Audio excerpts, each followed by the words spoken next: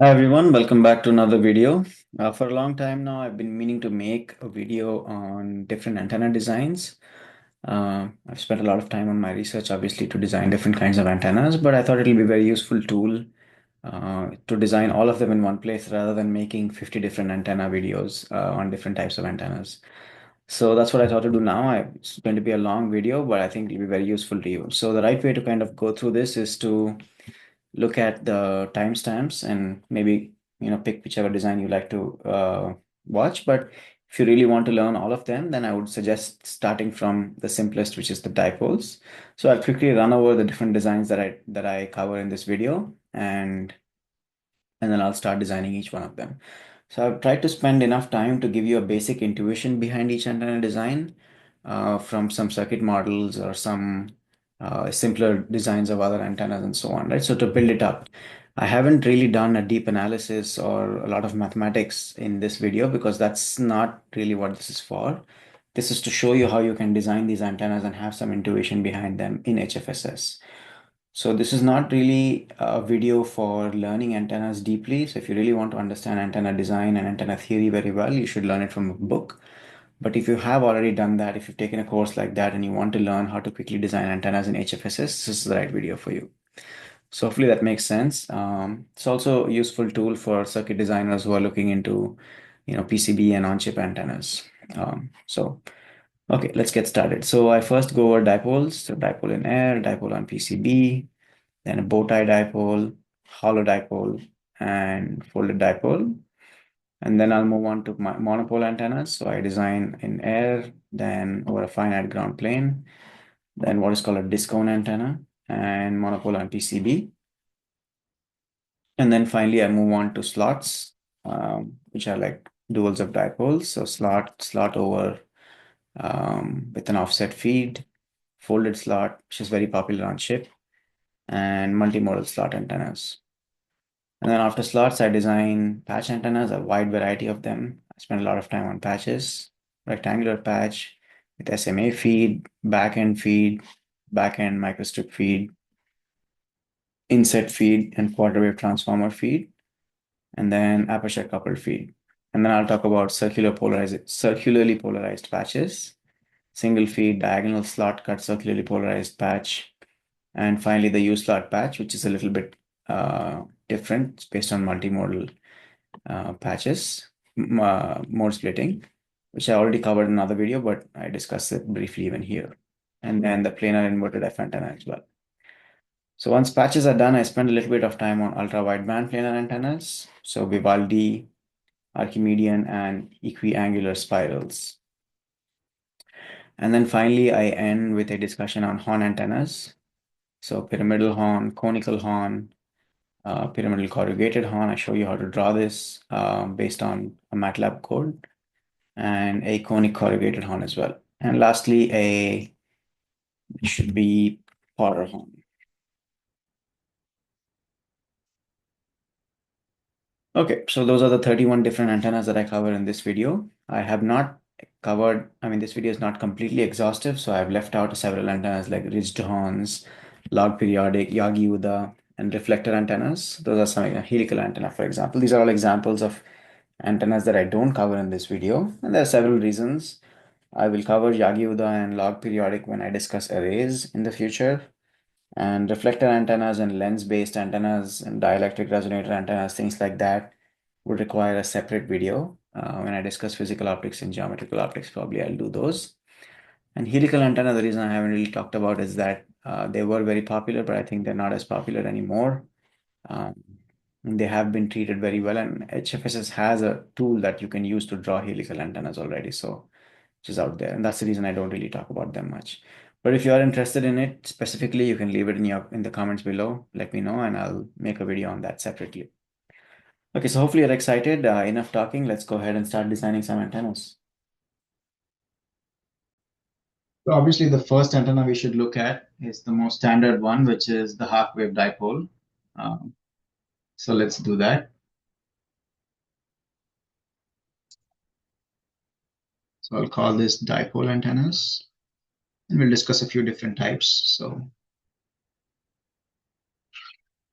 start with half-wave dipole.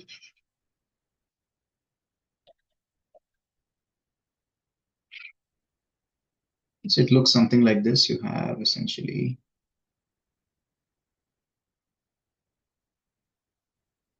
two cylinders.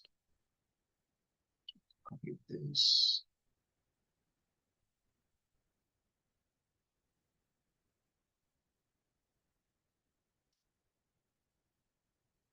And the excitation is somewhere in the middle, right? So current distribution looks like that. You have maximum current in the middle, zero current at the ends because it's open circuit at the end. And the voltage distribution looks something like this. There's zero in the middle and maximum at the ends, right? So sort of well known. This is for lambda over 2 half-wave dipole. And the electrons inside the conductor on the surface of the conductor are oscillating back and forth like that. Right, so that's what you have. And you can fairly easily derive the analytical impedance looking into the input port is 73 plus J 42.5, right? So this is the real part. This is the resistance, the radiation resistance rather, that you match to when you match to an antenna, and that's the imaginary part, which in this case is inductive. And the reason it's inductive is fairly intuitive. You have a current basically that is oscillating back and forth like this, so it's like a line current, and that's why it has a strong inductance associated with it, because most of the energy is stored in the magnetic near field, right? Okay, so this is for an infinitesimal. It's important to keep that in mind.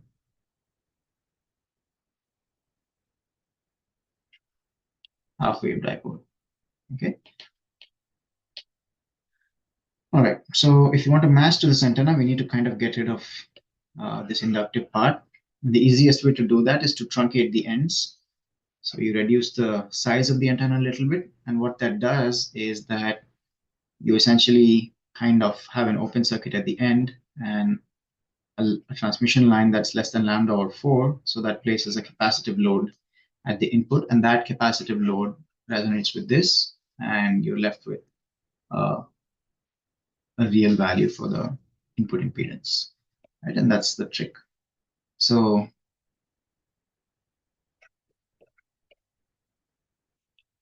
to match, we truncate the ends, okay? And we'll do that. And if you have a finite diameter dipole, or non-zero, I should say, rather than finite,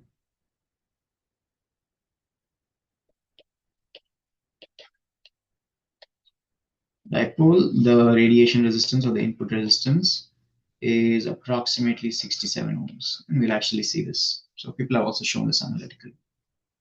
Because that's maybe enough in terms of just the intuition behind a dipole antenna. One more thing I would like to say is that there's a simple way to think about why the radiation pattern has these two big nulls. Right? So if you look at the radiation pattern, we'll see that it looks something like this. So there are nulls going up and down. One way to think about it is that if I look at this antenna from up here or down here, all I see is a dot, right? And a dot doesn't have any area or effective aperture. And because it doesn't have any effective aperture, the gain of directivity in that direction is zero. Right? So this is like the very simple way to think about it. Maybe an even more fundamental way to think about it is that, if I'm standing up here and I'm looking at this antenna down here from that direction, then I don't see any acceleration of charges, right? Because the charge looks like a single point that's not moving. And if an observer, from physics, first principles, if an observer doesn't see any accelerating charges, they should not measure any radiation, right? And that's the reason you have these nulls, really, is because you don't see any accelerating charges from those directions. Okay, maybe one more thing I would like to say is that the dipole actually radiates most from the ends.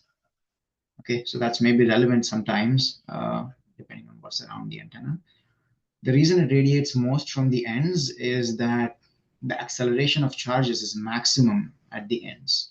Right? And that's similar to how a pendulum works. I mean, if you remember from high school, if you have a pendulum, sort of oscillating back and forth this way, at the ends, the displacement is maximum, the velocity is zero, and the acceleration is also maximum because the acceleration is a second derivative of a sinusoid, right? Of the displacement, not the sinusoid. So if acceleration, if displacement is sine, velocity becomes cosine, and then acceleration becomes sine again. So you essentially have a maximum at the ends, right? Okay, so that's why most of the radiation actually occurs from the ends like that. Anyway, that's about the intuition behind how dipole antenna works. So now what we'll do is I'll open HFSS and we'll start from scratch and design a couple of dipole antennas. So for those of you who are new to my channel, I would say that I am going to use HFSS a lot, obviously, in this video. And you can go to my website and find this sort of document that shows you what are all the tips and hotkeys, HFSS hotkeys that I will be using. I'm not going to go over them again in the video, so hopefully you know these. If you don't know, I would recommend you to try these out a little bit before you get into the design. Okay, so I opened up a new HFSS design and just renamed the file. So maybe this is the first time, so let me actually quickly do this. So we'll change the solution type to modal and then check the units, millimeters. So I'll design all of them at 10 gigahertz at X-band. It's like a sweet spot for antenna design. I'm just changing a few of the settings, which I usually do. Okay, so let's go ahead and make the dipole antenna. So I want to make it along X.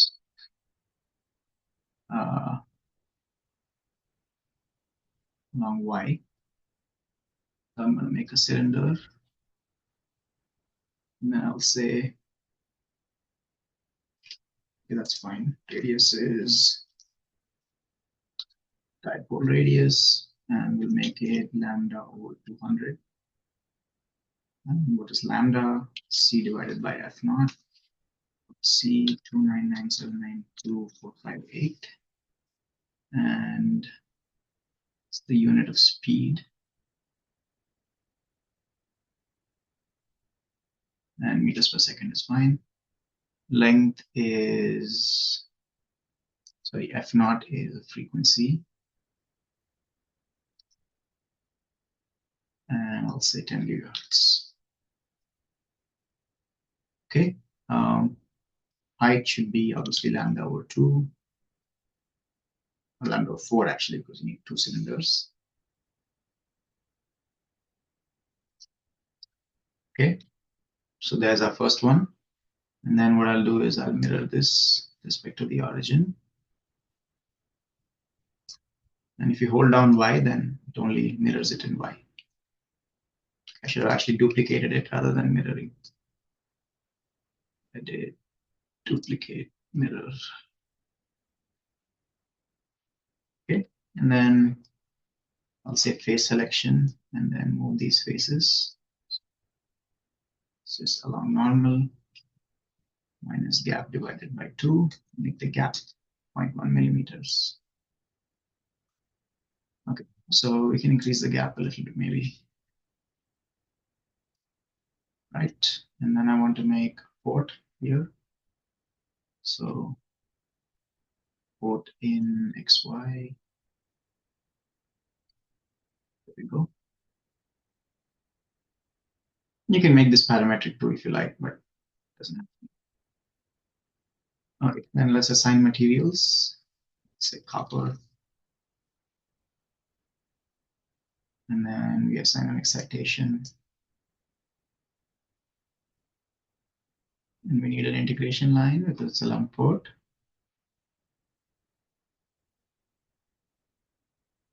Finish. Okay. So make it look like copper. And that's pretty much it.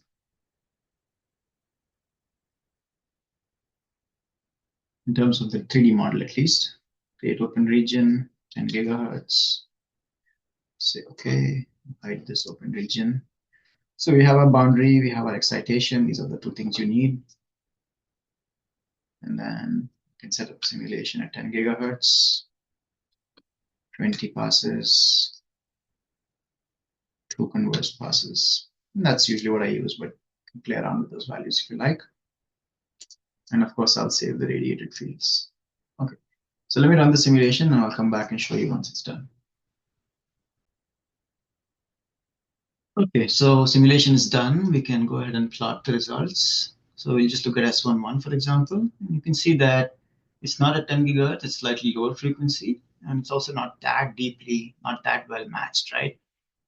Certainly, it's not well matched at 10 gigahertz, and even at at lower frequency, it's not very well matched. So the reason it's lower is that, like I said, you have some inductance out here because of the fact that this is a wire. So we need to truncate the ends. That's the first thing.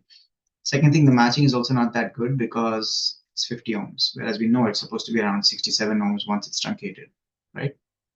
So let's do that. So to do that, what I'll do is I'll go in here and I'll change this to dipole height. Let that be lambda over 4, that's fine. And then in here, I'll go in and change. So let's say it's 0.91 or so, 91% of the height, right? And I've done this before, so I know that it's around that. Typically, it's between 90 to 95%. It depends also on the radius of the cylinder, how much you need to truncate. So you need to truncate more if the radius is larger, right? Because the effective inductance is higher. Okay, that's that. That's the first thing. So let's actually go ahead and run that simulation.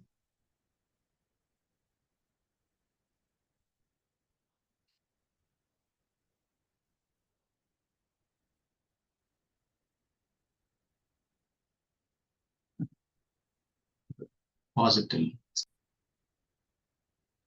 Okay, so after truncation, simulation is done. You can see that it's now around 10 gigahertz. That's good. And the next thing we need to do is to renormalize this to 67. And now you see it's pretty much perfect, right? So you have a very nice match exactly at 10 gigahertz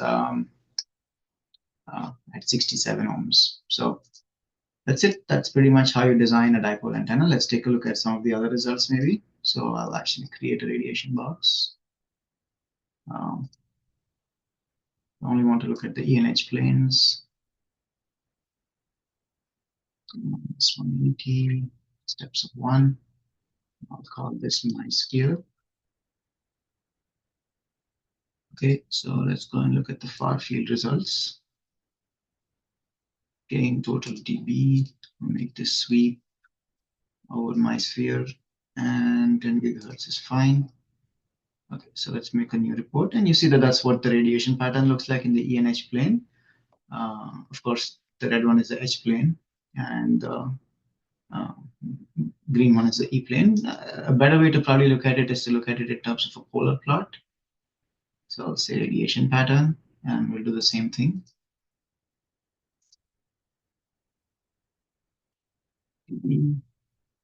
But that is fine. The report. Okay, there we go. So as typically how radiation pattern is plotted is in ENH plane.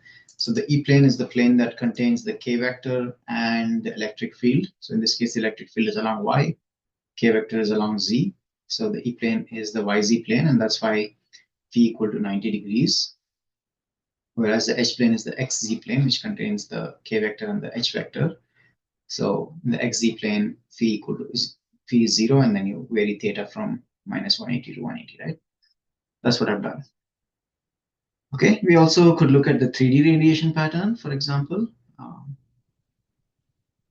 So look at far field 3D polar plot. And this we can leave it as 3D, and at 10 gigahertz. Create a new report. That's what it looks like. So it's a very nice dipole pattern. It's sort of a very nice pattern in that sense.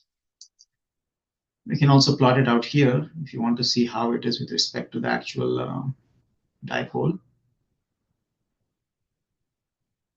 And there we go. As you see, so this really nice kind of donut shape pattern. Okay, a couple of more things to plot is the can say realized gain, peak realized gain, and radiation efficiency should be oversweep.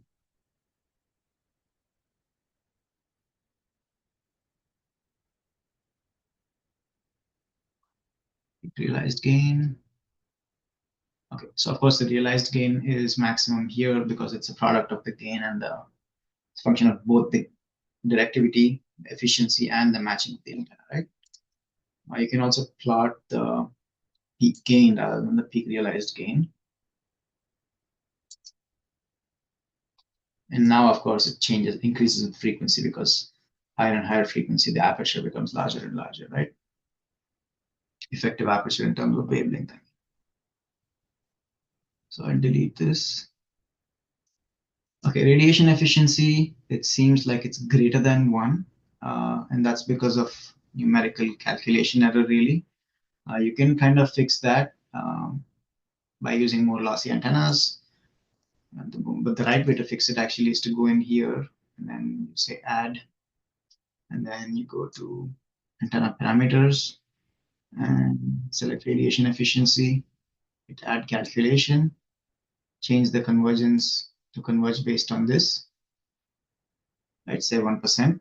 So the error should be within 1%. And then you can simulate this all over again, and then it will set the convergence of HFSS to this parameter rather than the S parameters. And that's probably the right way to simulate radiation efficiency. But when it's a PEC or copper, it's not going to be accurate anyways because it's that doesn't converge very well. But it's very close to 1. Right? But if you have a realistic antenna, that's the right way to simulate it. Okay, so we're done with the simple dipole. What we'll do next is we will design a dipole over PCB because I'll focus more on PCB design, PCB-based antenna design in this video. So this is dipole in. All right, let's copy this.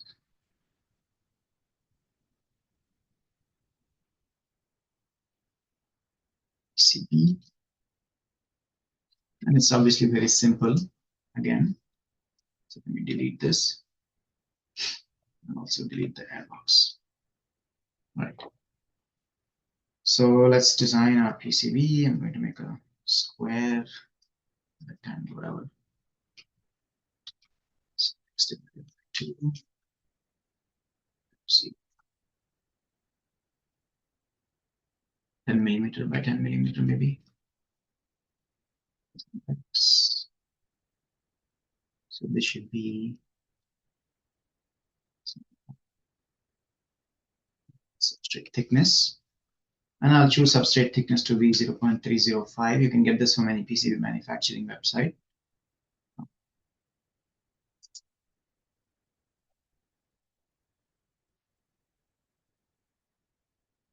Okay, so maybe we can make this 20 by 20. This should be divided by 2. Okay. So I'll assign Roger as 4003.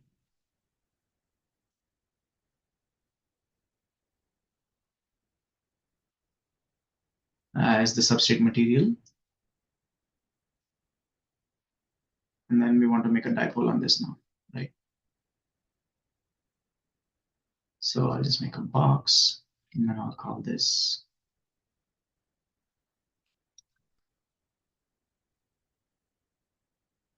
radius 0, or let's say gap divided by 2, common substrate thickness. And this should be dipole radius times 2. Y size should be dipole height. And the Z size should be the copper thickness, which is usually 35 microns or so. Depends on how much copper you use, but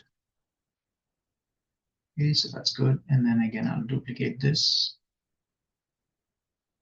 but the origin along Y.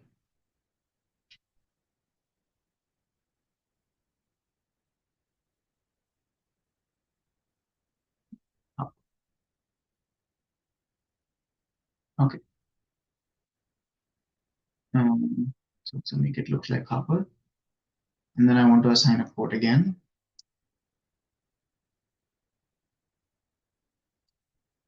It doesn't matter that you assign it directly in the center, but it's the way I like to do it.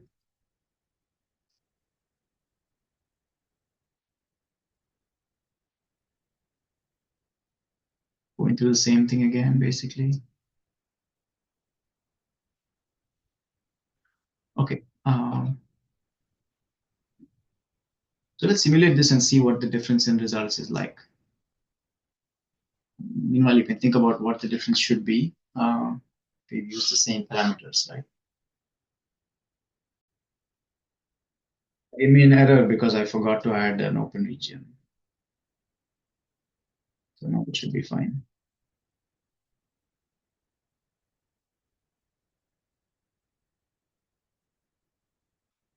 Make sure it starts. Okay, it's working. So let's come back once it's done. Okay, so let's see the results. And of course, it has shifted down. Why has it shifted down? Well, if you think about it, you have a dielectric now, right? It's not air anymore. So that's one reason. Another reason is that, okay, this is planar, it's not a complete cylinder, but that's not that important. What's more important is the fact that we've added a dielectric, right? And the entire electric field is not, or the entire near field is not confined to the dielectric. Some of it is in the dielectric and a lot of it is actually in air. So the effective dielectric constant is not air or Rogers. It is somewhere in the middle. So we need to actually change that. So the way I'll change that is I'll say that, okay, this thing is, if I put square root of 3.55, that would be Rogers. And square root of 1, of course, is air. So I would say it's somewhere in the middle, closer to air because most of it is air, right? Very little bit is Rogers. So let's try this. So that'll obviously change the size. So we simulate this again and see what happens. Okay, so we see that it has shifted again a little bit. So what you can do is, of course, you can tune it a little bit, tune either the ends, it's the same thing really, or the wavelength, so that it hits hits 10 gigahertz. So let me actually quickly do that tuning, and I'll get back to you. Thing you should mention, sorry, quickly, is that you can actually accumulate plots so that you can compare how much things have shifted before you actually change things. So I'll change this to maybe 1.65 or so, and then run the simulation again.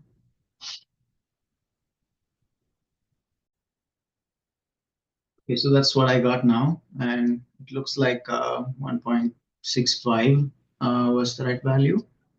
So you can remove the accumulate now, and it's very close to 10. It is basically 10 gigahertz, right?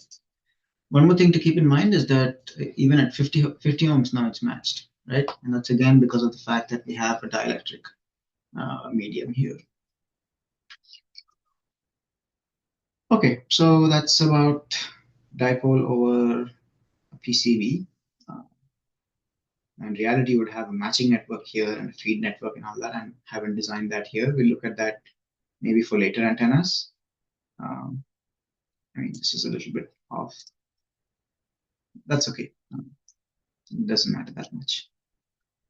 All right. Now that that's done, let's go ahead and design a bow tie antenna. And I'll just briefly for a second talk about the basic idea behind bow tie antennas, and we'll come back to HFSS and continue.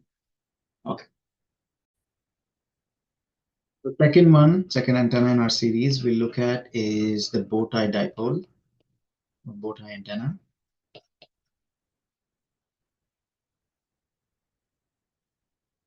Okay. And the idea is that, I'm doing it for a planar structure, but for a regular cylindrical dipole, it's like extending the cylindrical dipole into a biconical antenna, right? We have two cones like that. And this gives you very broad bandwidth. The reason I'm not doing the biconical is that, I want to focus more on PCB planar antennas and sort of not planar, but antennas that are that can be designed on PCB or on chip, right? So that's why I'm going to do the bow tie version of this, which is same as this, but it's planar instead. And there are many ways to kind of get intuition as to what this does, but the one that I like is sort of like this. So if I take this bow tie shape, right, looks like that. And I have my excitation in the middle. So one way to kind of think about this is that this looks like, you have one dipole like that, one dipole that's slightly longer, another slightly longer one, another slightly longer one, and the same on this side, all of them connected in parallel, right? So you essentially have different dipole antennas that are connected in parallel to each other. And since they have slightly different lengths, they provide uh, a wider bandwidth over which it can be matched, right? Because each of them resonates with a slightly different bandwidth. So that's the intuitive picture, of course. It's not super rigorous, but that's the idea. And that's why they are more broadband.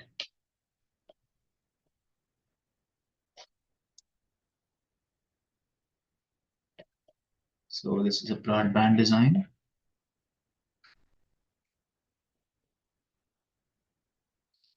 And you can already see that the frequency has to shift down a little bit, right?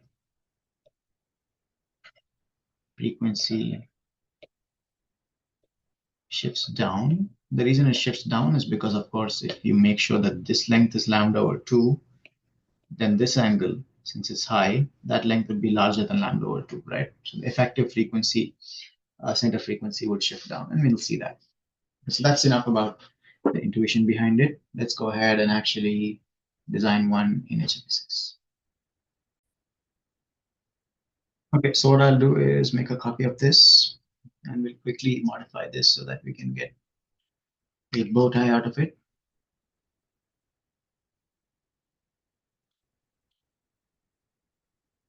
It should be fairly obvious why it's called a bow tie antenna, right?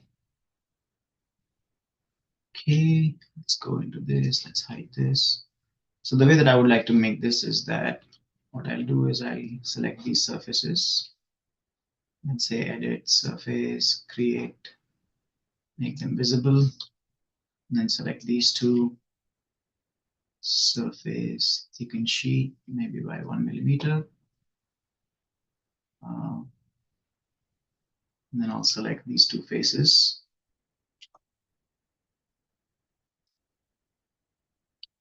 Again, I just want to mention I'm using quite a few of the hotkeys that I mentioned in the beginning. You can find them on that link there. Okay.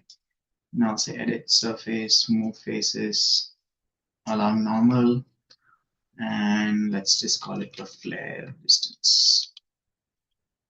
And let this be maybe 5 millimeters. Okay, that's a bit much. So 3 millimeters will be okay. Okay, and then I'll select this face and this face, and then say edit surface, create object from face, and then we can delete these two. And then what I'll do is select that and select that. Right click surface connect, and select these two, do the same thing.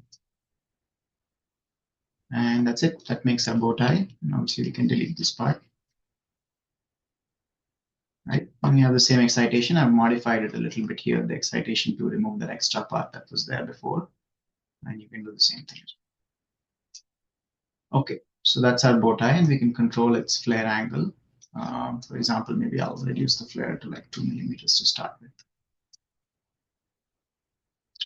Okay, so let's simulate this and see what we get.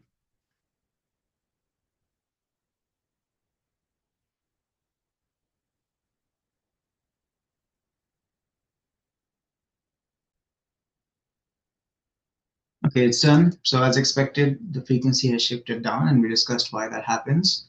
And the matching also has changed a little bit, which is also sort of expected, right? Because you have all these things in parallel now. So what we can do is see if we can reduce. What I'll do is I'll kind of change the dimensions a little bit.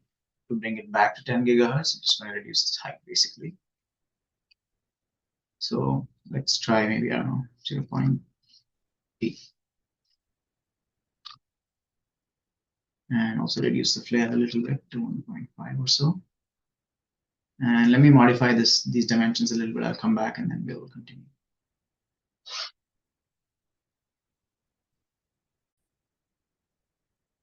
Okay, so I finally ended up with the values about 1 millimeter and 0.75 millimeters for the dipole height. And also I had to change the excitation to around 40 ohms for it to be matched. Right, so for example, you can check that 40 ohms, it's very close to being matched.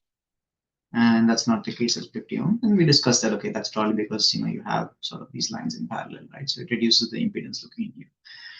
And that's kind of also the reason why you have broadband stub matching, which are flared like that, right? It's the same idea. Okay, what we can do now is something interesting, is to look at the fields, which I did not do earlier. So let's look at the magnitude of the surface current.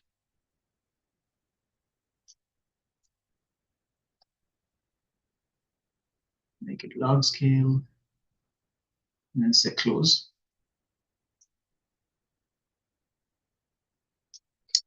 And you can also obviously animate it.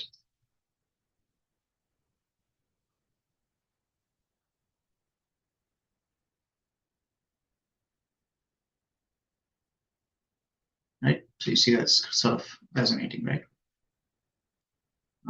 One more thing we can do is we can look at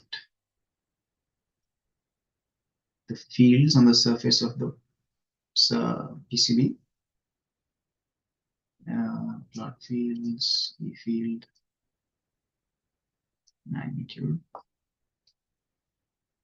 Go in here, change the scale to log, and then we can plot this as well.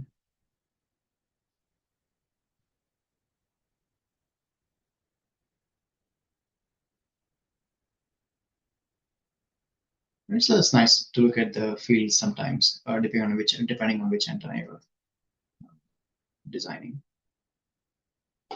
Okay. The next thing we will look at is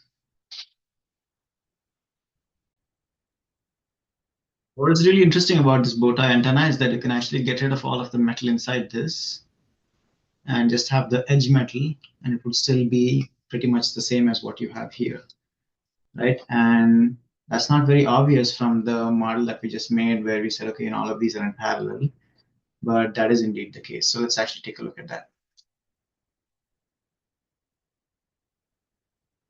So I'm going to call this the hollow bow tie.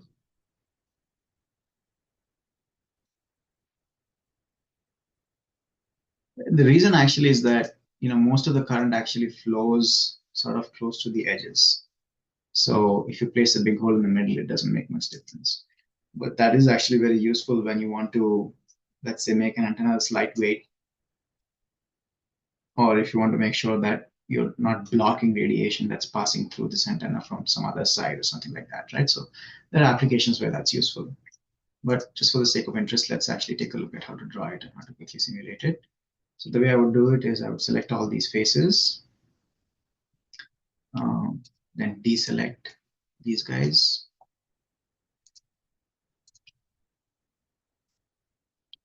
There we go. And then I'll say edit surface, move faces along normal, minus 0.5. That's probably too much. Surface, move faces along 0.5. Okay. And then I'll make a copy of these, go back, paste them, and then we can subtract.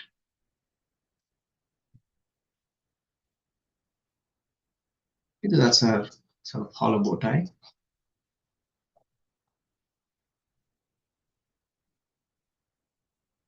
So let's simulate this and see what the results look like.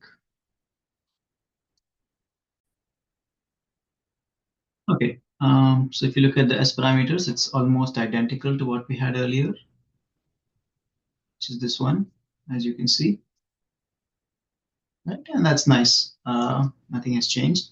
And you can also plot the rest of the parameters and it should look the same. So for example, I can take, let me copy this. Yeah, the radiation pattern of a bow tie should also be very similar to a regular dipole. Okay, so that's copied. Copy all of these guys.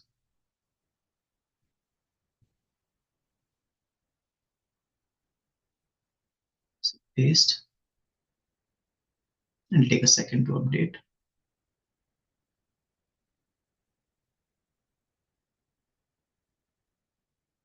Okay, there we go.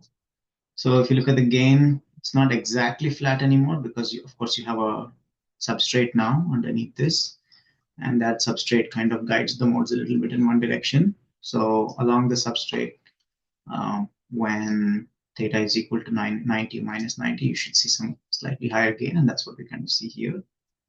But otherwise, it's almost the same as what we had earlier, right? It's very nice donut shape pattern. And radiation efficiency is close to 1. Of course, realized gain is close to 1.5, 1.7 or so. And the peak gain goes up with frequency as we expect. Okay, so that's pretty much it about bow tie antennas. So the next big kind of dipole antenna is a folded dipole. So let's quickly talk about the intuition behind what that is and how that works. And then we'll come back and design it.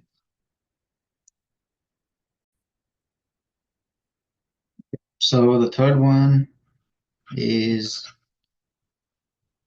folded dipole antenna. And these are very useful, especially when we go to Yagi-Uda antennas, we'll see that we'll be using folded dipole as well. Okay, so what's the idea behind folded dipole, right?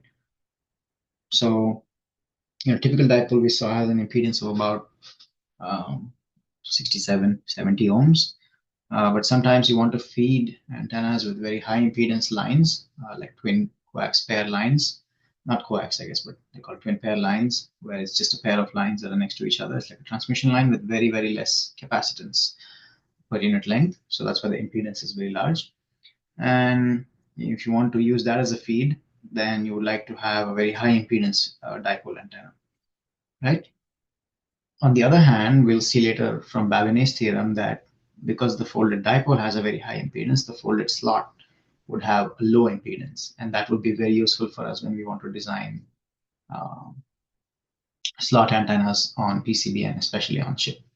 Okay, so that's kind of it's important to know how a folded dipole works, because once you know how this one works, then we can use Babinet's theorem to derive the impedance of a folded slot. Okay, so the design looks something like this. It's exactly what it sounds like. Is that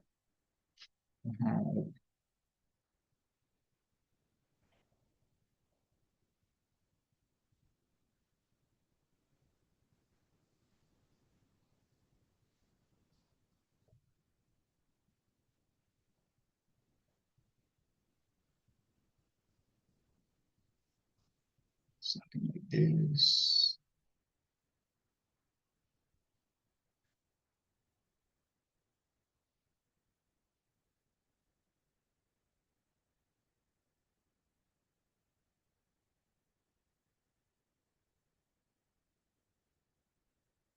I don't know if that's the best drawing of it, but that's essentially what it looks like. Okay, and then you have sort of the excitation out there. So it's like you have one dipole here, which is lambda over 2, and another dipole out here without its own excitation, which is lambda over 2. Okay, so, and I said that the impedance of this is increased. And why is that? Okay, so one thing you should notice is that the current here, for example, if it's in this direction, okay, current here is also in this direction. And of course, current in this direction implies the current is in this direction. That's not obvious. So why is that? So let's say I open up this folded dipole, okay, and I draw it like this as a straight line.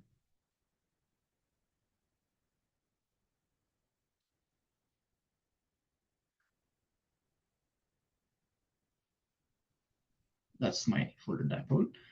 And on this side, I have the positive terminal of my feed, and this side is negative. So I'm kind of breaking it here, and then unwrapping it to make it straight.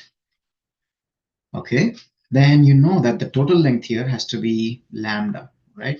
Which means that if I have maximum current in the middle, it has to go to 0 at the ends and then come back to being maximum on the other end, right? Something like that. So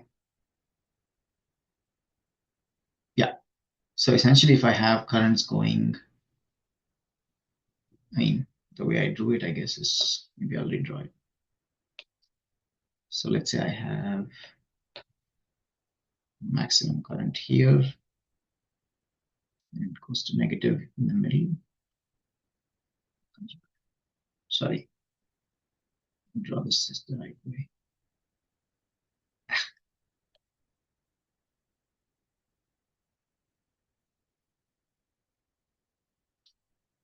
Okay.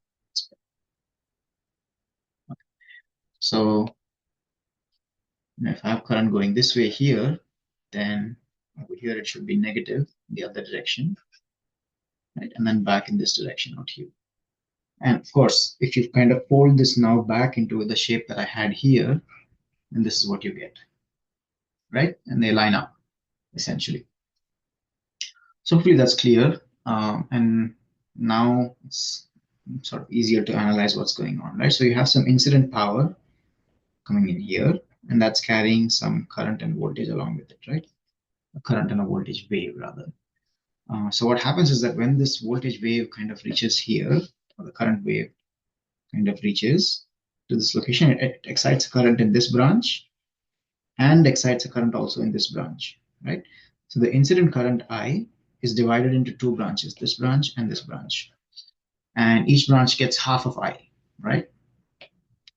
So this branch gets I over 2, and this branch gets, I should say this branch gets I over 2, and this branch gets I over 2 as well, right? But the incident power is I square R, right? So, or IV, rather. It's IV. So since the power has to be the same, the incident power is the same, and it's divided between two branches, the resistance that you see at this port has to go down by a factor of 4, right? Because we know that P is I square R. So which means that if the power has to remain the same and I got halved at the port, at this port, then the impedance that that port sees has to go up by a factor of 4, right? And that's really the reason that Z in is 4 times the impedance of a dipole, of a simple dipole, because the current essentially gets halved at the port, at that port. Okay, it's also kind of not that obvious, but the bandwidth also goes up for a folded dipole. Not by a lot, but it does go up. And the reason behind that, the intuitive sort of reason behind that, is that these two dipoles you can think of as being sort of equivalent to a very thick dipole, right? It's like saying I have very thick dipole because these two thicknesses maybe kind of add up, right? And when you have a thicker dipole, the bandwidth does go up, and because the loaded Q actually goes down. So a thicker metal, for example, or a thicker diameter dipole is slightly more broadband. Okay, and then if you use many of these, sort of if I have a structure that looks like this, many of them connected in parallel like that, then the impedance goes up by a factor of n squared. So if I have 3 of them, that's times 9 and so on.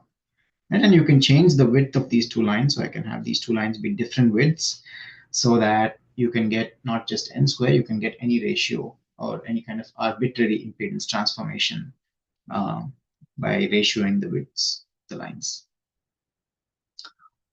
Okay, let's go ahead and design this in HFSS.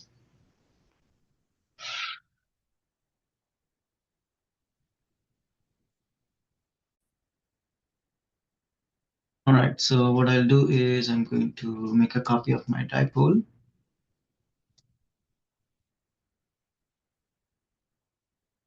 So this is the folded dipole on PCB. Let's go ahead and this.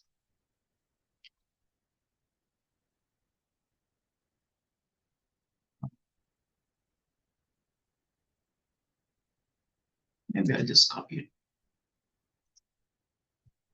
duplicate a long line, and we want to duplicate it along, let's say, this line.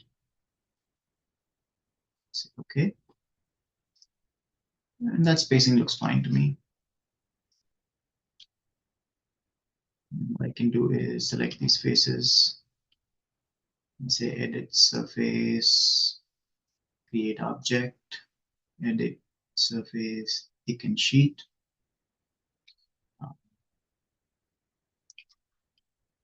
Dipole rad on both sides.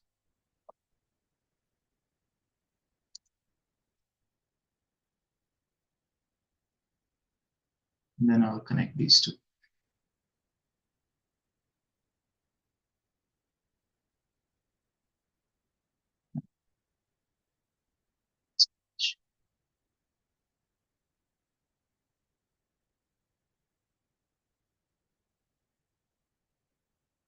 The edge here.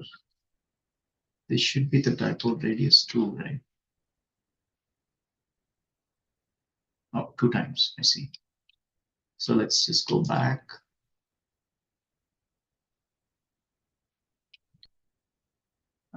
Edit surface, thicken sheet. This should be times 2. Okay, that's good. Select these faces and say edit surface, small faces, a millimeter, and these guys as well. This can be 1 millimeter, that's fine. And then we'll select all of this, and then you might. Okay, so that's about it. Let's simulate this and see what happens.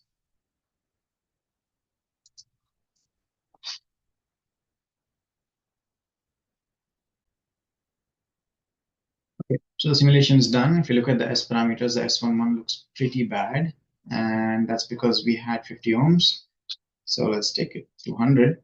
And now it's sort of well matched, right? And you can obviously tune this a little bit.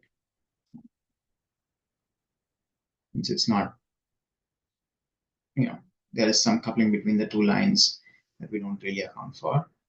So it might be a little bit different. 230 looks right. Okay, so that's about the folded dipole antenna. It also depends on the thickness that you use here, right? So the separation between the two lines.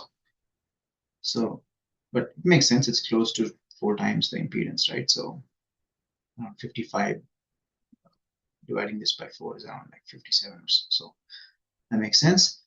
Okay, so I think that's pretty much all I wanted to say about dipole antennas. These are the basic ones. Of course, there are hundreds of different variations of these, but these are sort of the basic designs that we can probably build off of to more complicated designs. Okay, so let's move on to the next kind of antenna, which is the monopole antenna.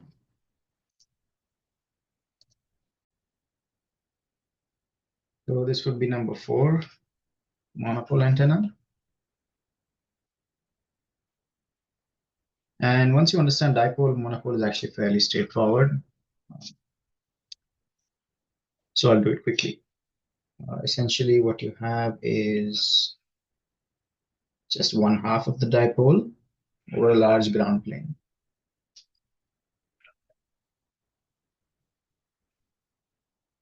Like that. That's the ground. And you can show using image theory that this is like making a second copy of the monopole on top, and that gives you essentially a dipole, right? And image theory is nothing fancy. It's like putting a mirror there, right? Essentially. Uh, so any ray that goes and hits here gets reflected off and looks like it's coming from this region down here. And you can work out using the boundary conditions what the direction of the current should be. If, so for example, the current in the top monopole is this way, then you can show that the current on the bottom one should be in the same direction, and that's exactly how a dipole looks, right? So if you recall, the dipole has a current distribution that looks something like this. So they're in the same direction on both sides. And the voltage is something like this, right? So that's what essentially it is. Okay, so what are the implications? Um, I should say because of image theory, almost everything is essentially like a dipole, as long as the ground plane is infinite, okay?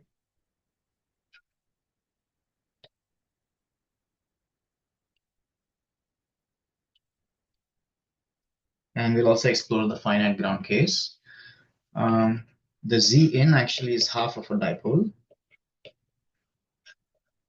right? And that's also fairly straightforward to see intuitively, and that's because if I have a dipole that has a current like has a voltage source like this, and it's putting out a current I, you can split that into two halves.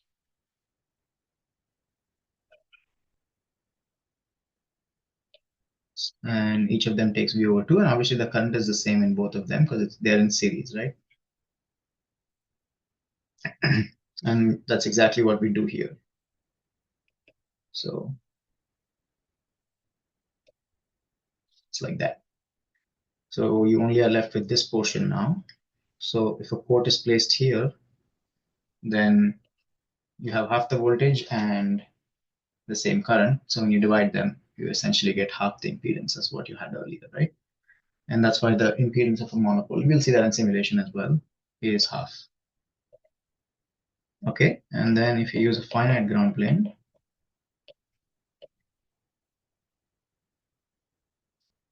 that changes the impedance and also introduces back radiation, right? Because now if you have a finite ground plane, currents from the ground reach the edge and then they can radiate from there, right? So, I mean, if the radius is small, so if let's say radius is small, the radius of the ground plane is small, it's more capacitive. We'll see that. Whereas if the radius is large, up to some extent, of course, it goes back and forth between capacitive and inductive. But I think up to a lambda or so, we'll see that in simulation, flips between the two, which means that, of course, there is a specific radius where the impedance is purely real,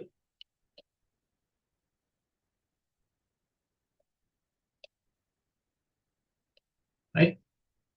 And we'll do that in simulation, so you'll actually see that. Okay, so that's enough about that. Let's go ahead and actually design one in HFSS. Okay, so let's make a new file for this. Call this monopoles. And I want to actually save this.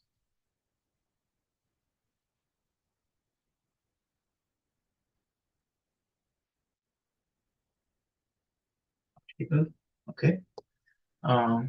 What we'll do is we'll just use this one. Since we already made these, I'm just going to use these.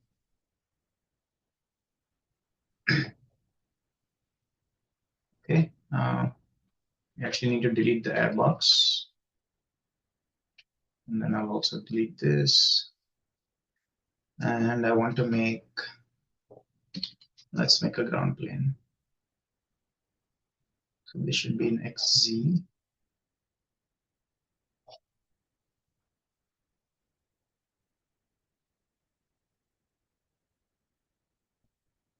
Divided by, oh, 0 from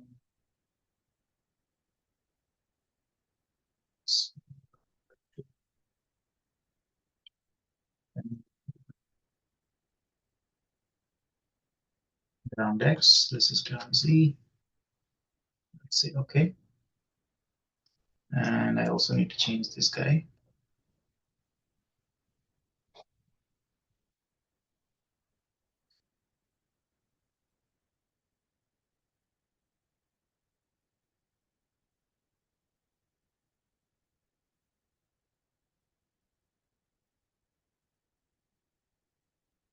So now it should be going from the ground. Essentially, I just cut the dipole in half with the ground plane.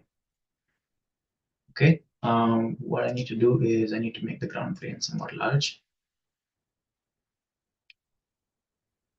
So I'll say it's lambda in size. That's typically enough. Then I'll make a airbox.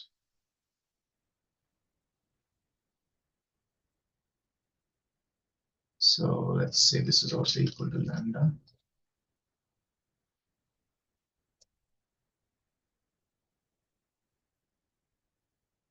Actually, a better way to do it is probably just to do this.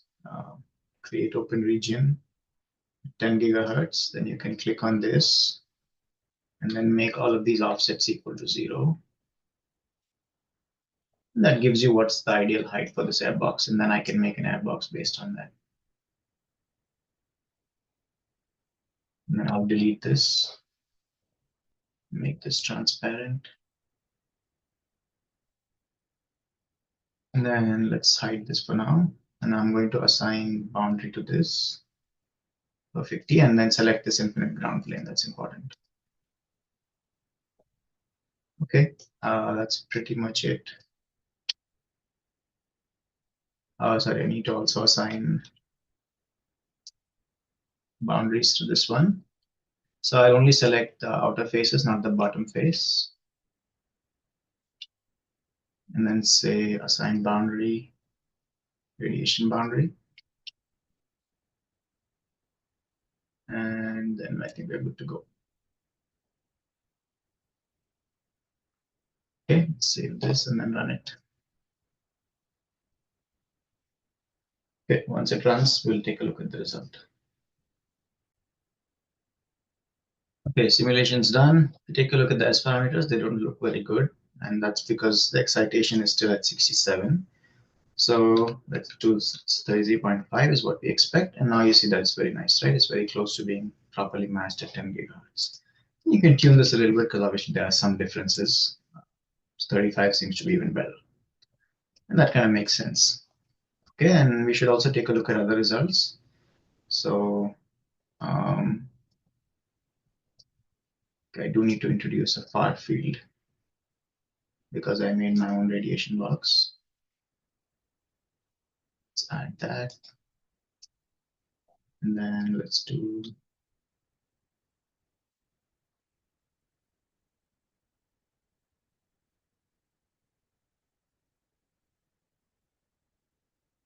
okay. And we had some results here. We can just copy them. Actually, before I do that, I need to change the name of this because we are copying definitions from up here.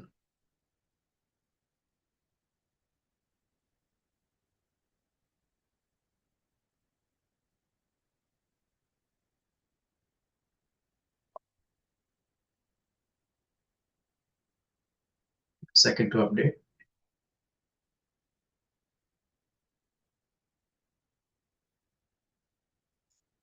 Okay, let me close this. It's very well matched at 10 gig. So the radiation pattern, of course, doesn't exist for theta less than 0. Yes, not less than 0, from like 180 to from 90 to minus 90, basically. Right? How did I define this? Yeah, actually, sorry, not from minus, from 0 to 180 on one side. Right? Because it's covered by the ground plane, and you can clearly see that in the 3D pattern, for example. But of course, in the top plane, it looks pretty much identical to a dipole pattern. You can kind of verify that, but it looks to be like that, right? Okay, you can go through the other results, fairly straightforward. Let's go ahead and make the ground plane finite. A copy of this. I'll delete these. And let's make it a cylinder.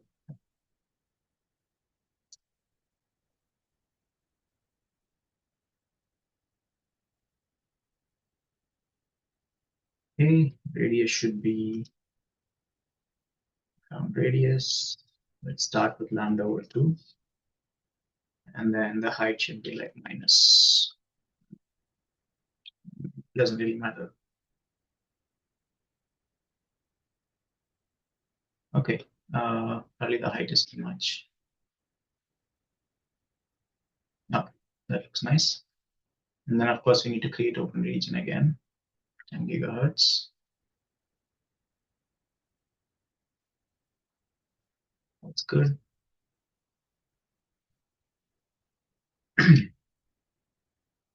So once the simulation finishes running, I'll come back. Yeah, I totally forgot to assign this to be PEC, and my results look really bad because of that. So let me just quickly shift that, change that. Okay, I think now it should be better.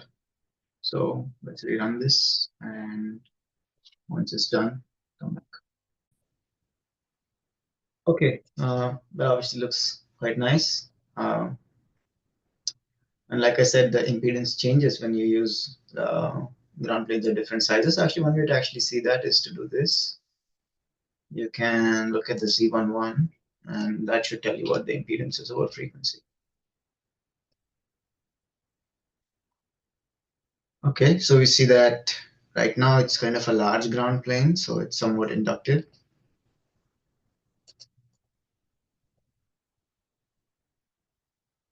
And you can set this to 10 gigahertz. So you see that's sort of inductive. The imaginary part is positive.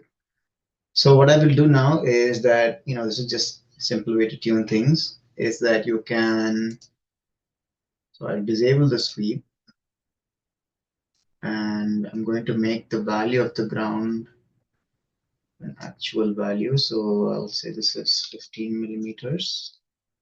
So that's close to lambda over 2. And then go into optometrics, add parametric, and then we'll do one sweep of the ground plane from 15 is the maximum sort of, so maybe down to like 5 millimeters up to 15 millimeters. And I'll say, okay, 2 millimeter step.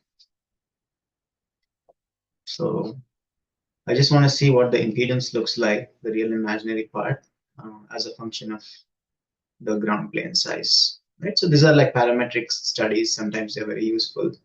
It's not good to like rely completely on them. You should have some intuition as to what's going on, but sometimes they can be really powerful. And this design is not very complicated, so we don't have to use optimization, but we'll see in future antenna designs, we will use some optimization as well. Okay. This is done. So what we need to do now is to plot the Z parameters.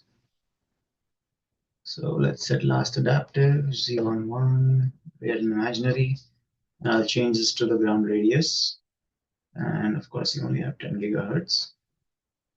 It's a new report. And now you can see that, okay, for smaller ground planes, it's capacitive, whereas for larger and larger, it becomes inductive.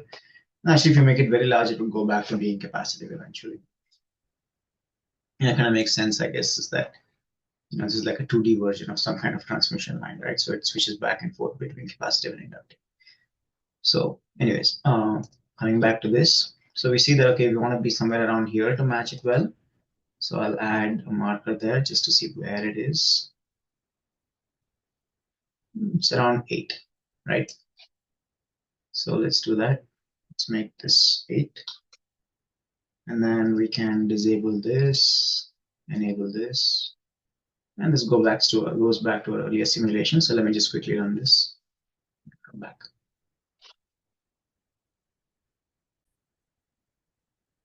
Okay, simulation is done. S parameters don't look perfect. That's because the Z parameters that we simulated required an Z in of around 22. So obviously that changed a lot because of the size of the ground plane, like I said. So let's renormalize this to 22. And now you see it's perfect, right? So at 10 gigahertz, you have a very good match.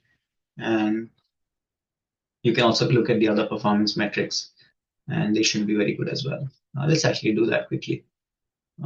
So maybe I'll just look at the 3D pattern just to show you the radiation pattern.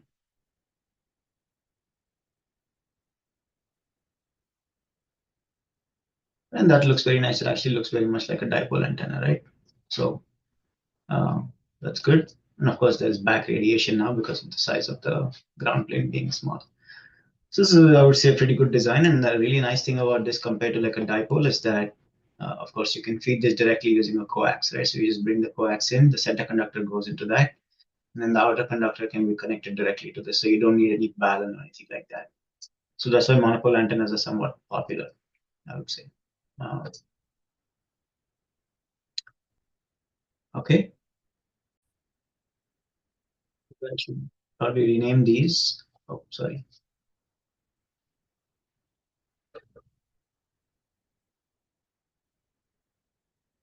And I think this should be number 6, as we made 5 of them yesterday.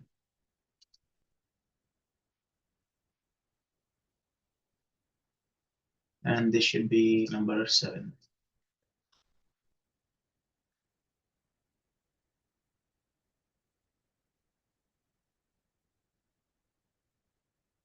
Okay, so now that we're done with this one, I will go ahead and ground. Sorry, this should also be monopole. Let's go ahead and take a look at the next antenna, which is a version of a monopole antenna. And that's a conical monopole. It's sort of a monopole version of the biconical antenna. We didn't really talk about biconical antenna yesterday a lot because it's somewhat harder to feed, whereas a monocone or monoconical antenna is more straightforward to feed, and that's why it's probably more relevant to talk about it now. Okay, let's do that. Okay, so this would be number 5, and I'll call it the conic monopole. And there are 2 kinds really, and we'll see what the 2 different kinds are. So one of them is the monoconical antenna or monocone antenna. And there's another one that's very similar. It's called a discone antenna. Sometimes it's disc-cone and sometimes it's called discone, but just call it discone antenna. Okay, so what's the basic shape? It looks something like this. So you have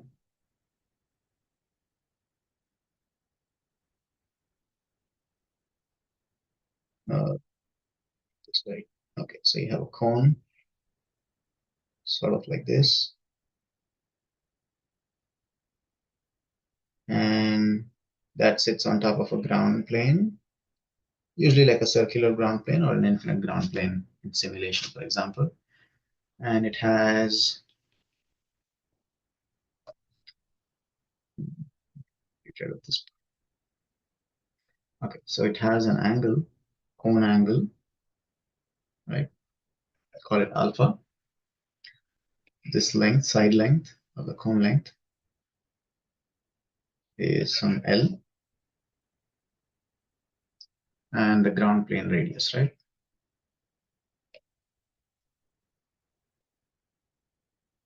G radius, or let's just call it G.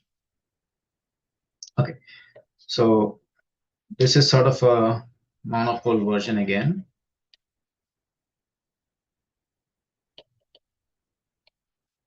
Of the biconical antenna, which we kind of briefly discussed, but not in much depth, right?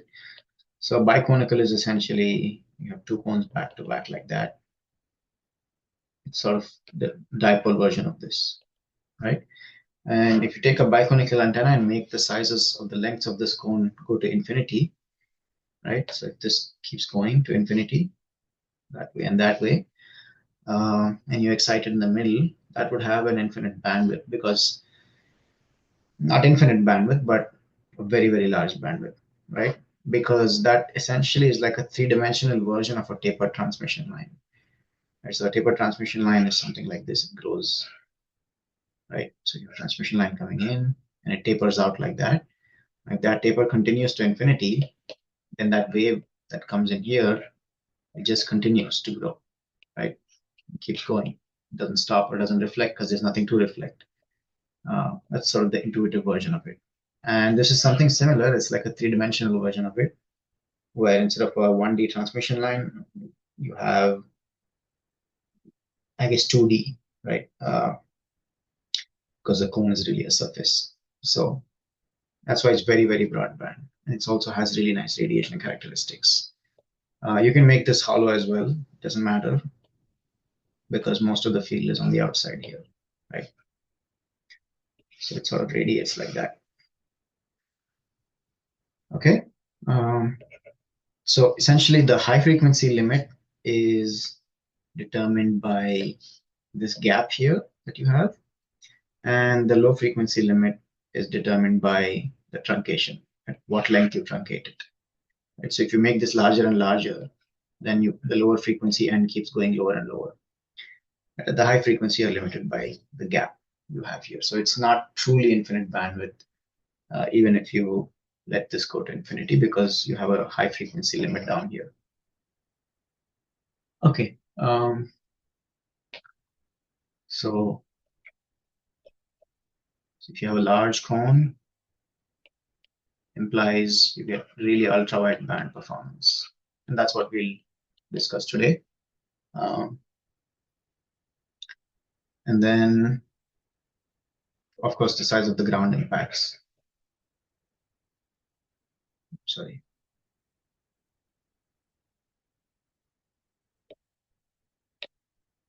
Ground size obviously impacts both the input impedance and the pattern.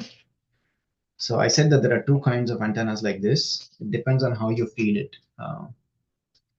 So one thing I should also say is that the radiation pattern is fairly stable over the entire band.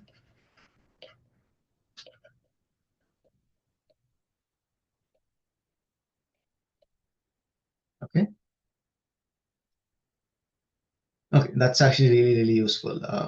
Typically, when you have really ultra wideband antennas, it's very hard to also get a stable radiation pattern over the entire band. And we'll see the next antenna, in fact, is also ultra wideband, but doesn't have a very stable radiation pattern.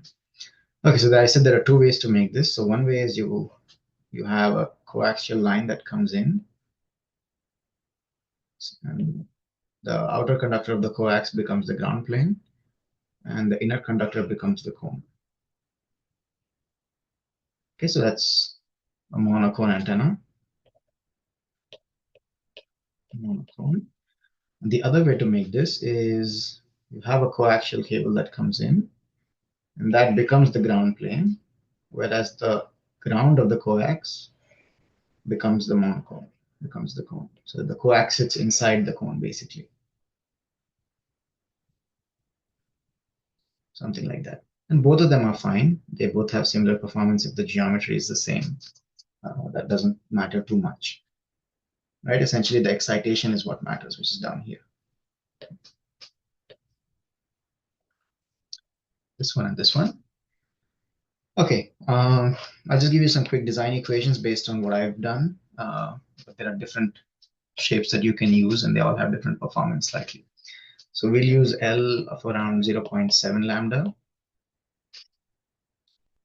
G of around 0.2 lambda, and alpha is around 50 degrees. Okay, so I'm using this for a certain performance that I've kind of tuned it for. You could also use optimization. I've already made a video on how to use optimization in HFSS using MATLAB.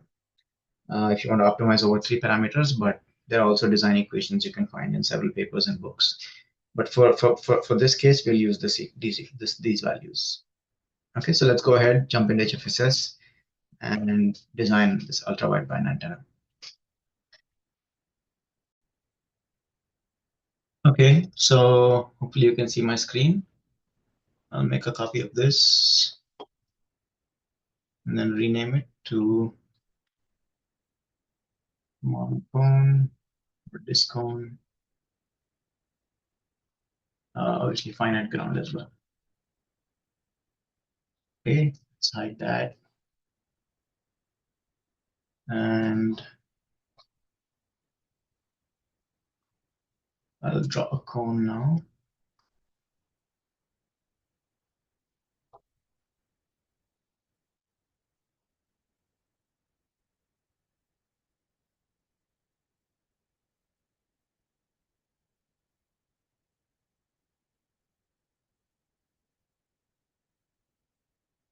Okay, so lower radius is cone or dipole radius. And then I'll call this dipole radius 2. And this should be dipole height times tan alpha, right? Where alpha is 50 degrees. And this should be the dipole height.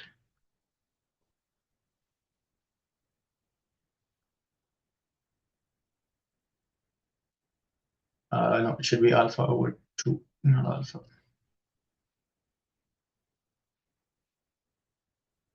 That looks right. Let's delete that.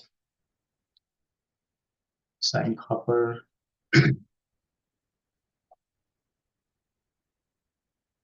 And that's it. Let's simulate this and see what we get. Oh, I also want to change the ground size. So the ground radius we decided was around 0.2 lambda.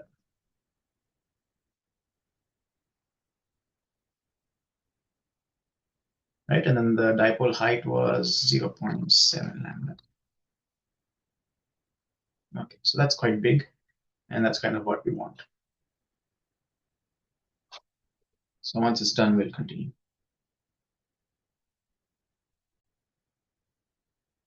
Okay, so simulation is done. I would like to change this to 50 ohms because the design equations are for 50 ohms. And then if you go back and look at the S11, it looks pretty matched up to -10. We can improve this a little bit actually. And if you look at the radiation pattern, there's a small back lobe, right? But most of the radiation is going up.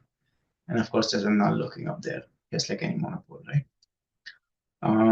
Before we go and change a few things, what I would like to show you is how you can let's make the whole thing hollow and you'll see that it doesn't matter. Create object, edit surface, thicken sheet, 0.1 millimeters.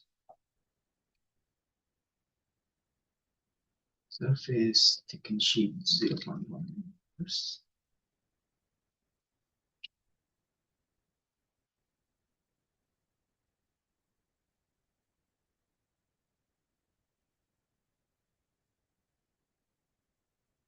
If I unite these two,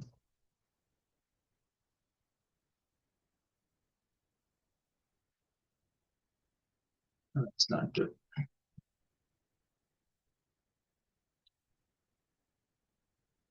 Okay, actually, never mind.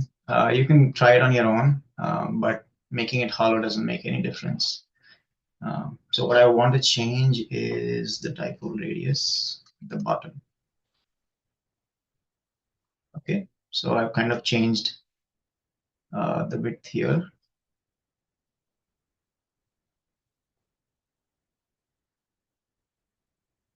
So that, yeah, let's simulate this and see what happens. Okay, so now if you look at S parameters, it's a lot more broadband. It's all less than -10. Actually, I would like to maybe also change the sweep to 1 gigahertz just to see what happens at lower frequencies. And I'll just run this, but essentially it comes down to, I think, around 3 or 4 gigahertz. Um,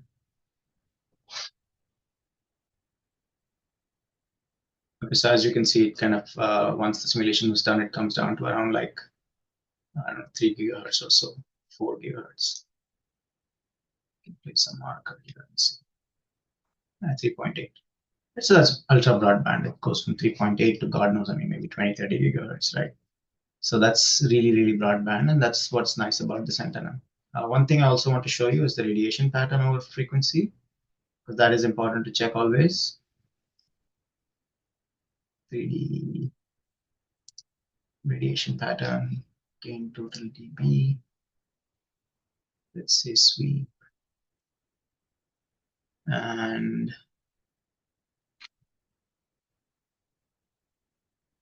okay, 3D is fine. And I want to select the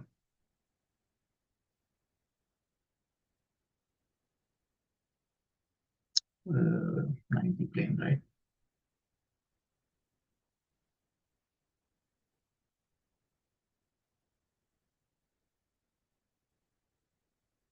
So let's see what this looks like.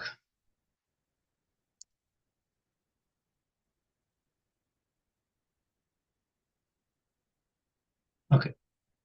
So you see that it's very stable, sort of the nulls are, there's just one null and the radiation pattern is quite stable over the entire band, right? And that's nice. Okay, of course you can tune many things and make this more, you know, more broadband if you like. But it's probably a good time to move on to the next antenna, which is also a monopole, which is a variation of monopoles. So far we've mostly discussed monopoles in air. I thought it'll also be a good idea to talk about monopoles on PCB because they are popular, but they do have some issues. So we'll take a look at it. Okay, so let's do the next one, which is 6. Monopole on PCB. That's actually a lot nicer than dipole in some sense because you don't have to have a balun again, right? So there are again two versions here, or many versions really, not just two. Two ways to kind of feed it that I will discuss at least. There are many ways to do that as well. Okay, so one way to do that is to take a microstrip line. So this is the top view of a microstrip line, let's say.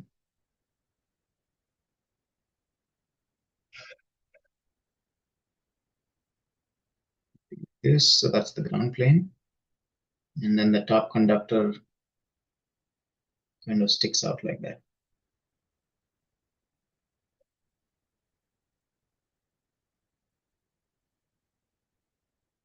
Something like that.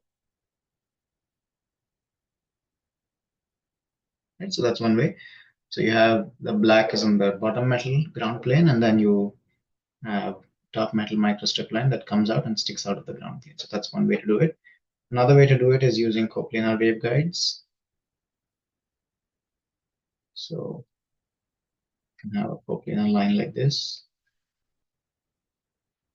and then the center conductor kind of comes out like that. So now it's all in just one layer, right?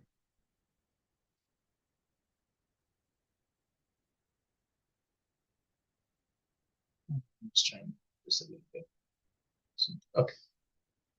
So these are two different ways to kind of feed it, but they also have slightly different radiation patterns. We'll look at mostly this one pretty much here, but you can look at both. Doesn't matter. Okay, there's another thing is that I should mention that this is not the same thing as a 2D version of a monopole. It's not really a 2D version of monopole. So we saw that we can take a dipole antenna and put it on PCB and nothing really changes much. And that's because dipole itself is kind of like a 1D thing. So you can put it on a plane and it's still 1D, right? Whereas a monopole is not exactly 1D because it has this big ground plane underneath it, right? So it's really a 3D structure. So planarizing it doesn't really work because image theory doesn't work if you planarize, right?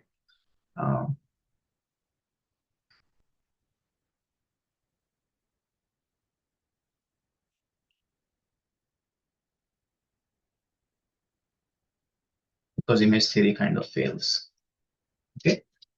So I actually will see it in HFSS that the radiation is not only occurring from here, there's also radiation that comes this way and happens from the ground plane itself, right? So that's why the radiation pattern kind of does not look very nice. It's because you have multiple regions that are all contributing to the pattern in the far field. So that's one thing, but it is actually quite versatile in the sense that you can have many different types. So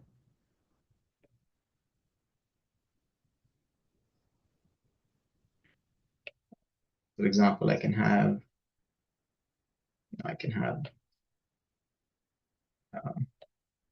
need to erase that, sorry.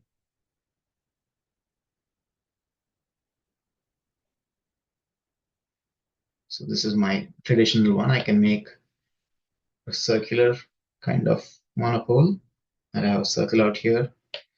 I can make a square monopole or some other shape. And they all have slightly different characteristics. I can make it triangular, which is something like a bow tie, monopole version of bow tie as well, right? So you can do that. And we look at the square version in this simulation, just because it has really good performance. But the circular one also has really good performance. You can try that on here, right?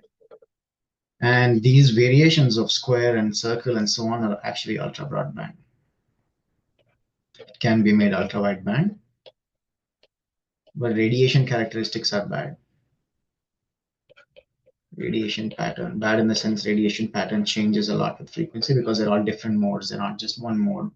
That's ultra broadband.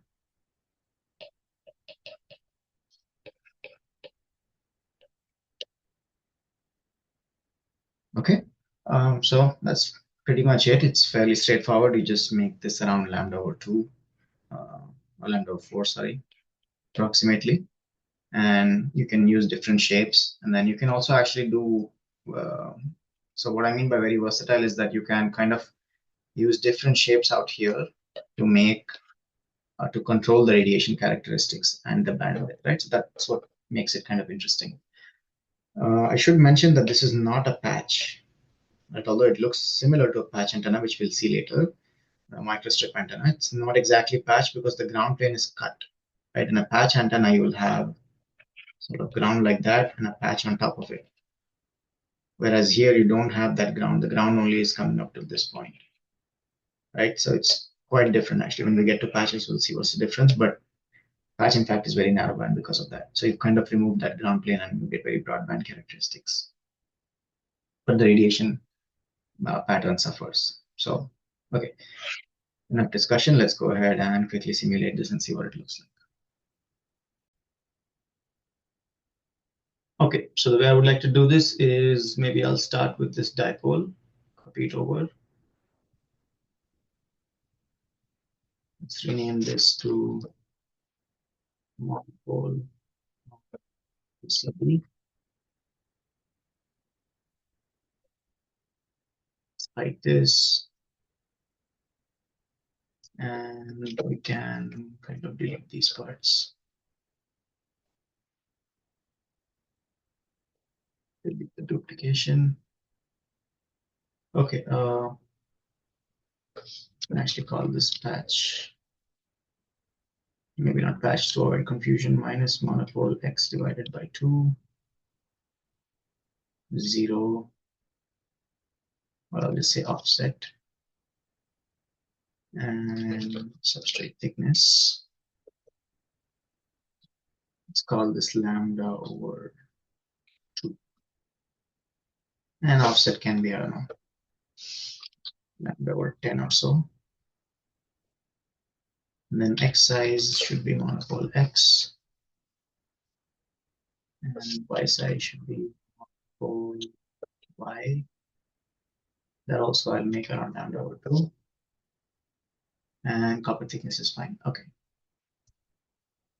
So that's what that looks like.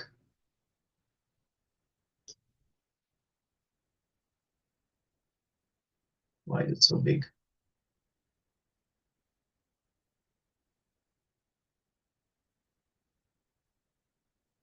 Okay, anyways. So then what I want to do is Okay, I want to make this ground bigger first.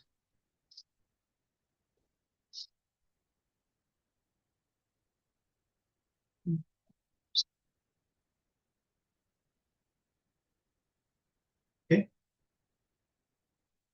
maybe this also we can make ×2. All right. And then what I want to do is I want to make a microstrip line that feeds this. So for that, I will make another square. Divided by 2.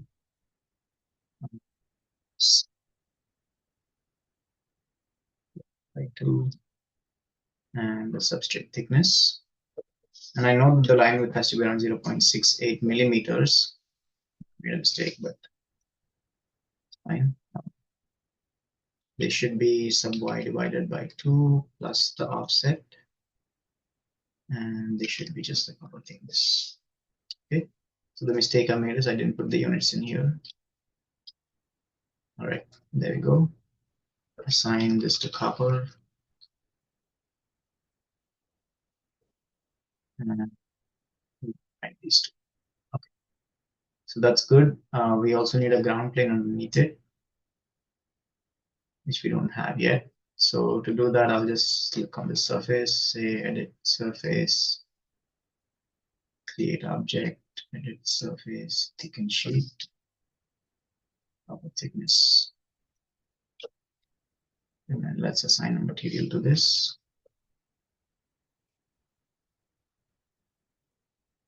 Okay, so now we have our ground plane. Let me just make this transparent so I can see what's there. Okay, very nice. Can reduce the offset maybe a little bit.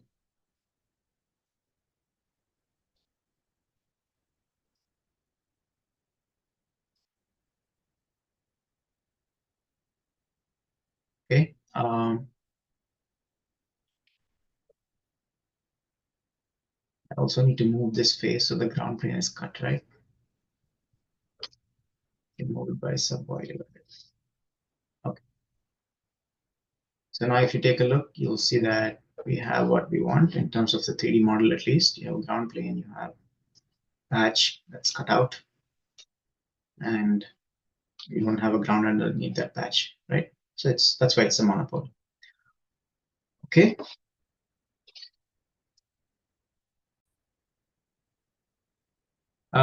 Sorry, this should not be lambda over 2, it should be lambda over 4 because this is a monopole, right? So each size of the monopole should be lambda over 4 or so.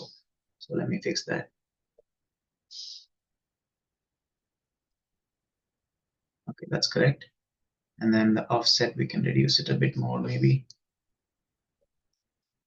50. So, okay, that's good. And I can also reduce this to maybe 100%, just to make it a bit faster. Okay, now what I'll do is I will assign a port here. So one way to do that so that it's all modular is that you just create the port from this face. Let's say edit surface, thicken sheet, 1 millimeter or so. Surface, thicken sheet, not on both sides. Good. And then I'll select the back face. Faces thickness plus copper thickness. And I'm using a wave port just because I want to de-embed it all the way till down there. But lump port would work, but it's not the best thing to use here because you can't de-embed lump port to a certain distance. Okay, so surface, move faces are all normal. Let's say lambda over 2 or so. That's too big.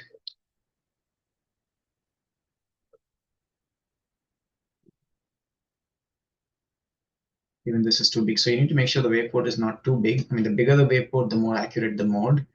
But if you make it too big, it'll interfere with the radiation of this patch, right? So that's kind of a trade-off. So what I'll do is I'm going to make this smaller.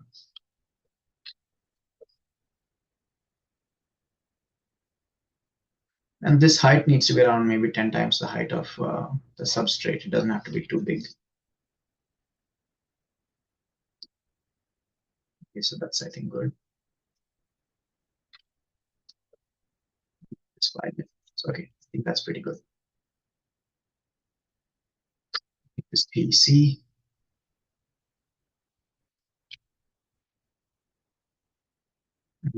Select this face, the front face, and assign a mode to it.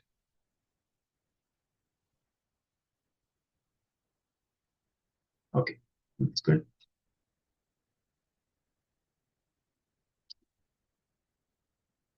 I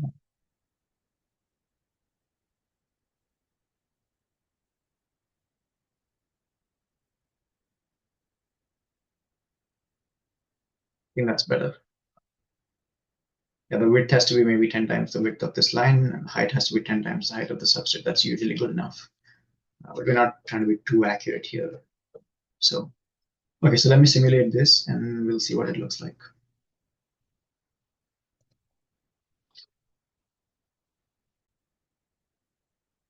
Okay, so if you take a look at the S parameters, you can see that it's matched all the way from like, I don't know, 6 gigahertz or so, 6.5 to well beyond 15 gigahertz, right? So it's very, very broadband.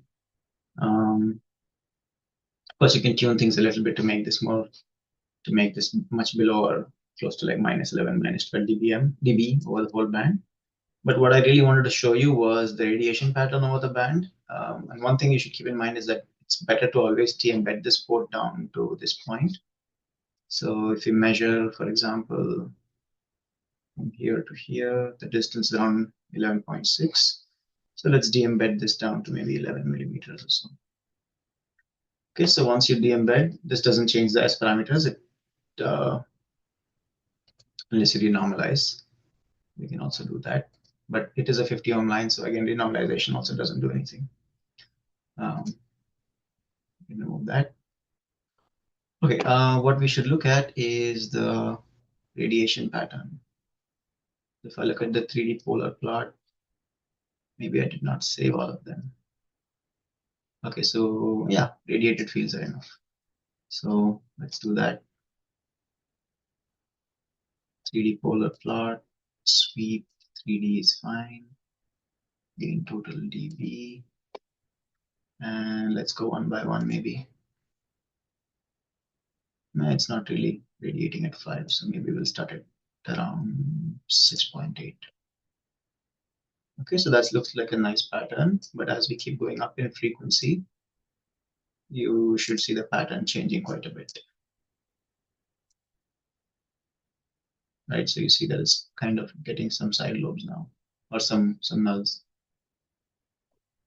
So let's take a look at this. Maybe at 10. Okay. 11.25. You see there's this null that's starting to come out here. Now it's very clear, right? The pattern has changed quite a bit. Now there's a clear null.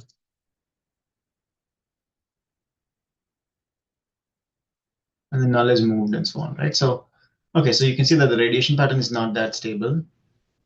Another way to look at it would be to actually plot the radiation pattern. So maybe let's plot it as a function of theta, yes. And I only want the 90 and 0 degree cuts. So we'll do 90 first. Trace, okay. Sorry, it should be sweep.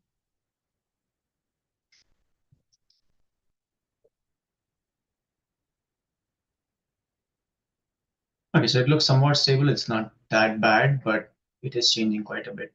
We can also take a look at the H plane or the other plane.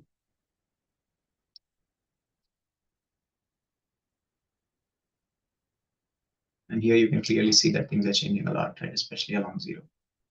So the reason behind that is that you have also radiation coming out of this ground plane. Let's actually take a look, and that's fine. You resimulate this. So let's just save all the fields, not just the radiated fields. And you do need to kind of clean the simulation results for it to rerun. Okay, let's do this.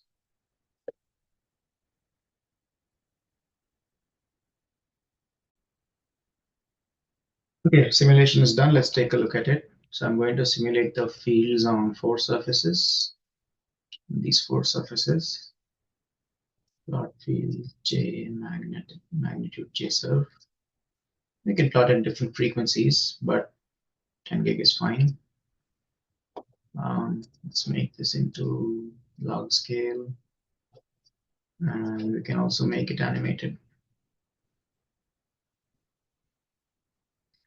Okay, so if you take a look at this, you will see that there is some sort of resonance even this way, right? Because you see that the fields are kind of growing here and there, they're resonating. And the field is also kind of propagating along the edges, right? And even underneath the ground plane, there is some field or some current. So the radiation is not just from this patch, it's also from this ground plane. And the size of the ground plane will change quite a bit, the Z input impedance, and the radiation characteristics. For example, if you make it larger, you'll see more and more of those nulls, because you get interference from this current and these currents as well, right, in different directions. So that's pretty much it about the monopole. I can tune it a little bit, maybe to improve this as parameters so that it's below -10. Maybe let me quickly just do that and we can continue. Okay, so all I did was I changed the substrate X and Y to be slightly larger, ground plane basically. And I also changed the height of the monopole a little bit. That didn't make much of a difference, but it was mostly this. And you can see that now it's sort of very well matched, right, over the entire band. So for this kind of last mile or, last 10%, 5% tuning, optimization is a good solution. And I already made a video about that, so you can take a look on YouTube. Yeah, apart from that, I think probably I would like to stop discussion on monopole here, and we'll move on to the next antenna, which is a slot antenna. So let's do that. So I think the next one should be number 7, which is the slot antenna. So let's discuss how that works. And it's very simple if you understand the dipole. It's essentially dual to a dipole. So you take a large ground plane and put a rectangular slot in this ground plane. Something like that. And it's usually fed by a microstrip line that's offset. We'll see why it's offset and how to actually design it.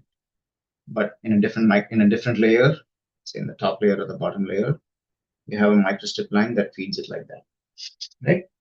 And as usual, the length of this thing is around λ/2. And you can show from duality that slot is dual to a dipole. But this is only when the ground goes to infinity. Again, the fact is this whole idea of duality comes from the fact that you can cast Maxwell's equations to be symmetric in E and H. I mean, the original equations are not, but you can massage them a little bit and make them symmetric. So that's where duality comes from, and it's a very powerful idea because you can use duality to also show using Babinet's theorem to prove Babinet's theorem. Babinet's theorem says something like that. It doesn't exactly say this, but one of the consequences of Babinet's theorem is that if you have two antennas that are duals of each other, then the product of their impedances, so dipole and slot are dual, which means that a dipole antenna has an electric current that's like this, whereas a slot antenna you can show has a magnetic current along this direction. And the magnetic current is maximum in the middle, whereas the electric current is maximum at the ends. Anyways, so the product of two dual antennas have an impedance that is around eta square over 4, where eta is the free space impedance, 377 ohms, which means that the slot antenna has an impedance of around 500 ohms. It's a very high impedance antenna because the dipole is around 70. The half-wave dipole is around 70, 73 ohms, right? So that's the basic idea of how you can, it's a quick way of looking at the impedance of a slot. And that's obviously very high. It's hard to match to 50 ohm line. So that's why you use an offset feed, because if you look at the, so let's say if you look at the voltage, it's maximum in the middle, zero at the ends, whereas the current is maximum at the ends and zero in the middle. This is the electric current that I'm drawing, right? And that's the reason why actually you have a since the voltage is maximum, current is zero, the impedance here is very high, right? It's close to infinity, in this case 500. And at the ends, the voltage is zero and current is maximum, so the impedance is zero, right? And that makes sense. It's a short circuit out here, right? So at some point along this line between the 500 and zero, there should be a point where the real part of the impedance should be 50 ohms, right? This is the real part of Z in. And that's kind of the point that we're going to look for. And we'll see during simulation how exactly to do that. But although the real part becomes 50, the imaginary part actually is no longer 50. And you'll see that the imaginary part out here is inductive. And the reason for that is that you have a short circuit here, and this is something like a lambda by transmission line that's less than lambda by 4. So it provides an inductive loading at this location. And that's actually a stronger effect than the capacitive loading that comes in from this end, because obviously you're closer to this end. So the overall impedance at this location becomes inductive, right? So to counteract that, what we'll do is we will place a capacitive load from the feed line itself. And the way to do that is to make this microstrip line go beyond this by some amount. So this is less than lambda over 4, and this terminates in an open, right? Which means that this provides now a capacitive loading out here. So you get an inductive load from this end, get a capacitive load from this end, they both resonate out, and you can cancel that imaginary part of the impedance. So then the Z in becomes 50 ohms, right? And that's the trick on how you can feed a slot antenna using an offset feed. Okay, so that's the idea behind a slot antenna with an offset feed. There's another way to actually reduce the impedance, which is to use a folded slot. But let's anyway go ahead and first design this in HFSS, and then we'll come back and look at the folded slot antenna.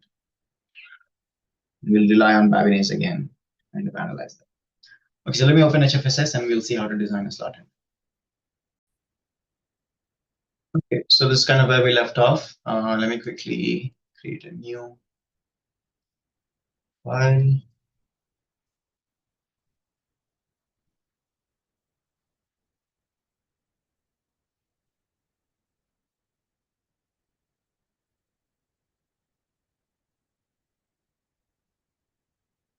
Okay. And what I'll do is just to make this faster, we just do it directly on PCB. And I think this is number 9, at least in HFSS.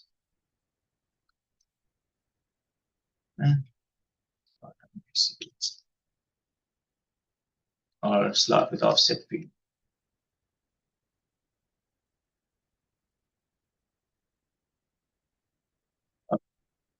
So what I need to do is delete this and then select the top surface of our PCB, edit surface, create object, edit surface, thicken sheet, let the copper thickness, assign material to the copper. And that's good. So that's our top metal, right? And then what we'll do is make our slot now. So I'll just make a square rectangle. So x divided by 2, y divided by 2, 0. So this should be lambda over 2. This should be lambda over 100 maybe. And the location should be the substrate thickness. Slot x, slot y.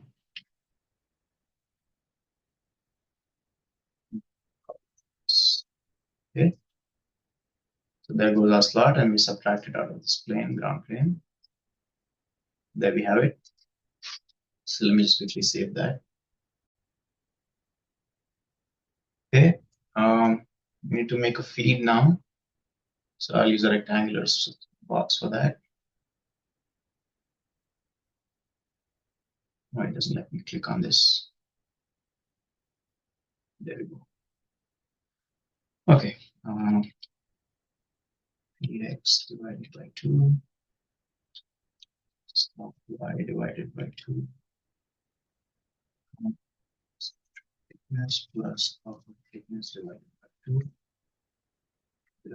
0.3 millimeters, maybe 0.7 millimeters. It should be feed x, and this should be slot 5. Okay, there we go. So that's our feed. It's a bit thick. I'm going to make it smaller.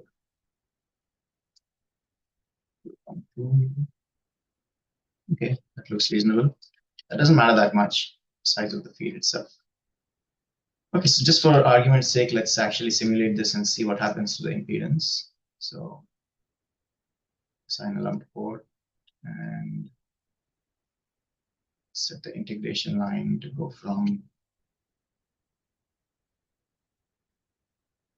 this end to this end and 50 ohms. Okay, so let's just check everything once. We have our box, just copper.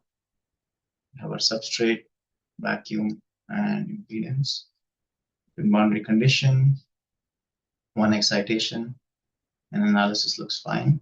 Let's go ahead and run this and see what happens. The simulation is done. You look at S parameters, it looks obviously very bad because we're using 50 ohms and we know that it's supposed to be a high impedance. But let's actually see what the impedance is, and you can do that using the Z11 parameters. Okay, and you see that it's very high, right? It's close to, I don't know, let's say it's close to 750 ohms, which is huge. And it's also not at the right frequency. You want to shift it up to 10 gigahertz. But it will also change a little bit when you move this feed to the right. So what I'll do is I'm going to set an optimization to, not an optimization, sorry, a parametric sweep, right? So we want to parametrically sweep this guy. So, okay. So feed X sweep, I'll call it. And I'll say this is 0.1 millimeters. Okay. So what I will do now is I'm going to sweep that and we'll take a look at the impedance at this location, 9.7 or whatever, right? Let's just do it over the whole frequency. So let's say add parametric feed X sweep. Let's go from 0, 3 millimeters with a step size of 0.5 millimeters. Okay. So just to see what that looks like, I'll say 3 millimeters here. That's not enough. Maybe we want to go up there. So let's say up to 5 millimeters.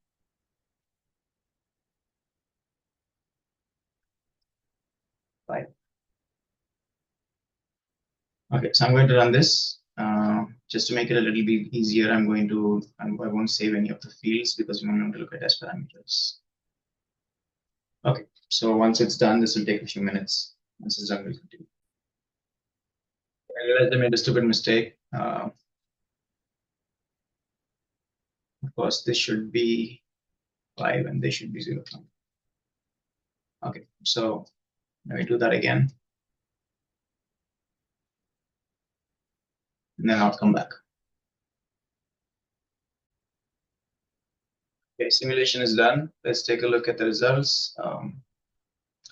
I want to look at Z11 and set this to sweep, and we'll set this to all. And then look at Z11 and also the imaginary part in a new report. Okay. So if you look at Z11, you see that clearly the impedance is decreasing, right? Take it out here. And it is 50 ohms at the location where, at the end, basically. So you can see that. You open this up. Yeah, when it's 5 millimeters, it's 50 ohms. Right? If you look at the imaginary part, you see that at 50 ohms, when it's 50 ohms, it's almost entirely inductive, right?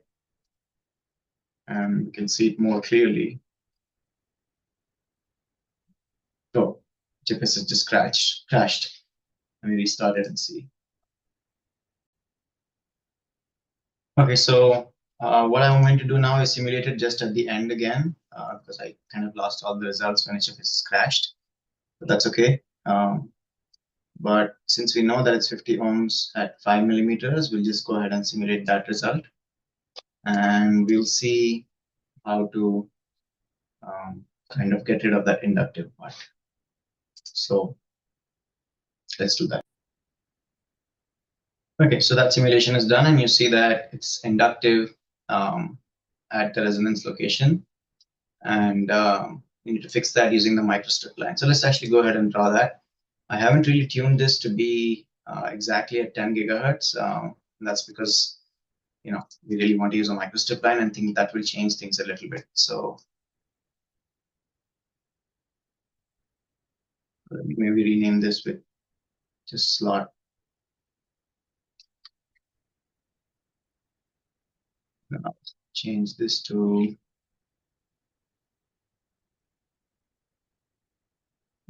strip. Right, so let's go in. I'm going to delete this. Let's just keep it for now. Okay, so the microstrip line is something like this. So it should be minus feed sweep minus line width divided by 2 times the location should be minus sub y, comma 0, and we'll use 0.68 millimeters. That's 50 ohm line. And I know that because I already simulated this transmission line many times before. It should be line width, and the length should be sub y divided by 2 plus offset. And we'll make this 1 millimeter. And Z size should be minus of copper thickness. Okay, so there we have it. Something is not right. Minus sub y. Okay. Oh, sorry, yes, of course. This should be minus sub y divided by 2. Okay. So now you see that we have this. I'll assign this to copper. And then make this invisible so that we can see the line on it. Okay, there we go. So we have that. What I can do is now I can delete this and can make a port here. Let's create object, edit surface, taking sheet, edit surface, faces, thickness plus substrate thickness. Edit surface, create object, and I'll assign excitation to this to be a lumped port.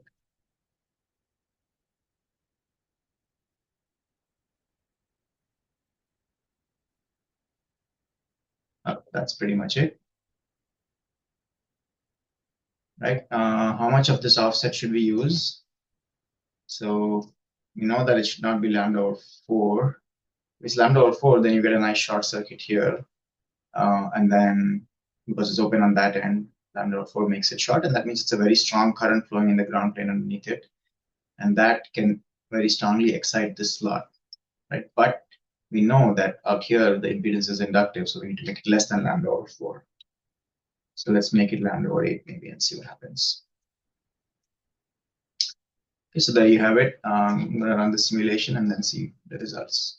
This is obviously a first pass. We'll have to tune it a little bit to make sure it works the way we want it. Okay. Simulation is done. We take a look at it. It's very well matched at slightly less than 10 gigahertz, and that's probably because over here we saw that the impedance was not, the resonance was not at 10, right? So that can easily be tuned. I'll quickly do that. We just need to reduce the size of the slot, and then that should fix everything. But you see that basically this should not be lambda over 4, this should be around lambda over 8, right? And that's because of the capacitance that it produces here. So let me quickly just tune this, and then we'll continue with the folded slot. Okay. Okay, simulation is done. I changed a few of these parameters, which you can check in the file or right here. You can see that it's well matched now. One thing I should mention is that I did change the ground plane size as well to kind of be a bit smaller, I guess. But keep in mind that the ground plane matters quite a bit. It changes the resonance location, the impedance, and the radiation pattern quite a bit. So if you make the ground plane very large, you can see nulls showing up in random locations because, I mean, not random locations, but in some locations because there is also some radiation from these edges, right? There is actually a resonance associated with this ground plane as well, based on its size. So you can't ignore the size of the ground plane. Okay, so we can quickly take a look at the 3D pattern and then move on to the folded slot design. Oops, I totally forgot that I disabled these. So let's run this and then we'll take a look at the 3D pattern. Okay, so that's what the radiation pattern looks like. It's fairly nice. I mean, it's a nice lobe, and then you have nulls in the directions of in the entire direction, I guess, along the plane, and that makes sense for a slot. Okay, so let's move on to the next one, which is a folded slot. So I'll just quickly talk about how it works, and then we'll come back to HFSS and design. Okay, so let's look at folded slot antenna, and that's very similar to how we went from a dipole to a folded dipole. And since we know that,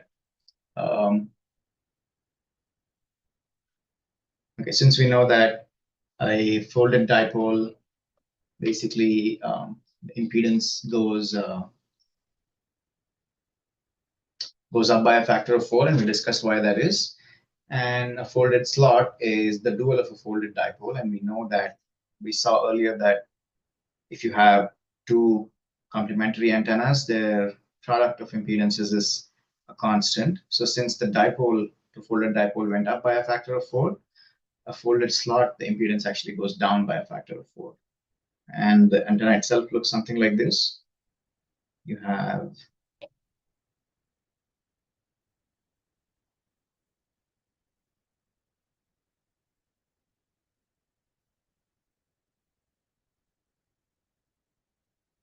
so we'll use a coplanar waveguide to feed it, and that's typically how it's done.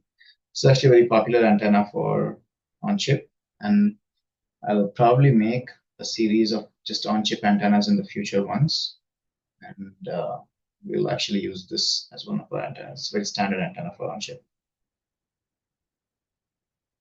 So all of this is metal, and we have our coplanar waveguide feed, and then all of this is also metal.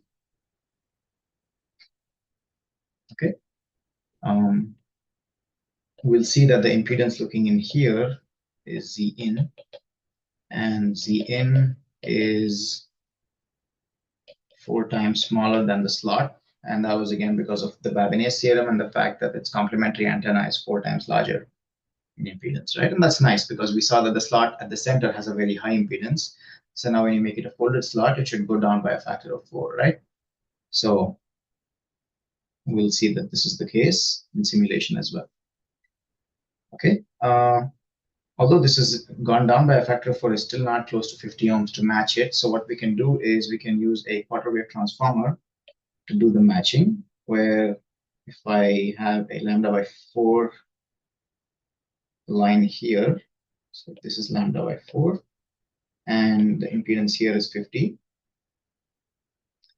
I'll say this is the port, it's 50 ohms.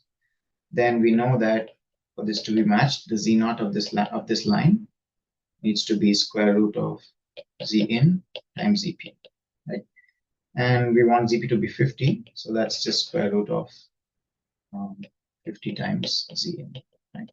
And once we get Z in, which is going to be kind of a high number, might be around 100 ohms or so, then if you want it to be 50 ohms, we'll see that Z naught comes out to around 75 ohms. And that can be easily made with a coplanar waveguide.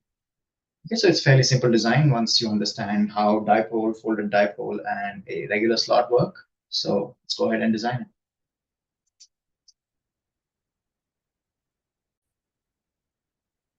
it. So I'll make a copy of this. Folded slot with coplanar field. Okay, so let's do this. I'm going to delete this one and make a copy of this. Move this maybe up by let's move it up by 0.5 millimeters.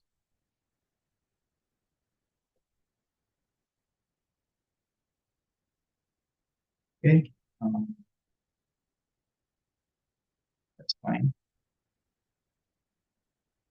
Select these ends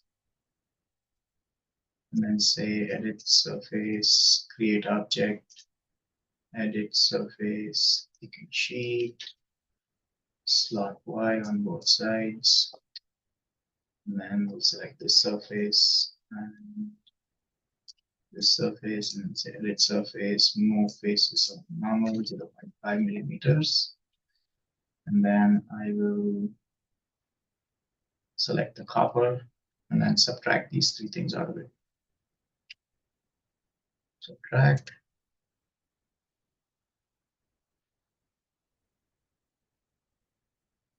There we go. So that's our folded slot now. We need to make an excitation, and you can directly jump into coplanar, but what I would like to see is what is exactly the excitation impedance, right? So that's something nice to see. So let's do that. I'll copy this excitation back here. Let's bring it to the center.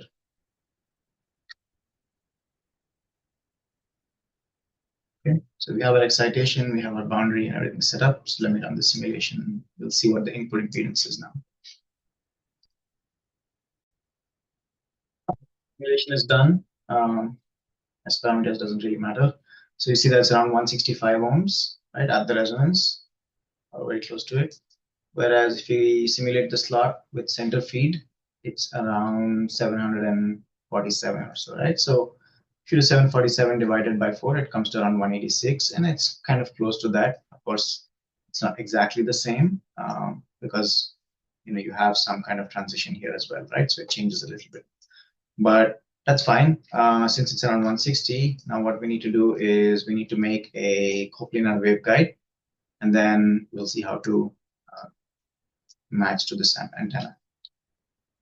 So let's delete that, and let me make the coplanar waveguide.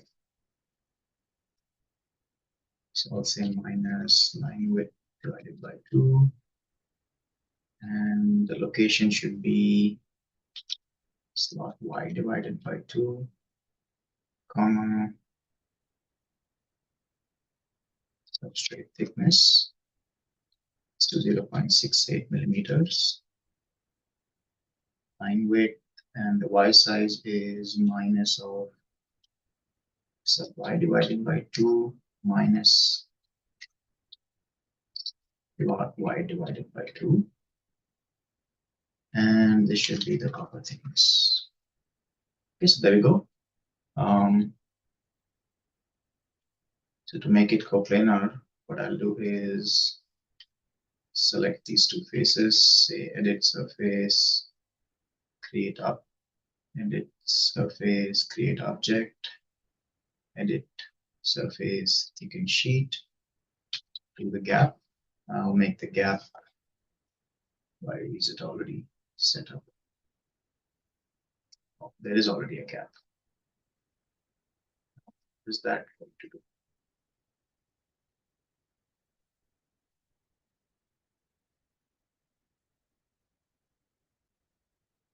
Okay, let me use a different variable.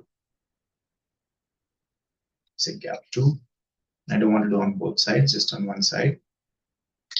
Let's just say for argument's sake, it's 0.5 millimeters. Okay.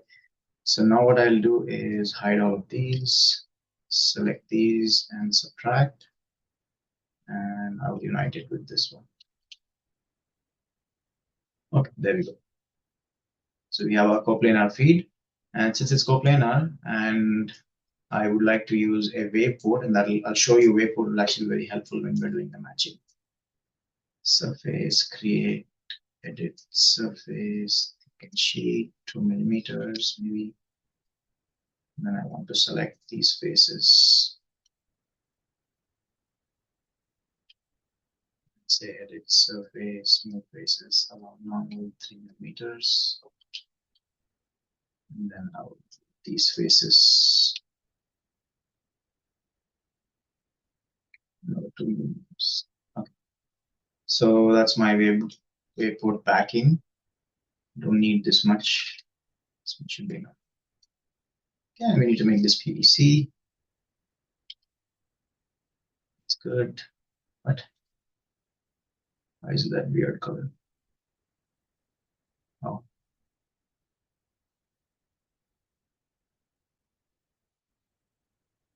Ah. See. All right. And then I'll assign a waveport here. Assign excitation for waveport. And you can leave it to be default. Okay. Okay, that's pretty good. So let's go ahead and run the simulation. And I'll show you how waveport can be very useful actually when doing quarter wave transformer matching networks in HFSS directly. So you don't need to go to ADS. Simulation is done. What I would like to do is maybe delete all these. And then the first thing I want to see is what is the line impedance. You can get the line impedance from the port Z0, which is what is the kind of the wave impedance of that wave port. In this case, it's the line impedance. Make a new report, and we see that it is around 100 ohms or so, right? Okay, that's good. The next thing I want to see is what is the impedance at this location, right? And that also you can get from the wave port. So I'll say measure edge, and this one's around 9.88 millimeters. So what we'll do is we'll de-embed this port by around 9.75 millimeters right, to this location. And I want to see now what is the impedance at that location, and you can get that from Z11. Right, Z11, real imaginary, new report. Okay, so we see that it's close to 200 ohms, right, when it's at resonance. Marker, add X marker. So you want to look at it when it is 0, when the imaginary part is 0. It's close to 207 or so, right? So we want to bring 207 down to 50 ohms. So for that, we need to do 207 times 50. So our line impedance should be exactly 100 ohms, which is exactly what we have. The only thing we need to make sure now is that the length of the line should be lambda over 4, right? So for it to be lambda over 4, lambda is around 23 millimeters or so. So lambda over 4 is around 5.5 millimeters, right? So if I measure this edge, it's around 9.8 millimeters now. So all you need to do is de-embed it by the right amount, right? So 9.8 0.75, we need to de-embed by 4.25 to get to 5.5, right? So I'll de-embed by 4.25. And that essentially means that now out here, if I make it 50 ohms, it should be matched, right? And to do that, I have to renormalize this to 50 ohms. So let's see if it's close to matched or not. Hopefully it is. Oh, sorry, it should be dB. Right? And that's perfect, right? It's very close to being matched. So essentially it works, and you can see that if you really want to, if you don't want to de-embed, all you need to do is you just need to move all these surfaces up by the de-embedding amount, right? So you can quickly do that. Edit surface, move faces along vector for, they should be 4.25 millimeters, right? And then we can remove this, and then I'll run the simulation again.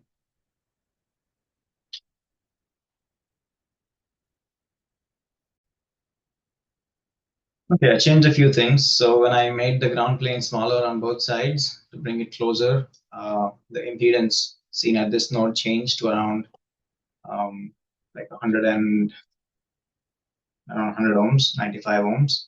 So the impedance of the line that I needed then was around 70. So what I did to change that is to reduce the gap here, and that essentially gave me around 70 ohms. So which you can kind of see here.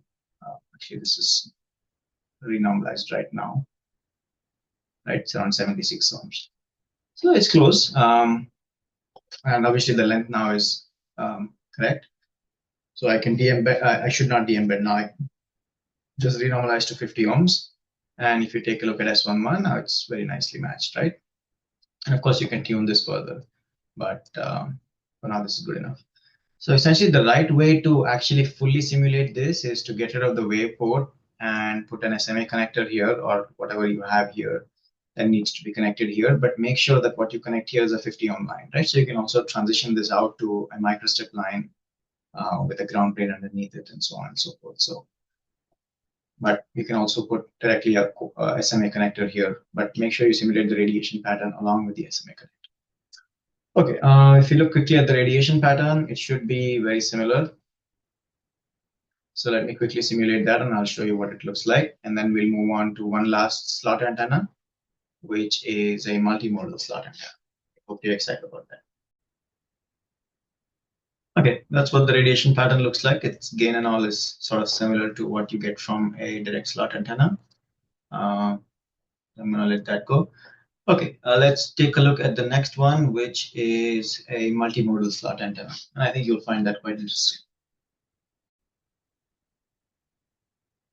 All right, so this is not really a standard antenna, as in the case you would find it, for example, you wouldn't find it, for example, in an antenna textbook or an antenna handbook. Something more recent, but it is an interesting design, and I'll should tell you why that is so. So it's based on something called the fictitious short concept. It was first introduced by Nadaveda, then Kamal Saravandi. You can find a paper on it fairly easily. And the reason I'm presenting it is because you essentially get a very ultra wideband or very wideband slot for almost nothing. So it's a very elegant design. You don't have to add anything new to it. It's just a clever way to kind of feed the slot. So the idea is like this: if you take a very wide slot, right, something like that, then the field inside the slot becomes kind of weak, right? The electric field, because the voltage is the same and the width is higher, so the field inside is weaker. And if you now feed it with a thin line like this,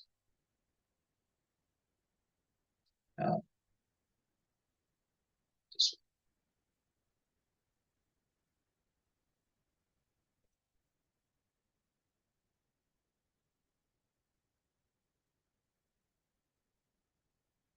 thin line like this, right? High impedance line. then this line has its own electric field associated with it, right? And that electric field interacts with the electric field of the slot, and it can create a fictitious short at some distance.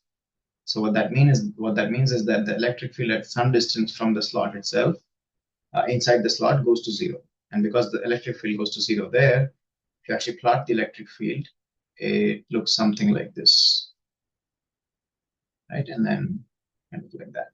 So you get a new mode now. So you have a fundamental mode, which is this one, right? And then you get a second mode, which is at slightly higher frequency. So you get two modes in a single slot, and by controlling these two modes, you can get a very wide bandwidth, right? And that comes back to that goes back to kind of couple mode theory and characteristic mode analysis, which we'll use later on for different antennas. But the basic idea is that you can get sort of these two resonances, and if you place them close to each other, that'll give you a very wide bandwidth. Okay, and then you can transition from this kind of high impedance line out to a 50 ohm line like that. Okay, so that's the idea. So just erase that. Okay, so the reason I'm presenting this antenna, one reason is that it is kind of an elegant design. It's very useful if you want to make broadband antennas, and you can place, like, for example, two feeds next to each other like this, and then combine them and make many, many modes. So you can get even ultra wideband performance of more than 50% using antennas like this.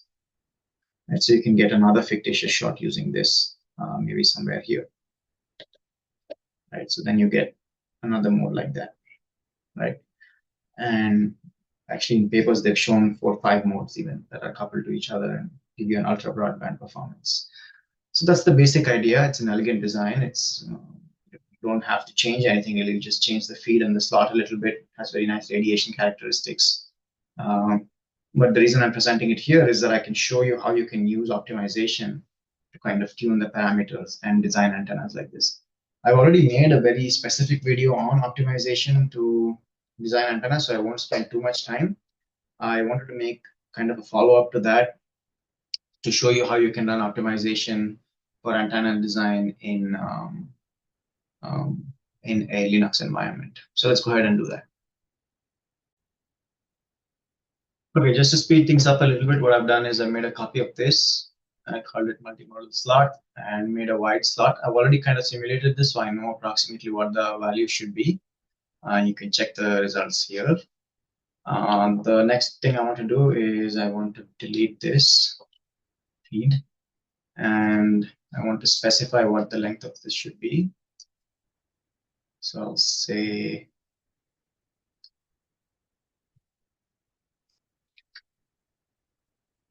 line length. There's also okay.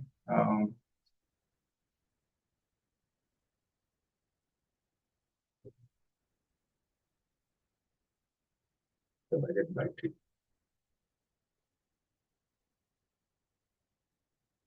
Actually, let me do it this way. So let's say it's at 0, and there's a line length like that.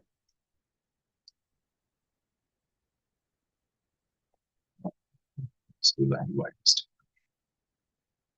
So, oops.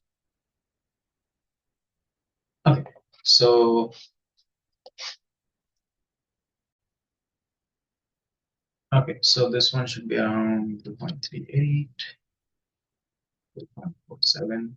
So, and then the next thing I want to do is I want to make a copy of this line.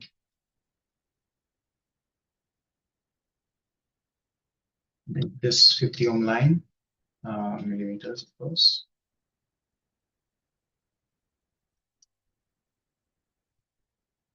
Right. I can manually move it around, so let's just do that.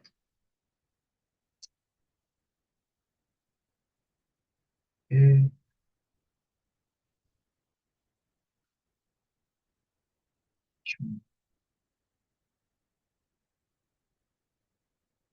this end to this end, and then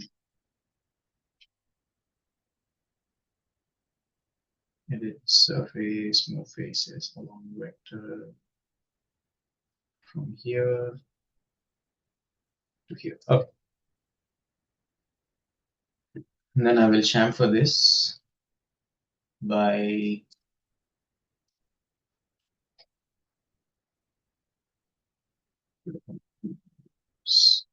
up. So that's the transition essentially. And I already know these values because I've simulated this, but I'm just doing it this way to show you how to set up an optimization to get these values right. Okay, the next thing I'll do is I'm going to place a wave port here. Let me quickly do that. Surface, sheet, select all surfaces. Deselect this.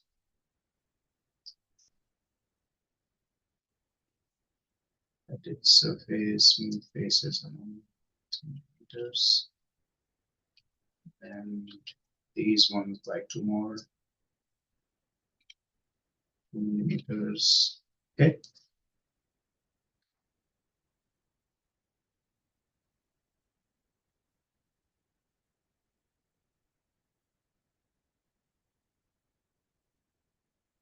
Right.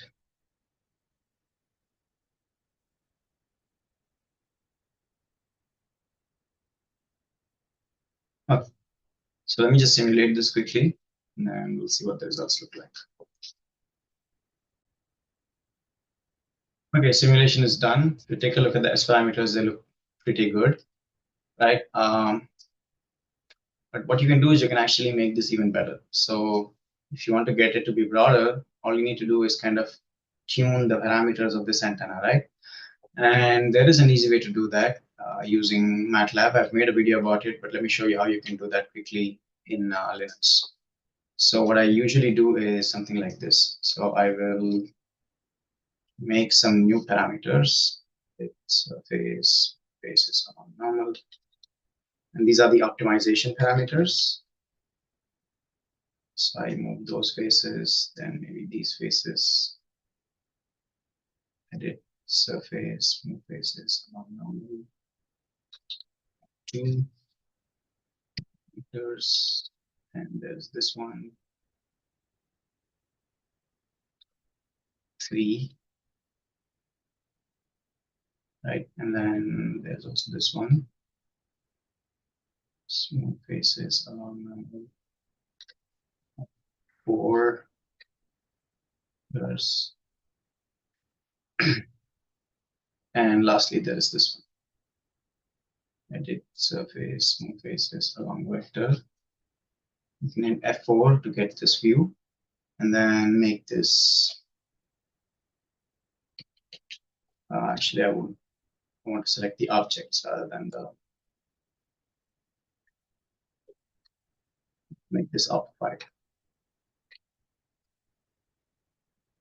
Okay, so once you have all of these set up, then what you should do is go into the sweep, and I want to kind of optimize this between 8, let's say 8.5 gigahertz to 11.5 gigahertz. Right? You don't need to save fields because you only want to optimize over S11. Hit OK, clear this, and I will rename this to S11. Delete these. Save it. Okay, so now what I'll do is, why Siri turned on? Anyways, I will save it and record a script to file. Go into optimization, and you can save it as a temp script. And then go in here, and I'll change all these values to 0 now. 0, 0, 0, 0, 0. And then say validate, close, analyze all. And then once it's done simulating, okay, once that's done, export this. Export as go to optimization. And you can save it as that. All right. Then go to tools. Oh, I also usually clean up my results after every simulation because in optimization, otherwise it'll kind of stack all the results up and the memory can run out. So then go here, say stop, and the script should stop. So then what I would do is open up MATLAB.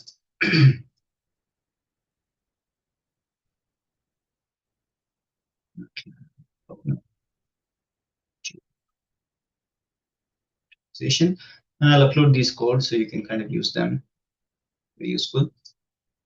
So these are the lines that you need to change compared to using HFSS and MATLAB in Windows.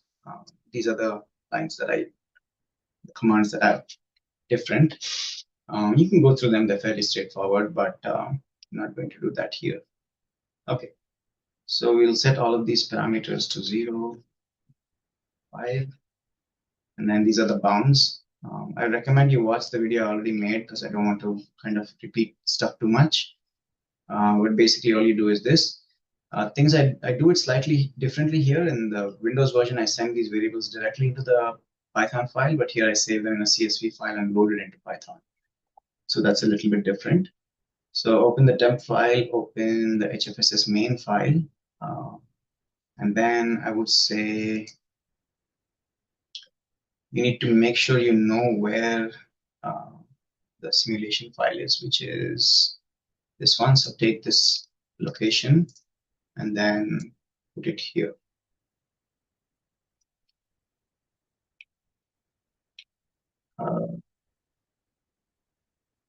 Oh, sorry. This is kind of funny. Set this to Windows. Okay. So now I should be able to copy it.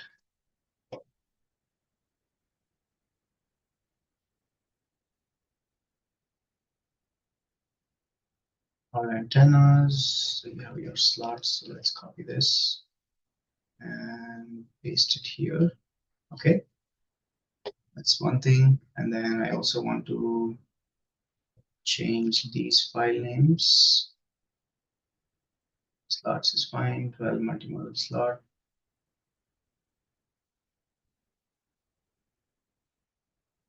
Okay. The next thing is I want to change all of these guys. Copy all of these and paste them here.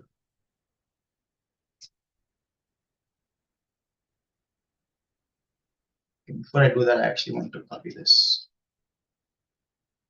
So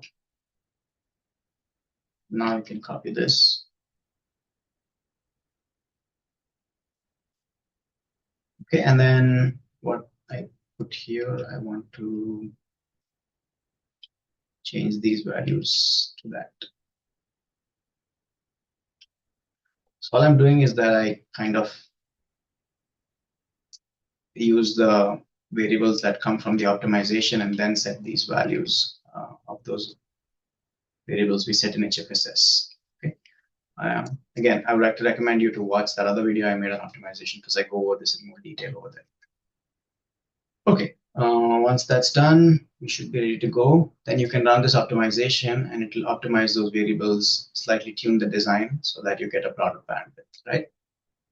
So let me quickly do that and I'll show you what that looks like. One important thing to mention is that you need to close this so that it's not locked. The file is not locked when MATLAB is trying to access it.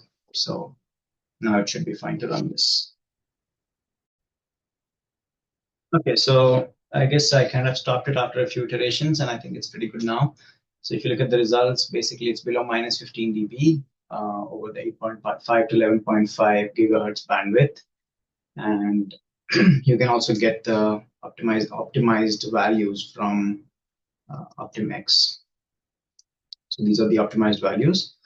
And you can go ahead and put this in to HFSS. It should already have it if you open HFSS right away after this and then simulate it. So let's quickly do that and see what the results look like.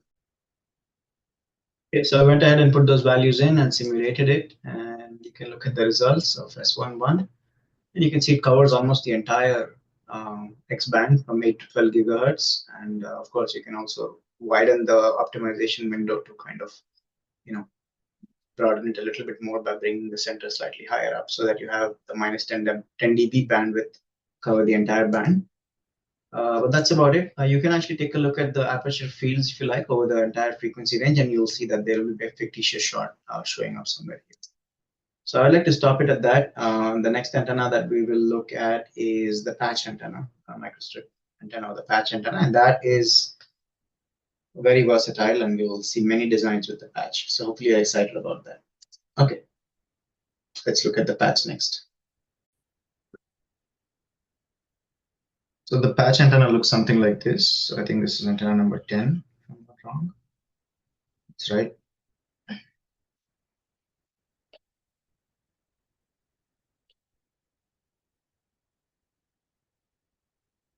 Okay, you have a ground plane as usual, large ground plane. Let's say that's the ground plane. And on a top layer, you would have some kind of a rectangular patch, basically. It's as simple as that. And let's label this. So I'll call this the width of the patch. And this is the length, right? So this is the top view. The side view would look something like this. You have a ground plane again. And above the ground plane, there's this rectangular patch, right? So if you look at the field underneath this, the electric field looks something like this. So you have a very strong field here, which fringes out that way. And then it gets weaker and weaker. And then it goes to 0 here and then flips direction. And then it gets stronger. And then again, you have your fringing this way, right? So if you look at this region, the fringing fields are in this direction and this direction, right? So they sort of line up at the length along the length of the patch. So the field here from top, it looks something like this, right? And then from the bottom, if I erase this, the electric field looks something like this, right? So one way, I mean, there are many ways to do this, but one way to model a patch is to model it as two slot antennas, because the slot would also have a field that looks something like that, right? And there are more rigorous ways to kind of analyze this using transmission line models or a cavity model. But in this case, we're just focusing on the intuition behind patch and then the design part of it. So I'm not going to go into the details of that, right? But essentially, that's what it is. It's like two slot antennas, right? And that's because here I'm assuming that, of course, the current is flowing in this direction. It's strong, obviously, in the middle. Strong currents like that. And if you look at the current distribution profile, it's something like this, right? So it's maximum in the middle and obviously goes to 0 at the end because you have an open circuit boundary condition, right? Whereas the voltage has profile that looks something like this. It is sort of maximum at the end and then goes to 0 in the middle, right? Something like that. Okay, so this is the voltage and this is the current, right? And from that, you should be able to tell, as we've done in the previous videos, that let's use a different color for this. Let's just use green. Okay, so you can tell that since the voltage is 0 and the current is maximum at the center, the impedance should be 0, right? The impedance here at the center. Whereas at the edges, the impedance is very large, right? It's close to infinity. Which means that, okay, there is some point in the middle where there is some point in the middle, let's say this point, and this point has and impedance, input impedance, at least the real part, is close to 50 ohms, right? And that's the ideal point at which you want to feed this patch so that you can match to 50 ohms. So if you look at the equivalent circuit model, you can actually see it clearly from this one out here. You have this kind of, you have a parasitic cap. Maybe I'll do it like this. So what you have is you have this fringing field, which is like a parasitic cap to ground on both sides, right? Then you have transmission line to the feed point somewhere here, and another transmission line here, right? So if we draw out the circuit model, it looks something like this. You have the capacitance. Okay, I'll talk about what that resistor is. And then you have your transmission line on one side, right? And then the feed in the middle. Or not necessarily in the middle. If it's offset, like we said, it's offset here, right? So you have one transmission line that's this, and one transmission line that's shorter, right? And then you have another line here, and that goes into the other parasitic cap, right? Okay, so what are these resistances? These are actually the radiation resistance. It's not exactly the radiation, so I just call it radiation resistance prime, right? So that's the, at the end, when the electric field kind of reaches here, some of it is stored in this capacitance, but some of it is radiated out, right, like that. So that goes out.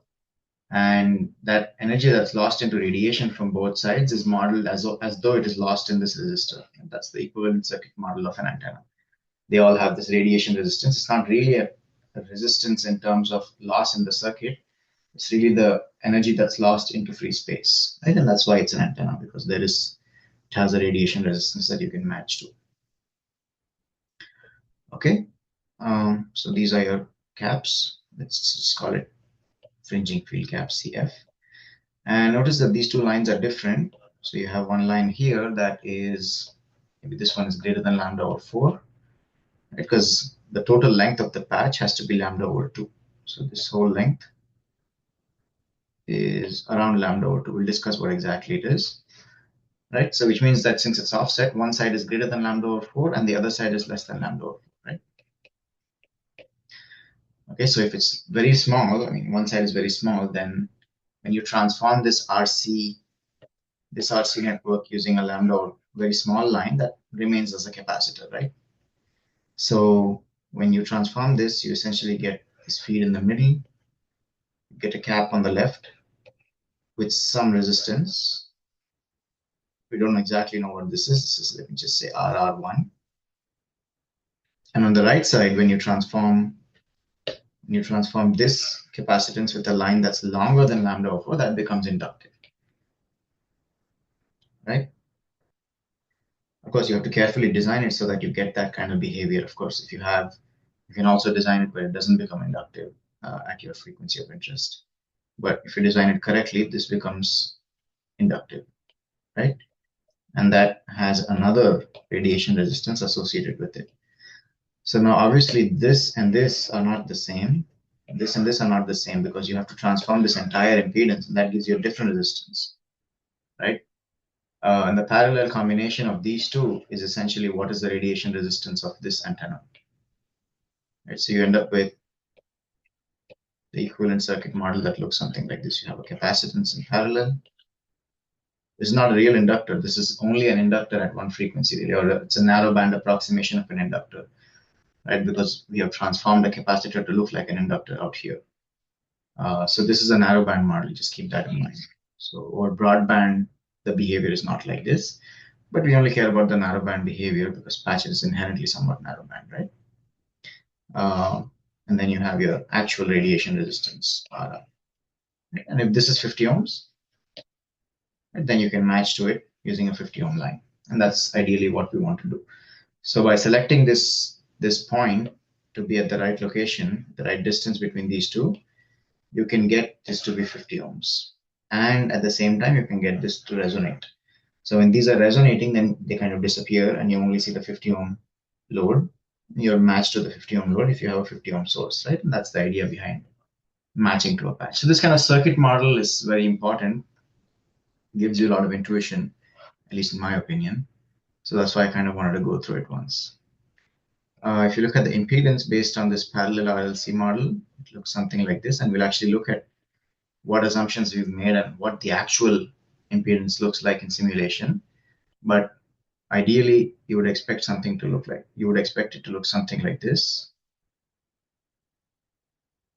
Right, so this is the real part of the impedance, or the magnitude rather, right, of the input impedance looking into the patch, port of the patch. This is frequency. And we expect at the resonance, this should be equal to the radiation resistance, which is 50 ohms, if that's what you've designed it for, right? And then, of course, you also have the imaginary, the phase of this impedance. So if I look at the phase, then notice that at very low frequencies, this is like an open circuit, this is like a short circuit, so the inductor dominates, right? So that's why you get plus J in the phase, because at very low frequencies you have plus J, and at very high frequencies, this is like a open circuit, and the capacitance is like a short circuit, so the capacitance now dominates, and you get minus J, right? So the imaginary part of the impedance does something like this. It goes from plus 90 degrees to minus 90 degrees.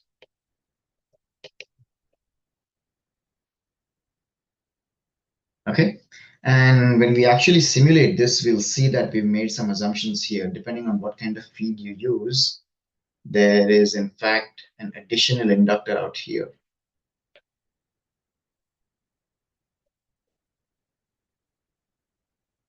And that really comes from the fact that usually a feed has some kind of a pin, like a via, right, that comes out here. If I'm using an SMA feed, you'll see different feed types. That has an associated inductance. And because of that, this phase response will not look exactly like this. And we'll see what is a better circuit model. But for now, this is good enough. So for most of the applications that we are going to use, or for analyzing the patch, we only care about what happens close to the resonance frequency. And at that location, this approximation is not that bad. But anyway, we'll see it more in simulation. Okay, so that's kind of the intuition behind how a patch works, what the impedance looks like, and so on. The next thing is what the length needs to be, length, width, and height. So the length needs to be approximately half wavelength for the wavelength inside the substrate, which is lambda naught divided by square root of epsilon r. That's because most of the fields actually are contained underneath the substrate, or inside the substrate, inside the cavity that forms between the patch and the ground, and that's why it's a good approximation. But it's not exactly this, because the actual length of the patch or the resonant structure is not exactly the length of the patch, right? So you have like the patch, which is something like this, and then you also have an extra effective length out here because of the fields here and here, right? Essentially the two slots. The actual length is slightly larger, the effective length.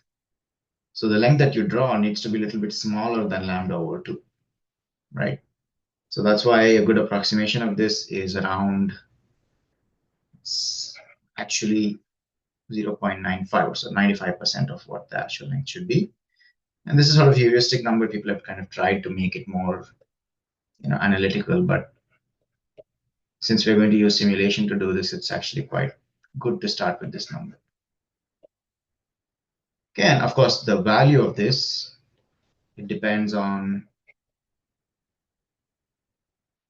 W a little bit, more so on H and epsilon naught, right? The effective thickness in electrical length of the substrate.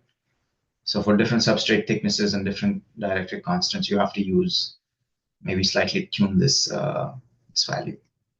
Because the fringing field changes. If the patch height is very high, you get more fringing, and then the effective length has to be smaller, right? That's the idea. The width, you can show that it should be around lambda over 2 times 2 over epsilon r plus 1, right? And this really comes from the fact that the width doesn't have that much of an impact on the resonant frequency. It mostly affects the gain and the bandwidth. Right? So W impacts gain, and that's because when you have a larger width, your aperture is larger, so the gain can be higher. It affects the bandwidth as well, because when the width is larger, the impedance actually drops. So you can get slightly more broadband performance.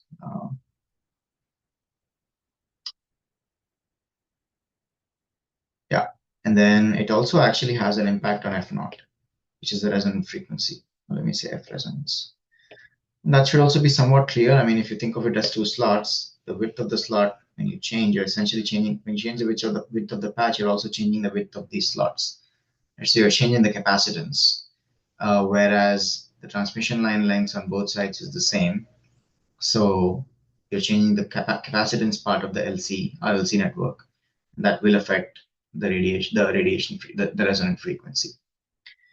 Right. So it does have these impacts, but it's mostly second order effect. For the most part, the resonant frequency is determined by uh, this separation, which is the length. Okay. Then the next thing is the height. And really, the only thing that we need to worry about is that if it's higher, like if the height is more, then you get more bandwidth.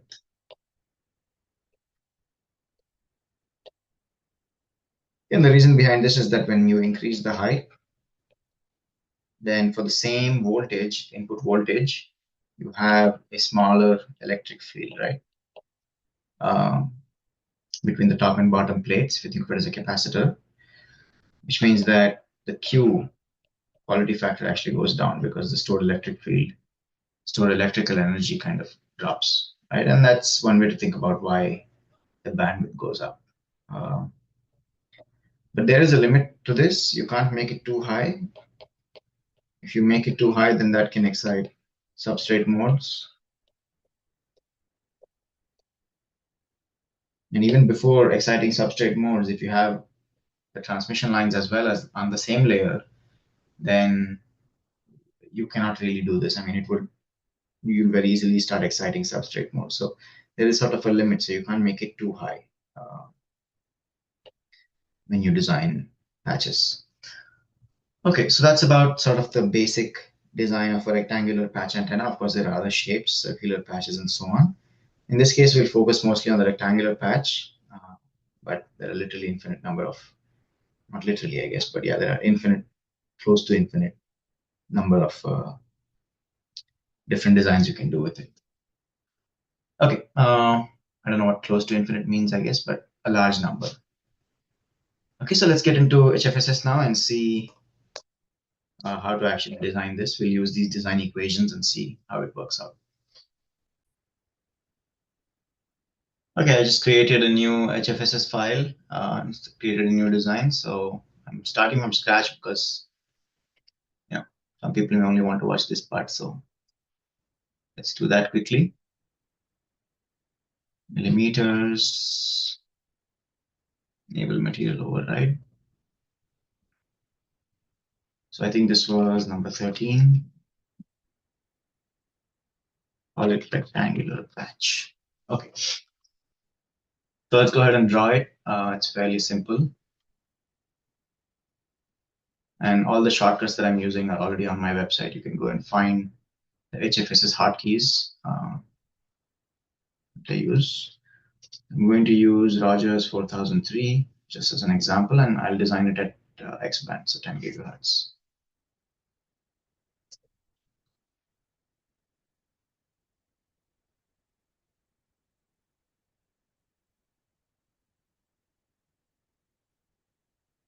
Okay.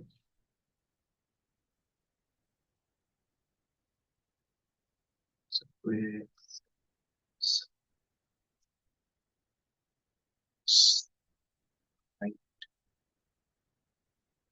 two.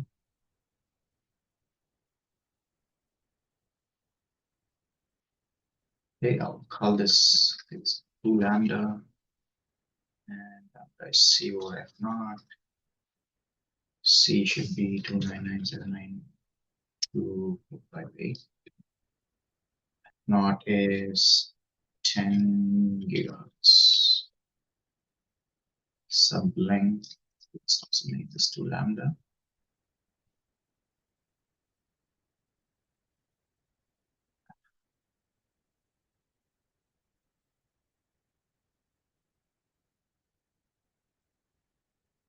Then this should be sub-width, sub-length, let me call it sub-thickness.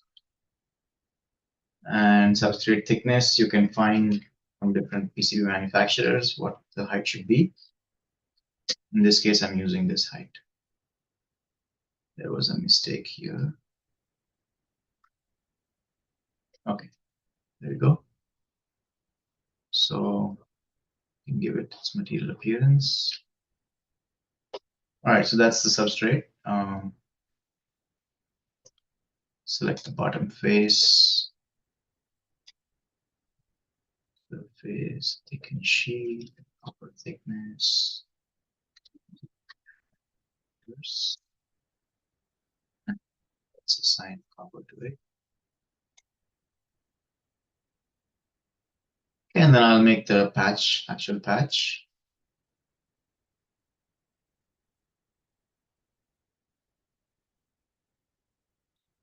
Patch width divided by 2. Patch length divided by 2. And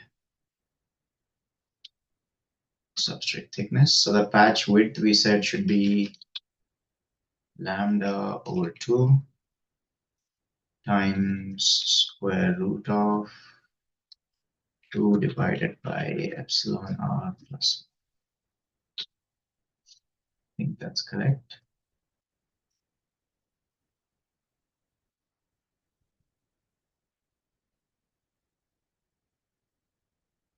Okay, epsilon r of Rogers 4003 is 3.55, and patch length 0.94. I know it's 0.94 rather than 0.95 because I've simulated this before many times. Divided by 2 divided by square root of epsilon r. And this is based on the thickness of the substrate that I'm using. So it's very close to this usually, so you have to tune it a little bit.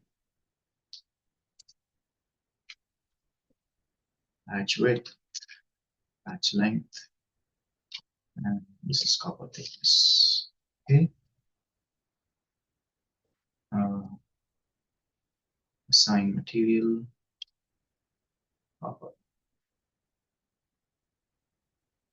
Okay, so that should also look like copper.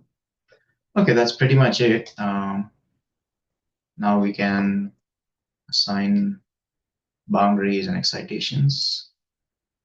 So I'll say 10 gigahertz. And I want to add an excitation.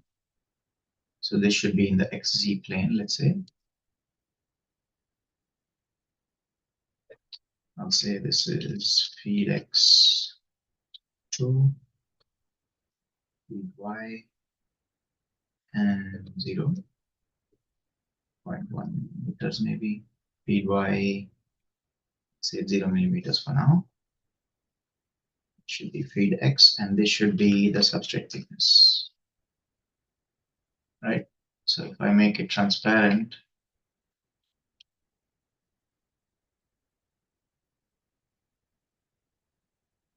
where did the sheet go? Oh, it's too thin.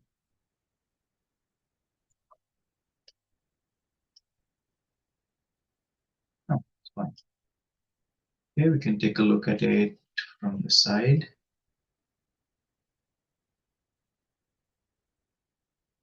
Maybe why it's easier to see. Okay, there we go.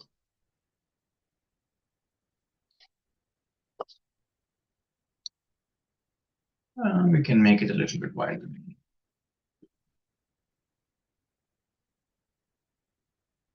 Okay. So that's the feed. Right now it's in the center.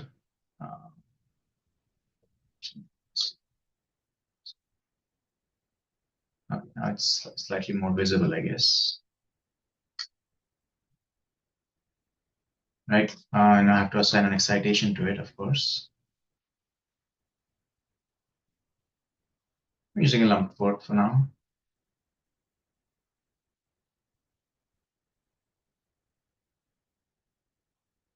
Okay, so we're done with the excitation and boundaries. Now let's set up a simulation. 10, 22, 5 to 15. We'll save all the fields. Okay, let's simulate this and see what it looks like.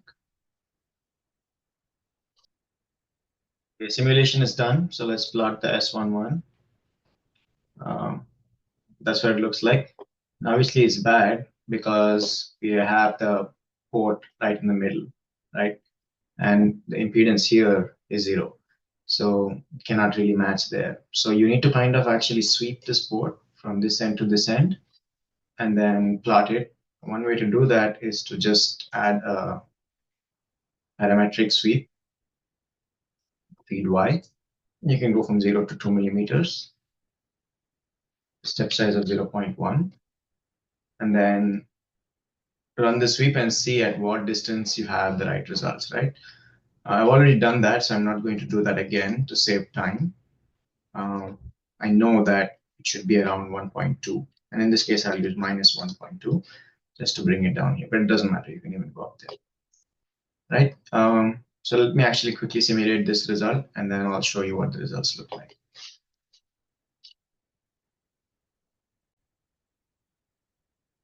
Okay, this simulation is done. So you can take a look at S parameters, I guess. And you see that now it's very well matched, right? It's not perfect, but okay. The reason behind that I'll tell you. But you can see that minus 10 is good. So let's plot the Z11 to see what Z11 looks like. So I'll say the real and imaginary part. And then let's use the nominal result. Report. Okay, that's what that looks like. So you see that actually the imaginary part is not crossing 0, right? There is some extra inductive element that's in here, and that's actually because of the inductance of this feed patch, of this feed. There is a current, there's actually a current distribution on this, right? If you look at the field, that's what that looks like. And there is an inductance associated with this current distribution on this feed. So to remove that, one thing you can do is you can kind of hit the embed here. That kind of gets rid of some of that. So now you see that it is kind of crossing the 0 location, right? And the impedance or the inductance of the feed is kind of removed. So we can kind of make this symmetric.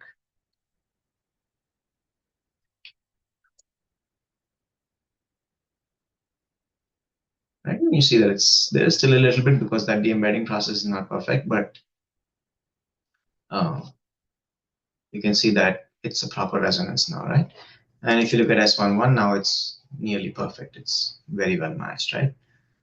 So of course it's narrow band, and that's because I've used a kind of a thinner substrate, but you can increase the bandwidth by choosing thicker substrates and so on, right?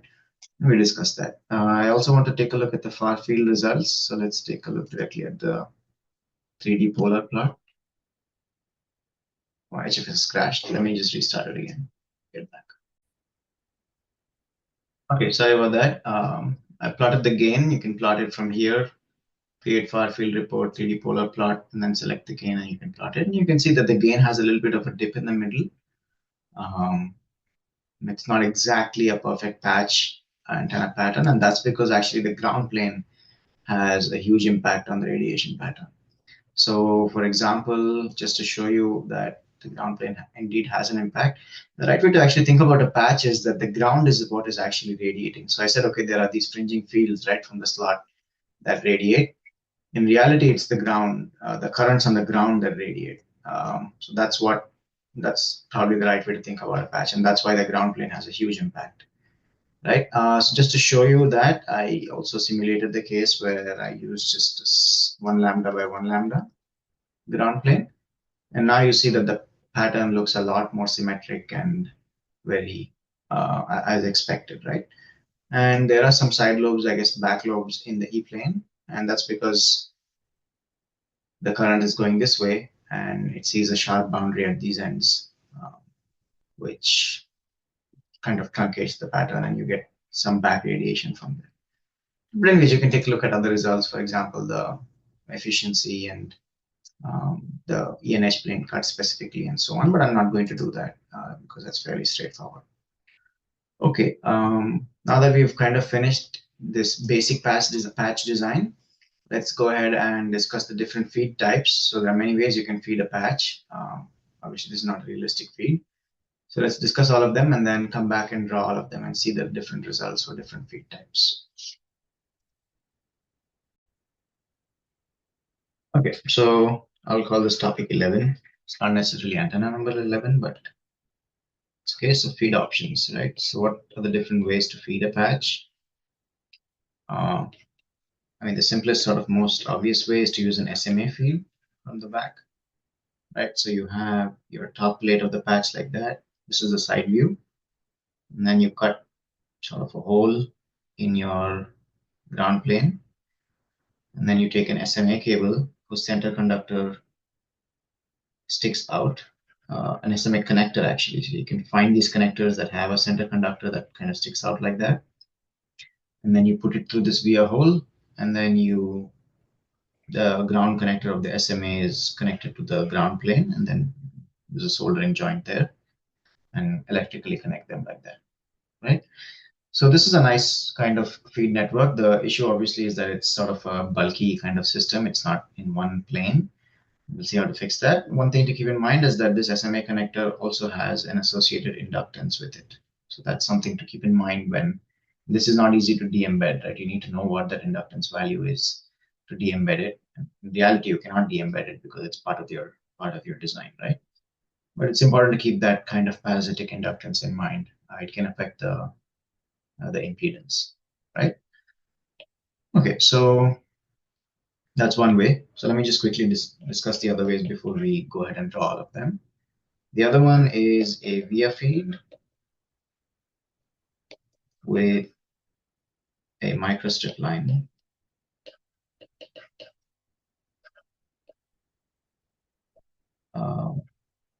on backside. Let me just say on the backside, right? Bracket. So what does that look like? It's very similar to this other one that we drew up there. So you have the top plate, then you have the ground plane that has a via hole, right? And then you have the via that comes in like this. And that connects directly to another microstrip line or a microstrip line at the bottom, like that. So that's the microstrip line, right? So the ground is essentially shared by both the patch and the microstrip line. So you have the fields that come in like this, and then they excite this, and then that goes and excites current on top there, right? So there's a bit of a transition there, and you have to account for that transition. And there are some parasitics here. You have parasitic there, you have some parasitic capacitance to the ground here, and so on, right? So that's also a good structure. The big advantage of these two is that you have an independent top layer where you don't have any. So the top layer can be made very thick because you don't have any microstrip line on that layer. So the impedance of the microstrip line is determined by the thickness of the substrate.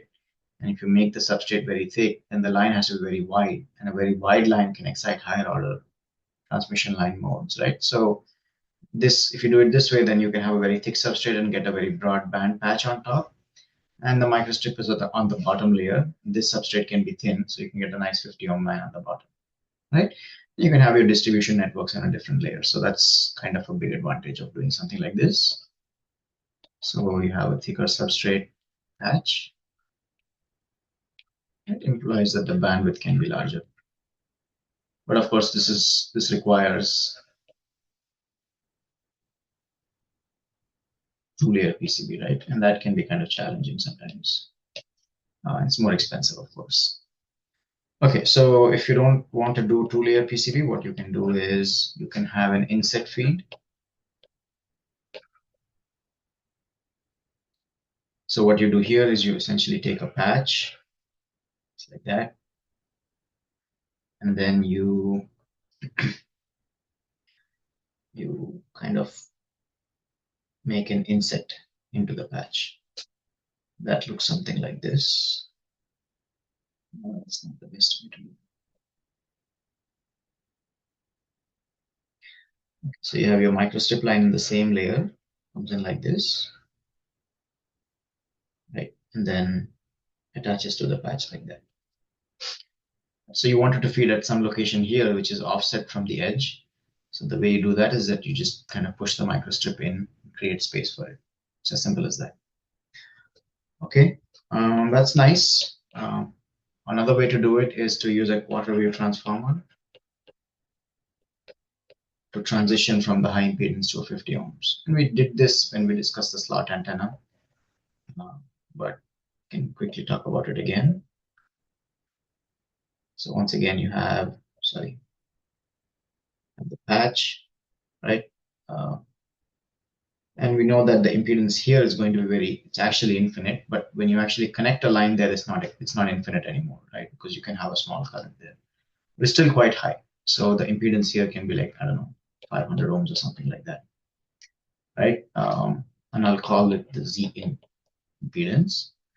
And I can connect a quarter wave transformer. So this one has a length of lambda by 4 to my 50 ohm line, which is out here.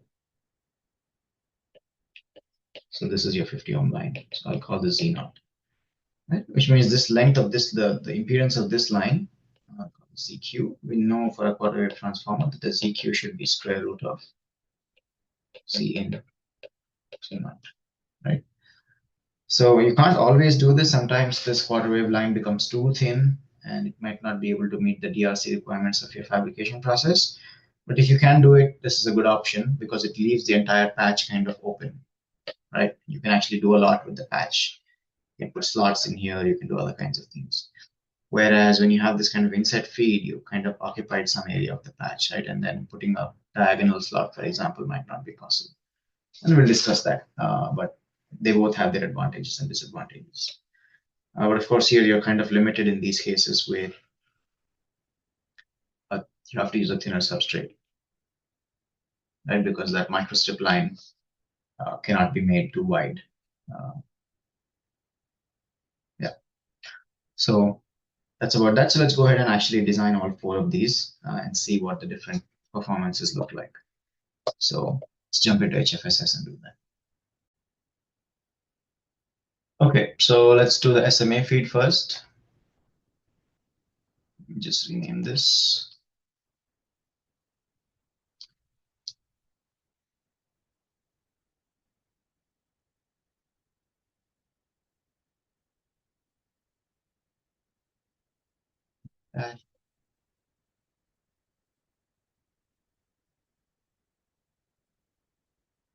So I'll call this the center conductor. Right, so this should have feed position of 0, comma,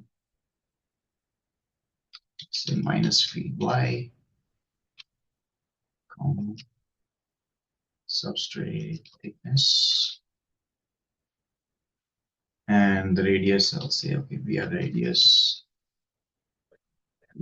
I'll change that, but the height should be minus of substrate thickness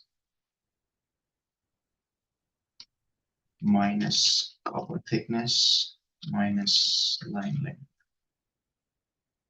Make this 1 millimeter. Okay, and that's kind of what it looks like, right? So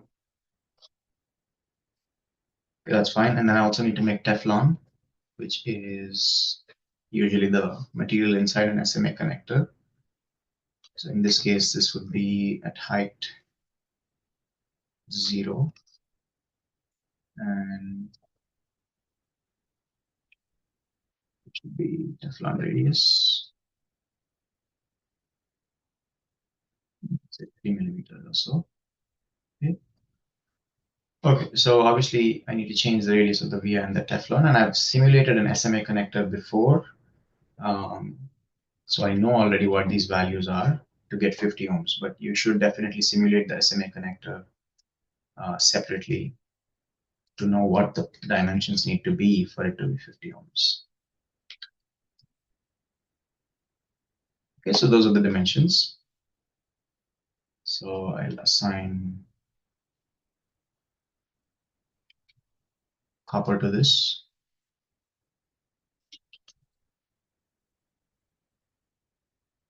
And this one should be Teflon.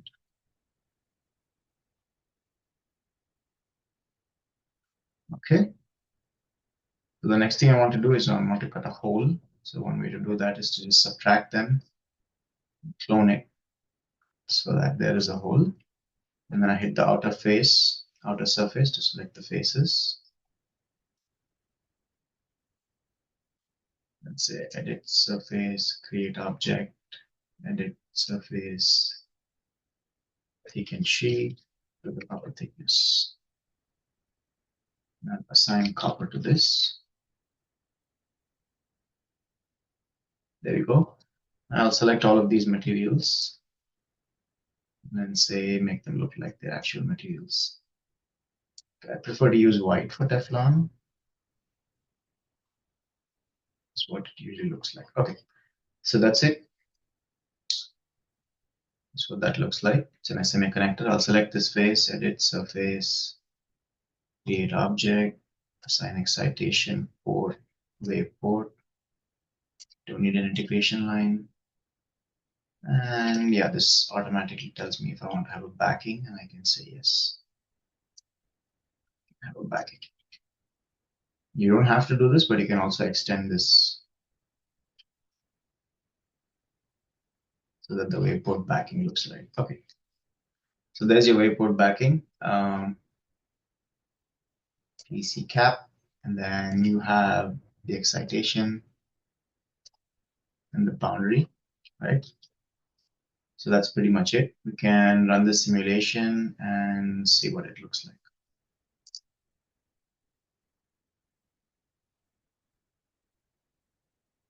Okay.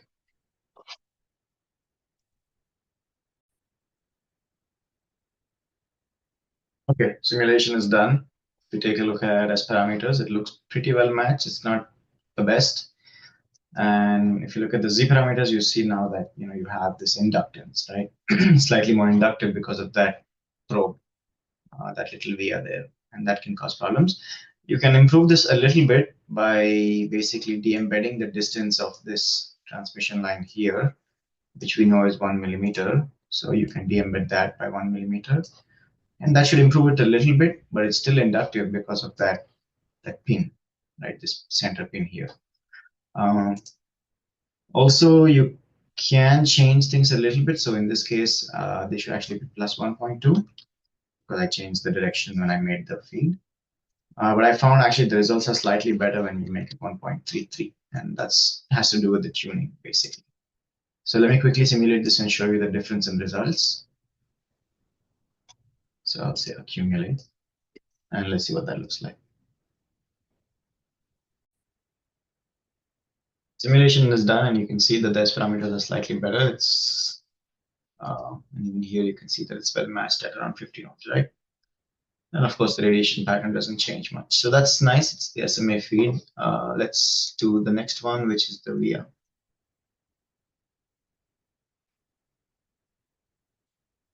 So for this case, we need to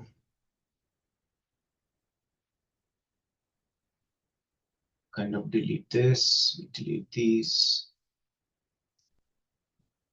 We don't need to delete that. We need to delete this. Okay. So this via should be minus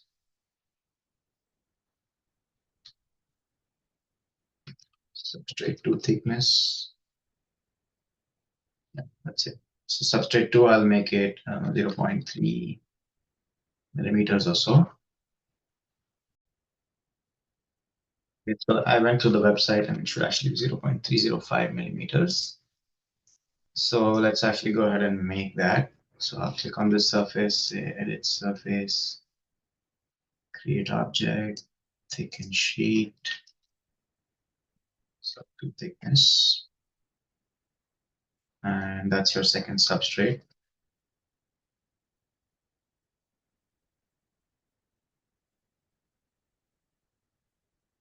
This should also be Rogers 4003.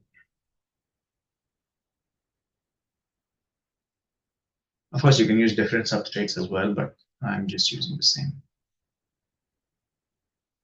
They are transparent, clear all this. Okay, so now what we need to do is we need to make a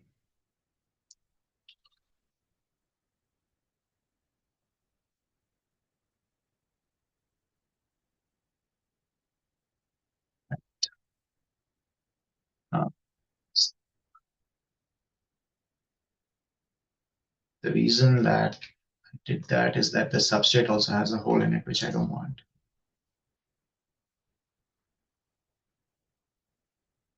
Okay, that we can fix pretty easily. So what I'll do is I'll make a copy of this substrate instead and say that this goes from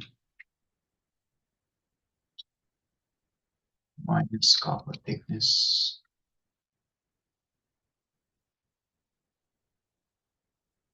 substrate. There we go.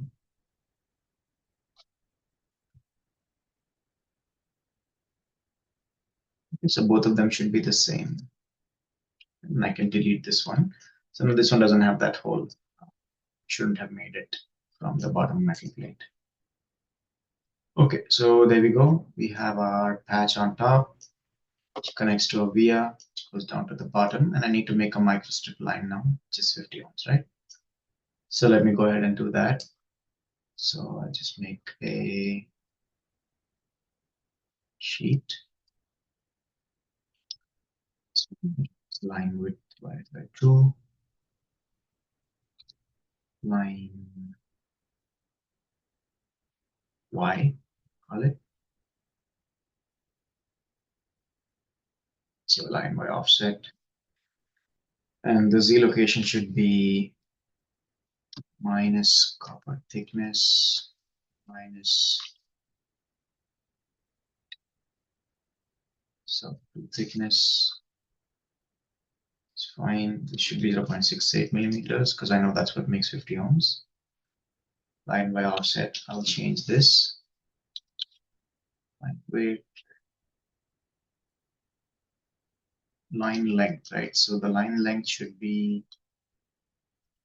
minus substrate length divided by 2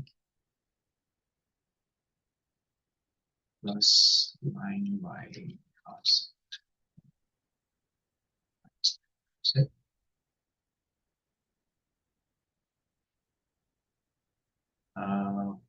Which way is it going? I wanted to go backwards, right? So this should be plus. Okay, and this should be minus of copper thickness. There we go. So that's what that looks like. The line Y offset should not be much really. Make it -1, let's see.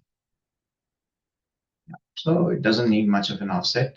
And this helps because this kind of cancels some of the capacitance of that of the pin, right? Because this is like a small capacitor. There's an open in a transmission line. There's also a capacitance associated with this via. You can change the via hole size to kind of resonate out some of that inductance. So these are kind of design tools, but we didn't need to do that, so that's why I didn't really do that. Okay, so let me assign copper.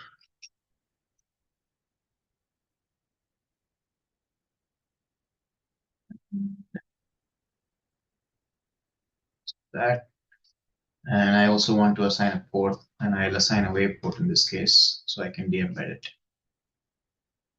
And keep in mind that the de-embedding between wave port and lump port is different. Wave port de-embedding moves the port reference plane, whereas lump port de-embedding removes the inductance associated with that lump port.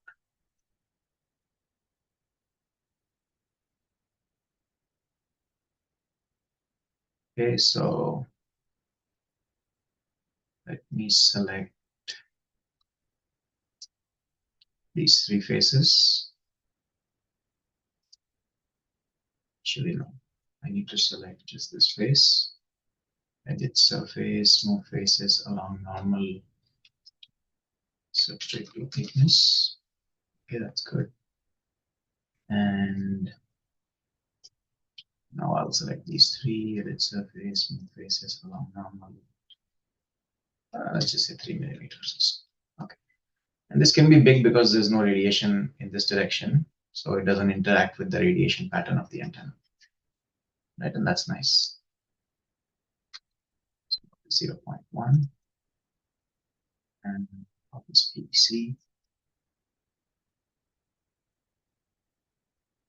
and I'll assign 4 to this surface.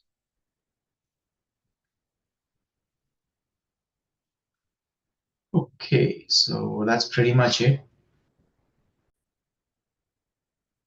I do want to change one thing a little bit. I want to make this extend out a little bit more than what it is right now. And that's because I've simulated this before, so I kind of know what the offset should be.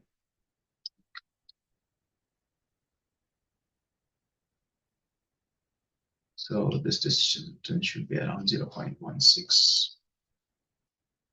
Okay, that's good. So let me go ahead and simulate this and we'll see what the results look like.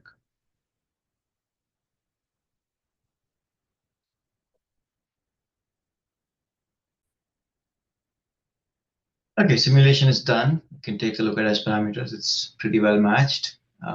Same goes for Z. Of course, it doesn't look right here because it's not de-embedded completely, right? So we can actually de-embed it and look at it. So I measured this length. It's around 14.15.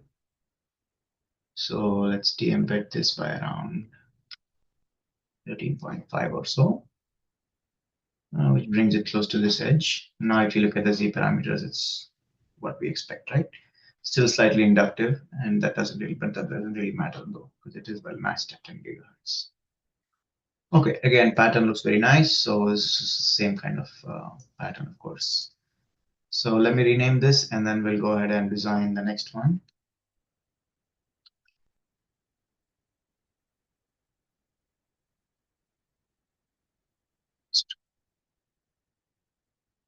Okay.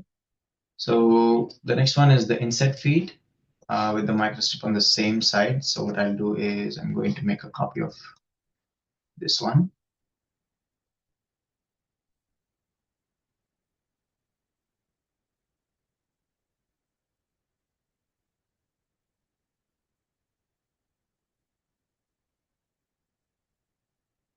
Okay. Delete this. And let's go ahead and make our inset line. That's fairly simple.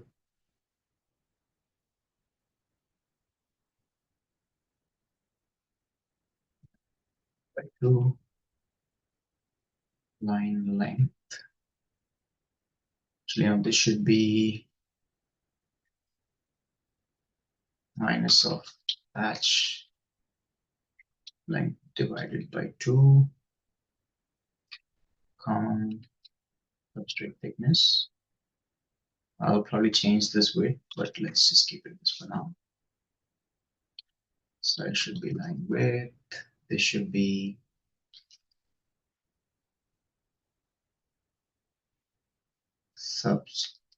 minus substrate length divided by 2 plus patch length divided by 2.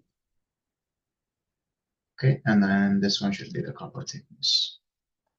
Okay, so there we go. We have our kind of the first transmission line. Now what I want to do is select this face and say edit surface, create object, edit surface, thicken sheet, inset. I'll change these values. I'm just making that for now. Select these two faces and then say edit surface, move faces by the gap. I'll also change this. And then surface, move faces along normal.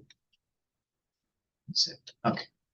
So now I can go ahead and select the patch, select this, say subtract, and then unite with this. And that gives us the patch. Of course, we need to change a few things. So let me actually do that. I've simulated this before, so I already know what the line length needs to be, line width needs to be. Since this is a thicker substrate, for around 0.508, the line width needs to be around 1.15 per 50 ohm line. And gap, you can kind of change the gap to get different values, but I usually use this half the line width on each side. And I'll use an inset of 2.5 millimeters. And I've simulated this before, so I kind of tuned did a parametric sweep of the inset to find exactly what the location is. And it's a little bit different this time because of the capacitance to the side edges and so on, right? So that's what that looks like. Since I already simulated this before, I also know that now since we have cut the patch a little bit, it also changes the effective length of the patch, right? So I need to increase this a little bit so that it matches at 10 gigahertz. And since I've done this before, I know what it's supposed to be. So let's go ahead and simulate this and see what the results look like. Okay, I guess it doesn't like, oh, it doesn't have a port, of course. That's why it doesn't like it. So let me quickly make a port here.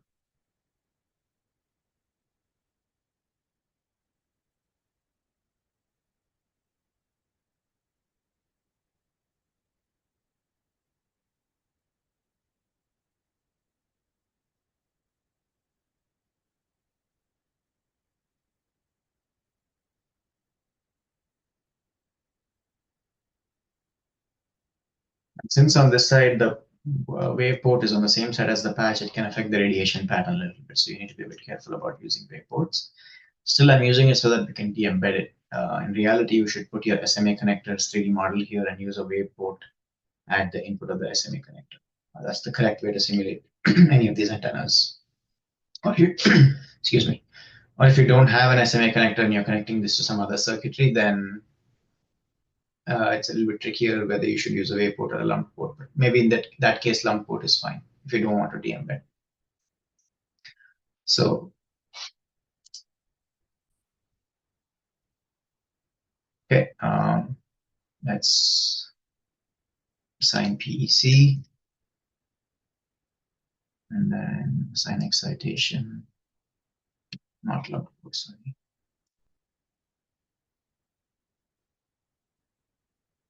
Okay, that's good.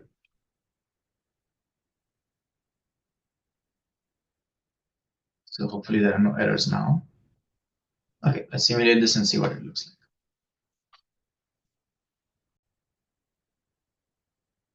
like. Okay, simulation is done and its parameters look good. Same goes for Z. Of course, I have to de-embed this to see the correct value. Let's go ahead and do that quickly. About 11.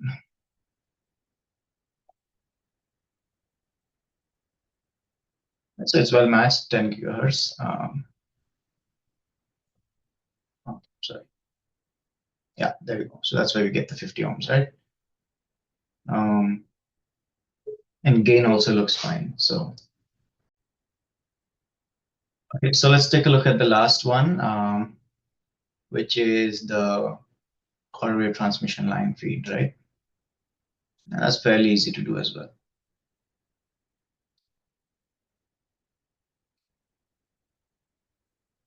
Quarter wave transmission line feed.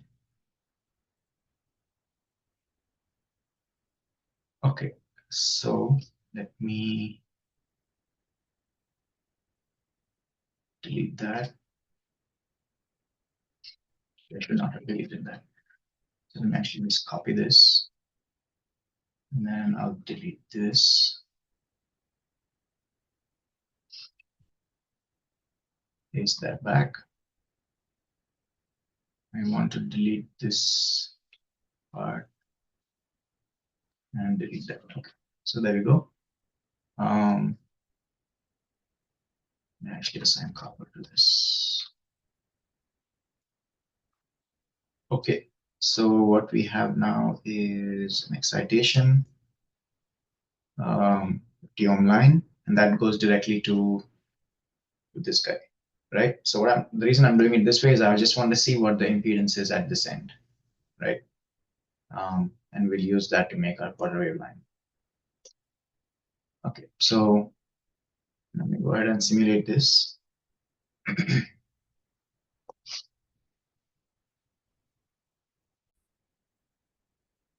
Okay, simulation is done.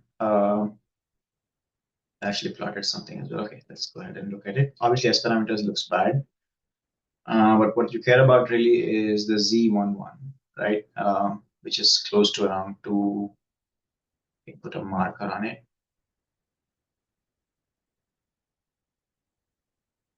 290 or so. And we can also look at the port impedance,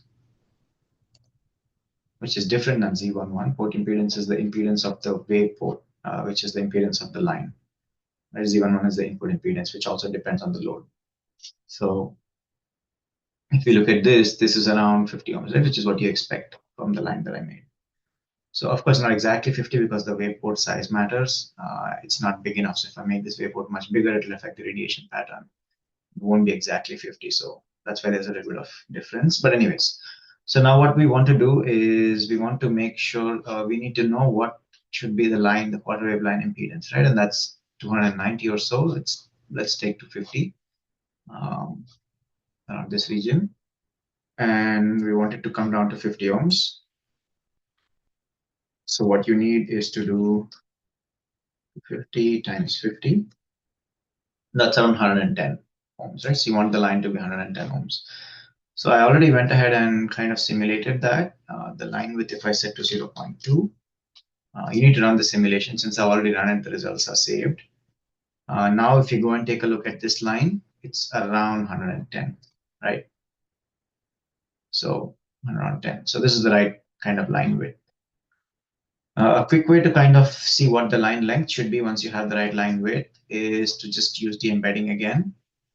So I'll de-embed by, let's say, 5 millimeters, and then renormalize it to 50 ohms, which means that you're placing a 50 ohm port right here, and the rest of it is this line, right? And if you look at it, it's good. It's not great.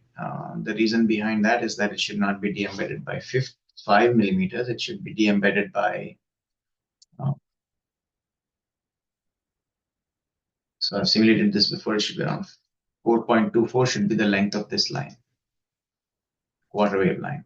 And this is 11.09.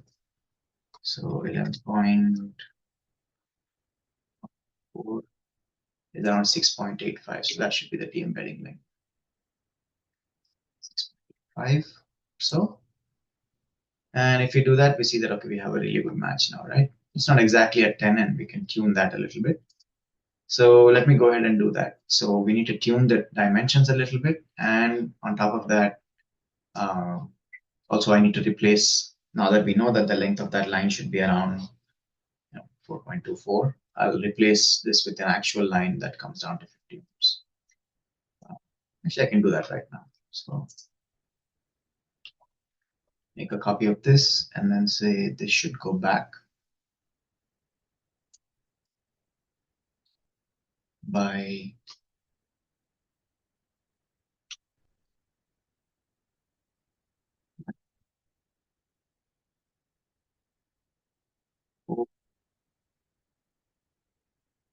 and the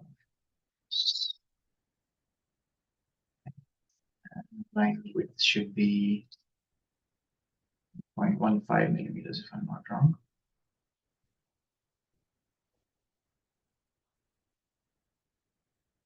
Let's quickly make sure that's correct. That's what we used earlier, I guess.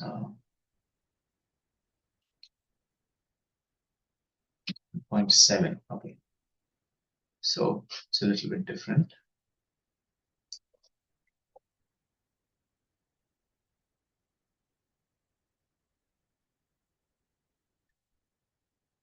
Okay, 1.7, that gives me 50 ohms. And we'll check that, of course. So then I can go ahead and unite these.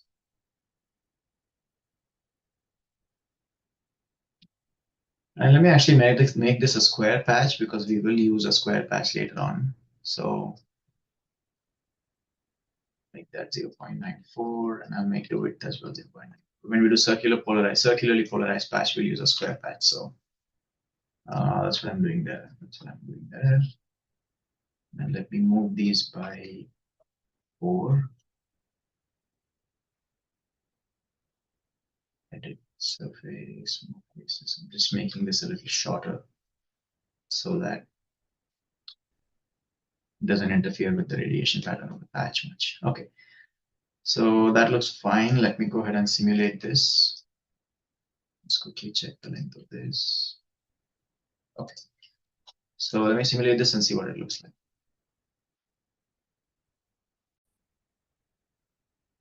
I just realized that the difference, I made a mistake in the dimensions.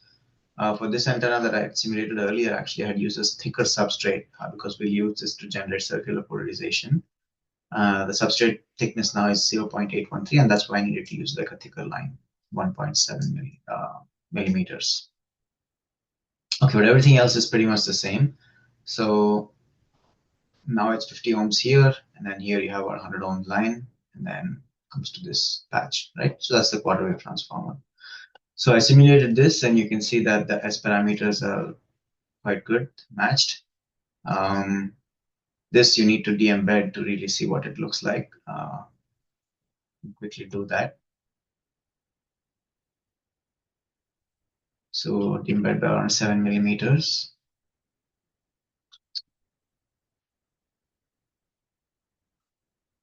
And then you don't exactly still get the right picture because you're looking at the impedance out here, right? This is right. Let me see. Oh, I see. This is correct. Yes. So we should make this. So you see, it's close to around 50 ohms at 10 gigahertz, and that's why it's matched over there. I mean, the reason you have these other peaks is because it's not exactly because of this quarter wave transformer, right?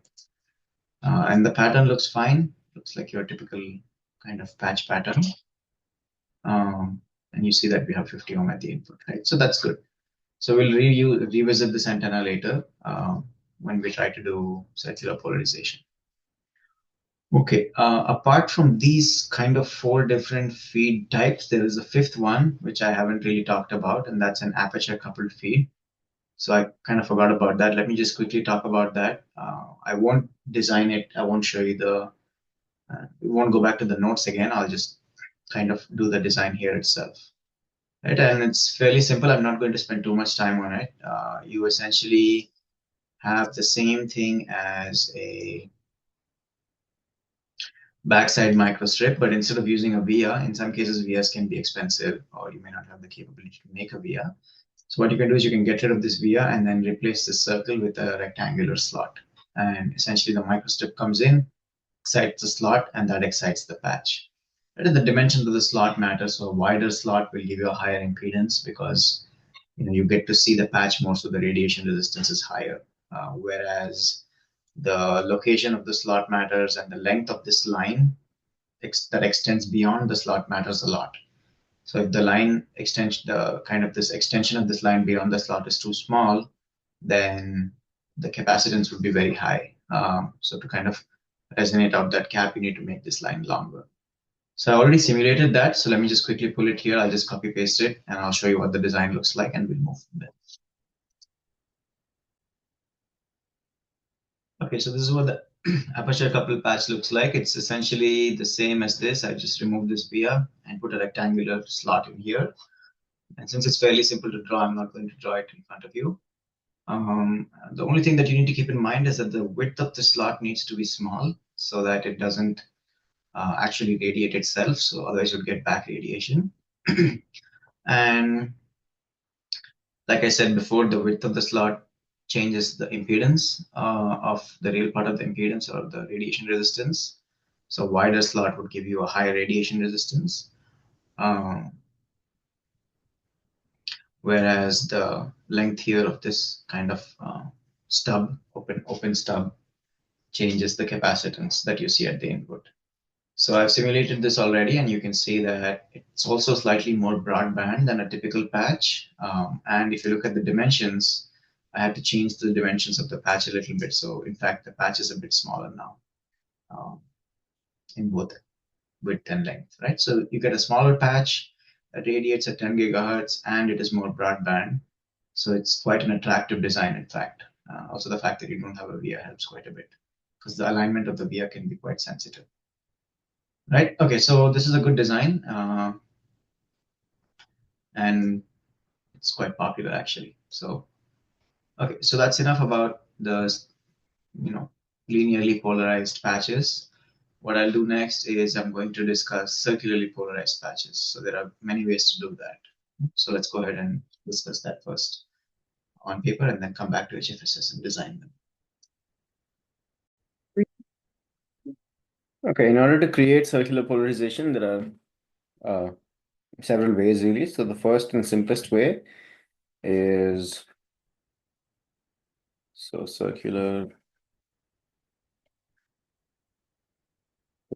circularly polarized patch or circular polarization, CP.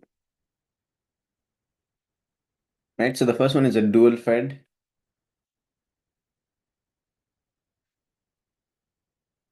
or dual feed rather, circularly polarized patch. And the idea here is the simplest way to create circular polarization, which is you take a square patch, right? And then you need two orthogonal modes essentially. So this mode and this mode. So one feed comes in from here and excites this mode. Another feed maybe comes in from here and excites this mode.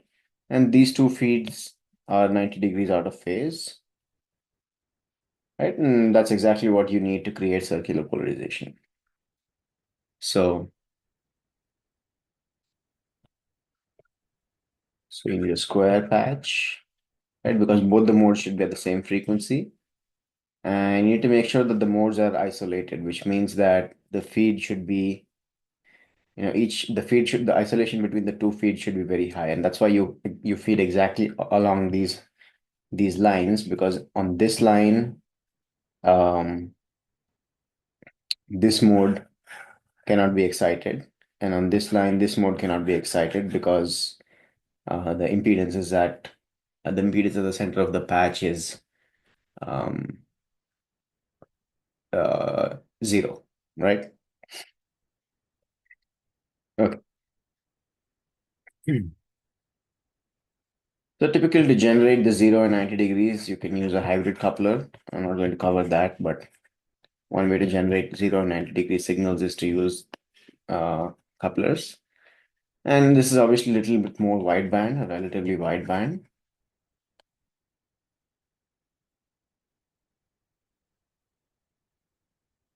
And the bandwidth is limited by the coupler.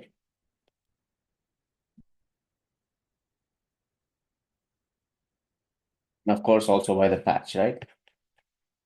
So although the axial ratio or the circular polarization may be very wide band, but the patch itself is somewhat narrow band, right? Because it's limited by its resonance quality factor. Okay, so let's go and do this simple version, and then we'll come back and look at more interesting ways to make circular polarization. So, okay, we pulled up HFSS. So what I will do now is I'll make a copy of this that we made earlier, the SMA with the SMA feed, and call it patch dual feed circular polarized. Okay. So what we want to do is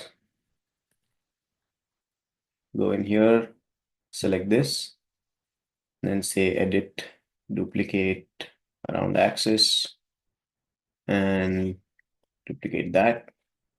That's not enough. We need to also make a cut in the bottom ground. Right, so I'll make a copy of this, say edit, duplicate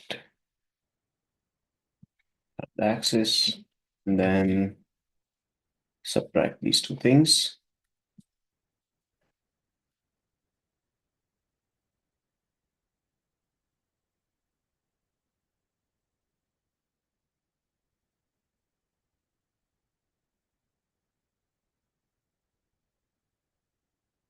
Edit, duplicate around axis.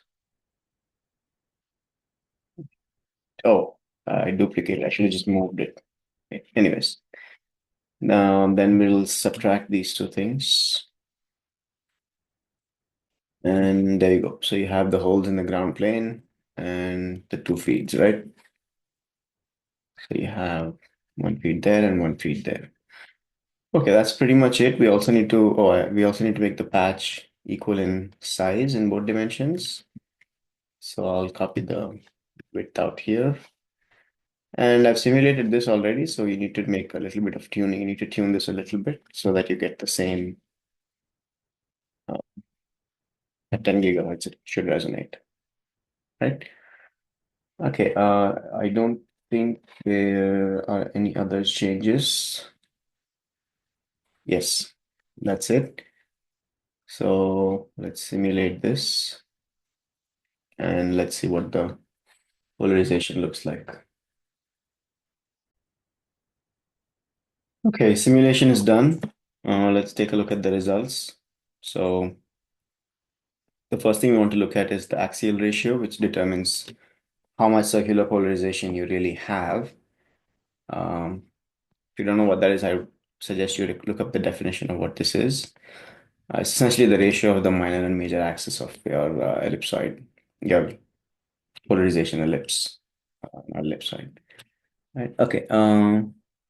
I'll say dB, sweep this over frequency, make this a sweep, and then we only wanted to look at it at bore side, right? So phi should be 90 and theta should be 0.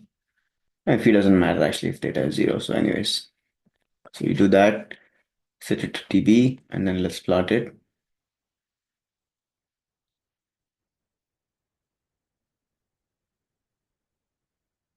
Okay, so obviously the axial ratio right now is showing very high.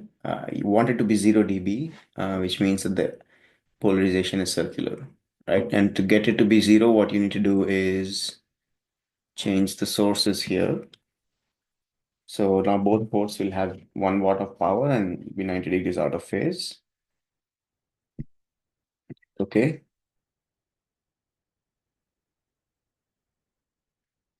And boom, right? So there we go. So it's close to 0, as you can see.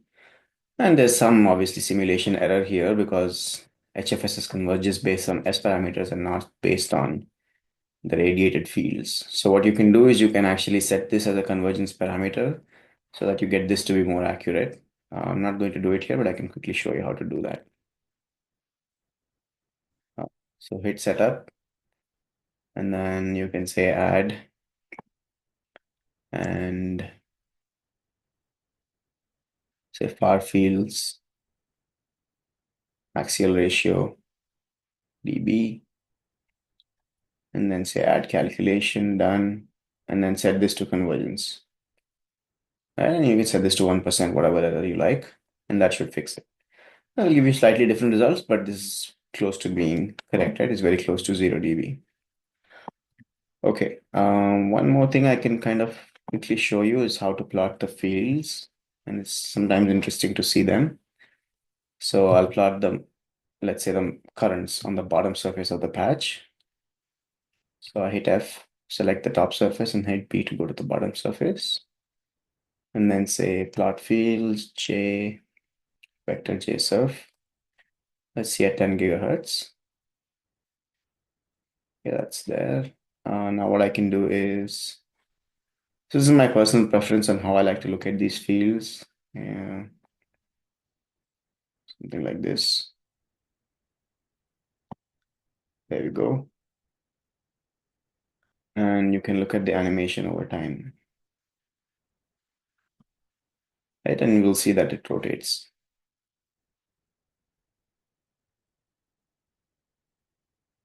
There you go. So you can see that the currents on the bottom surface of the patch are rotating, right? But in reality, for a patch, what radiates is the ground plane. So let's also look at that quickly. Vector J surface, done. There you go. Let's animate this one.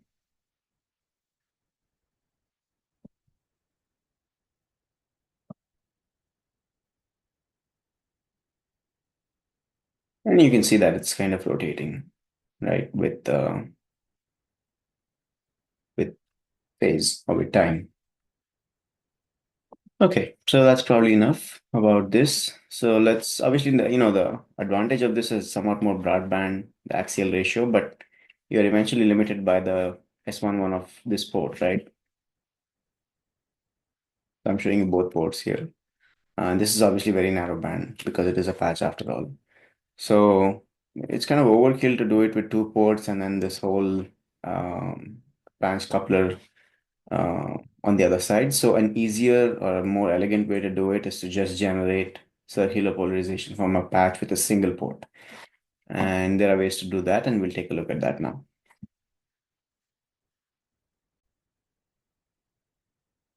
Okay, so the next one is a single feed dual polarized patch. Okay, so what's the idea here? Right, so again, if I go back to a square patch, nice. So you have one mode that's like this and another mode that's like this, right? And the only trick is that you want to excite both modes with the same amplitude and 90 degrees out of phase, right? And the way to do that is to, in this case, excite them at slightly different frequencies. So why does that help, right? So if you look at the phase of a single mode, so I'm looking at, let's say, the phase of the impedance of that mode, right? The input impedance of that mode, then it starts at around 90, goes down to around minus 90. And the reason behind that is that a patch is modeled as a parallel RLC, right? Close to resonance at least. And we know for a parallel RLC that at very low frequencies, it's dominated by the inductance, which means you have plus 90 degrees in the impedance. At very high frequencies, it's dominated by the cap. So you go down to minus 90 degrees. And at resonance, they both cancel each other and you have 0 degrees, right? So if you actually simulate a patch, I'll do that and show you. You don't exactly get this, and that's because you have a small inductance coming from the feed. But this is still a good approximation close to resonance. Okay, so this is minus 90 degrees. And if you look at the magnitude, then it looks something like this. You have at resonance, which is, say, at this point, you have a maximum there, right? And everywhere else it goes to 0. And obviously this maximum is the resistance value, R, right? For the other mode, if you do it at a slightly different frequency, what happens is that the phase response maybe looks something like this.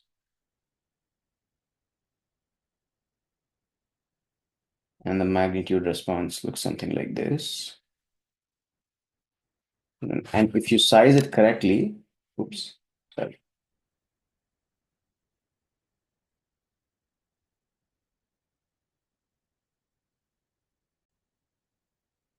And if you size it correctly, what you can achieve is you can achieve a phase difference here of 90 degrees, which corresponds exactly to this point. Right? Obviously, if they're very close, the modes are on the top of each other, there won't be any phase difference. But if you start spreading out this separation, there will be a point at which exactly at the midpoint where the amplitudes are the same, the phase difference is also 90 degrees.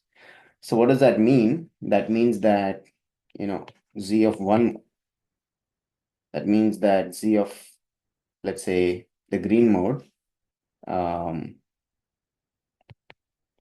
the voltage of the green mode over the current of the green mode is 90 degrees out of phase with respect to the blue mode, the voltage over the blue mode over the current of the blue mode, right? So if you have the same current, which is the case when you have a single feed, right, these two are equal. And if there's 90 degrees phase shift between the impedances, then the voltages would have, or the electric fields would have 90 degrees out of phase, right? Which means the actual modes would be 90 degrees out of phase. And that's the idea.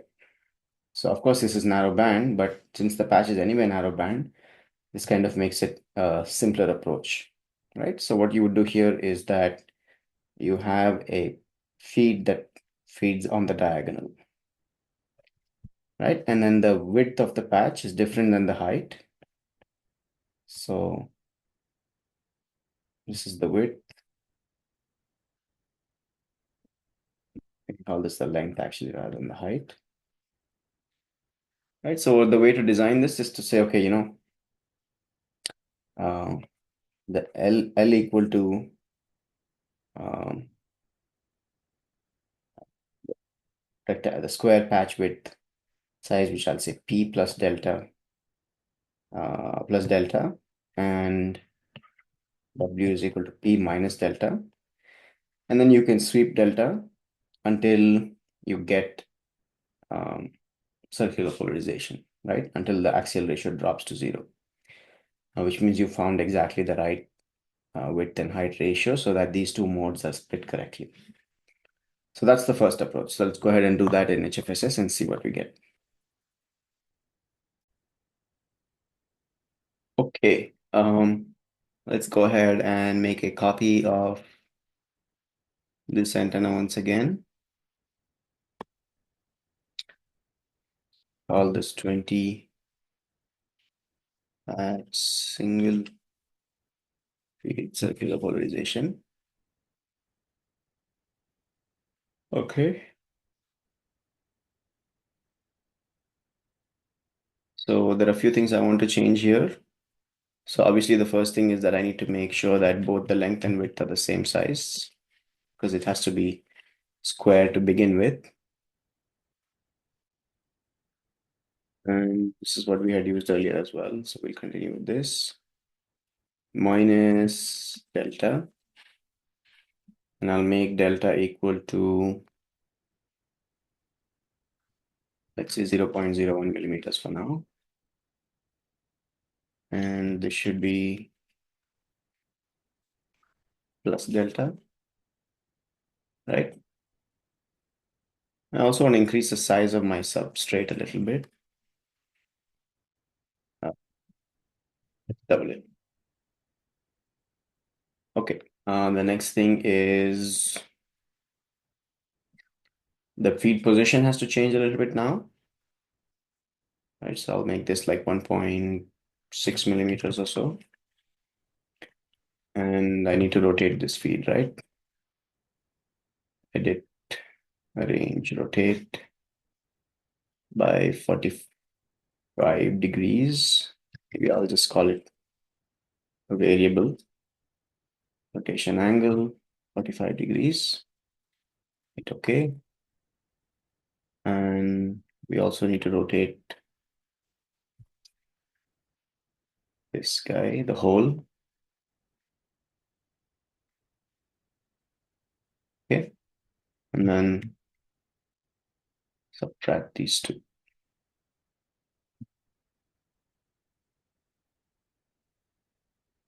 Right. There we go. Okay, so let's just simulate this and see. I haven't done any optimizations yet, but we'll do that.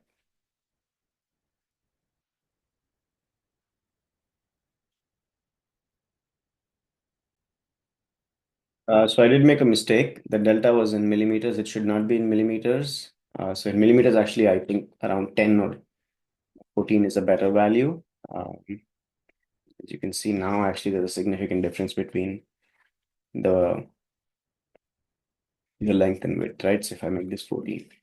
So earlier that was 0.014 millimeters, and that's basically nothing. So you can see. Anyway, so I'll set it to 14 and rerun the simulation again, and then let's take a look at the results. Okay, simulation is done. We can look at the acceleration. We see that it drops at 10 gigahertz. It's still not close to 0, and that's because we need to optimize the dimensions much better than what I just kind of randomly put in there. So the one way to do that is to use optimization using MATLAB, and I've already made a video about that. So let me show you what that looks like. So how to do optimization in HFSS using MATLAB, I've made a video about it here. This covers optimization in MATLAB for Windows. So for Linux, it's a little bit different, and here I'm using a Linux machine. So maybe I'll quickly show you how to set that up. And go from there. Okay. So the first thing I want to do is I change this to 50. So let's make it 14 again. And then, okay, so we'll optimize over the size of the patch. So I'll say edit surface, move faces, edit surface, move faces along normal, 1 millimeters. Then the top and bottom surface, move faces. Actually, I want to set optimum 1 to be the angle of this guy. Edit, arrange. Let's do it this way. Plus up 1. And I'll change up 1 to 0.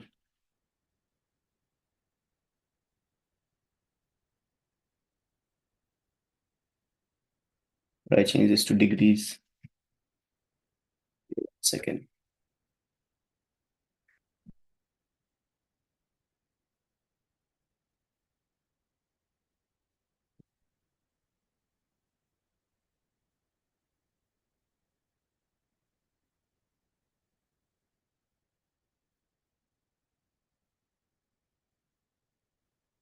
Okay, so now it's not used. So now I should be able to delete it.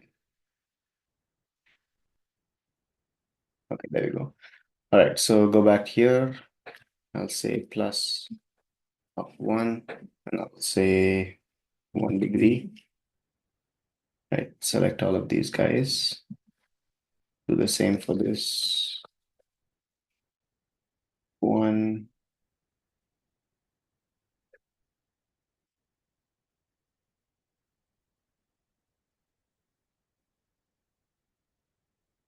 Because we also need to optimize the angle of this guy and the location along this diagonal.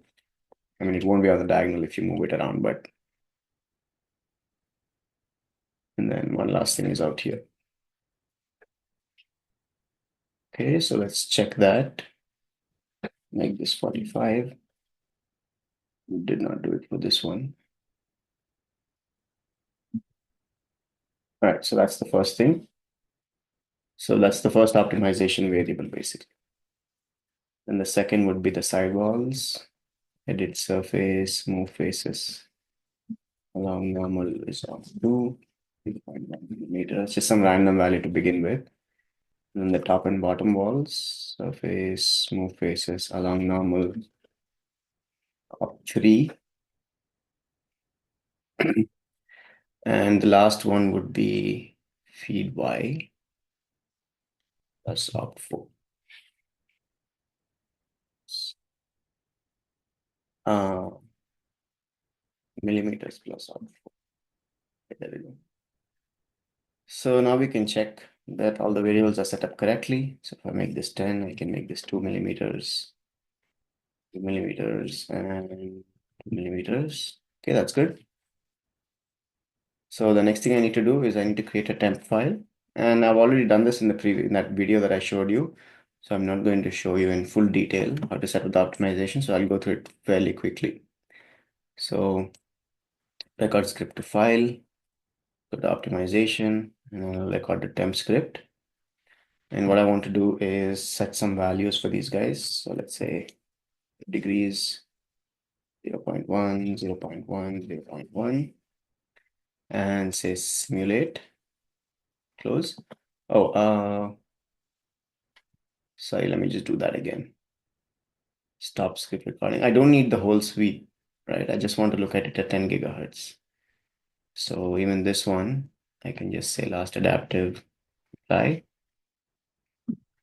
Okay, now I'll say record script to file, optimization, temp, and I'll make these something different. Okay, then say simulation run. Okay, so once the simulation is finished running, I'll come back and we'll continue. Okay, simulation is done. So now you only have a single point, right? And that's what we want. So I'll say export and export it as axial ratio CSV. Save. Yes. Then go back here. Tools, stop script recording. Okay, so then what you would do is open up MATLAB and I'll provide this code along with the video resources. So what you need to do is set up 4 parameters to be 0, lower bound, upper bound, and I'll let you go through this yourself, but essentially you need to open this file, hfss main.py, open the temp file that we just created, and change a few things. So the first thing I would like to change is the directory of the antenna where it's sitting. So I think in this case it's right here, right? So I'll change this directory. And also the file name, just patches.adt. This is also patches. And see, the rest of it you can just copy from here. Actually, no. So let's do it this way. 20, and then these are the variables. The first variable is degrees, right? That we'll be optimizing. Second one is millimeters, third is millimeters, and the fourth is also millimeters. And then make sure that the last part is correct, which I can get from these. And there we go. So it takes this plot and exports it to this folder or axial ratio, right? So once this is done, so this is what runs the simulation in HFSS. And then you also need to run an optimization over it, which is what this function does. And here I'm optimizing over, so let's actually read this file. Yeah, okay, let's read the file. And if you look at S data, it shows you here what the axial ratio is, right? And that's what I'm using as the cost function. So you can go ahead and run this. I have already done this, so I'm not going to do it again. A few things I need to change is the bounds for the degrees. So maybe you can go from -5 to 5. It's not usually that big. -3 to 3 degrees is also enough. And you can change these bounds basically. But you can go ahead and run this and make sure before you run this, you need to close this file, right? Otherwise, it'll try to open two instances. Close it and run the simulation.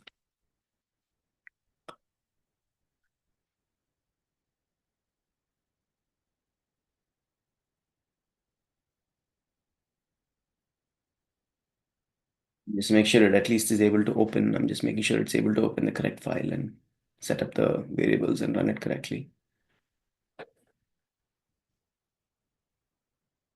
So I recommend that you actually go and watch that other video on how this actually works before you do this, in case you haven't watched that. But if you have, then it should be fairly straightforward how to do this optimization. So optimization should always be done for like the last 10% to just optimize a little bit. It's not good to just randomly put up a design and then use optimization to try to design it for you. So it's a very last mile solution in that sense, right? Okay, so it seems to be working. I'll stop it. Let me stop it and open the file again and come back. Okay, since I've already done this optimization, I know the values and these are the values of the optimization. So of course the angle is slightly higher than the 5-degree limit. So I would say maybe you can set this to like plus or minus 20 degrees when you're doing the optimization. You may come up with a slightly different solution based on what you set the limits to be. Okay, going back here, let's take a look at the axial ratio now. And you can see that it's close to 0, right? At minimum, yeah. So it's pretty close to 0. Of course, the accuracy, like I mentioned earlier, is not very good because HFSS converges based on S parameters. Okay, if you look at S parameters, actually it's slightly worse now. It's not exactly matched. That can be fixed either by changing the impedance of the port, or you can actually include both the S parameters and axial ratio into the optimization. You basically pick the S11 at 10 gigahertz and the axial ratio at 10 gigahertz, take the summation and use that as the cost function, right? So then the optimization will try to minimize both. Okay, so that's pretty much it about this single feed dual polarized patch. Another way to do it is slightly different. It's to use coupling between two modes. So I'll show you how to do that next. Okay, so the third approach to do this is through couple modes on patches. So what's the idea here, right? I'll call it couple mode splitting. So earlier when we looked at this, we said that, okay, these two modes are orthogonal and there's really no way for them to interact with each other, right? Because this mode and this mode um, are orthogonal because this patch is exactly a square or rectangular patch. Whereas what you can do is you can make two modes. So let's say I take a square patch, which is exactly square, right? And then I have one mode like this and one mode like this, right? And they're the same frequency. So now there's no coupling between them. So if I draw, let's say, the impedance, the real part of both the modes would be overlapping each other, something like this. And the same goes for the imaginary part as well. Both the modes would have the same resonance frequency, right? And now what you can do is you can couple them. And there is it's well known in dynamical systems, that if you have two modes or two resonances that are coupled, they tend to split. So a simple example of this is always given using pendulums. So let's say I have two pendulums, right? Uh,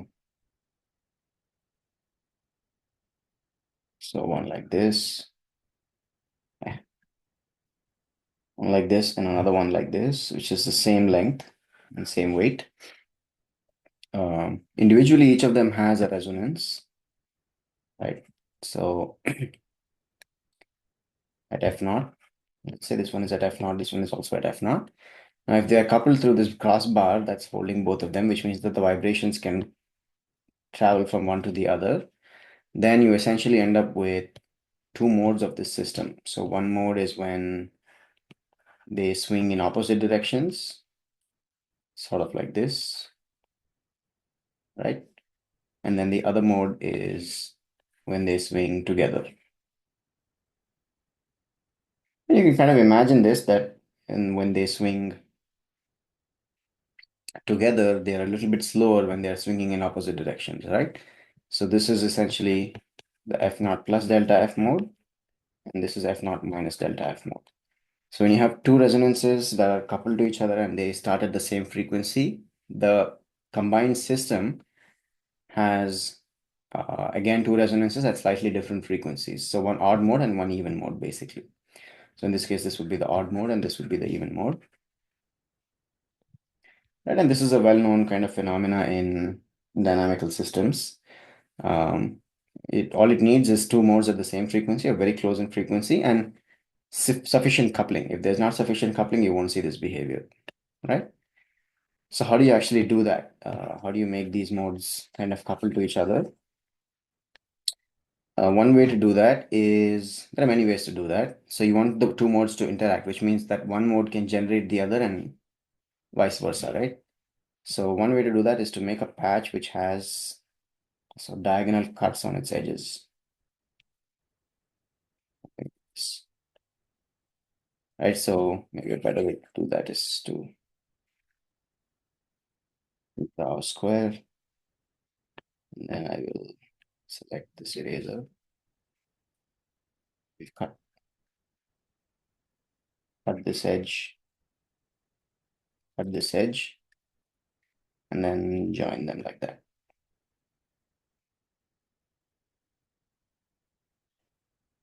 Okay, so what does this do? So what this does is that the current that's flowing this way hits this edge and then creates this mode, right? So, and this mode, of course, gets coupled in this direction because of those edges. So essentially, it changes the boundary condition a little bit so that one mode can interact with the other mode. And that's one way actually that you can make CP patch antennas, but there are other ways as well. And I think a more more. My personal preference is to use a slot inside a rectangular waveguide. And we'll see how that works. Not rectangular waveguide, sorry, a square patch. So you have a square patch, and what you can do is you can cut a slot, something like this. So it doesn't like it when I draw slots. So there we go. So what this does, of course, is that you have a current that's flowing, let's say like this. And of course, because of the boundary condition here, the electric field can only be in this direction, the displacement current. And that displacement current has two components, one in this direction and one this direction. And this direction is what creates this current. And the reason I like this better than the diagonal, sort of this mitred or chamfered patch, is that the current is maximum in the middle for a patch, right? So if you draw the current, it's maximum like that. It's zero here, and maximum here. So it's much easier to have mode coupling when you make when you make the modes interact at the maximum or where the current is maximum, which is in the center here. Right? Whereas here the current is very weak. So creating these diagonal cuts may not create strong coupling as much. Right? And it's also easier to somewhat couple to control the coupling with the size of this slot. So if the width of the slot is very small, coupling is lower, whereas the width is slightly larger, and it also depends on the length of the slot and so on, right? So you can control the coupling parameter very well. Here also you can control the coupling parameter based on the chamfer size, but like I said, the currents are weak on these ends, whereas the current is very strong in the middle. So I prefer this approach. So let's go ahead and actually simulate this. We'll also again use optimization to see how this works. So that's basically the idea, is to use couple modes.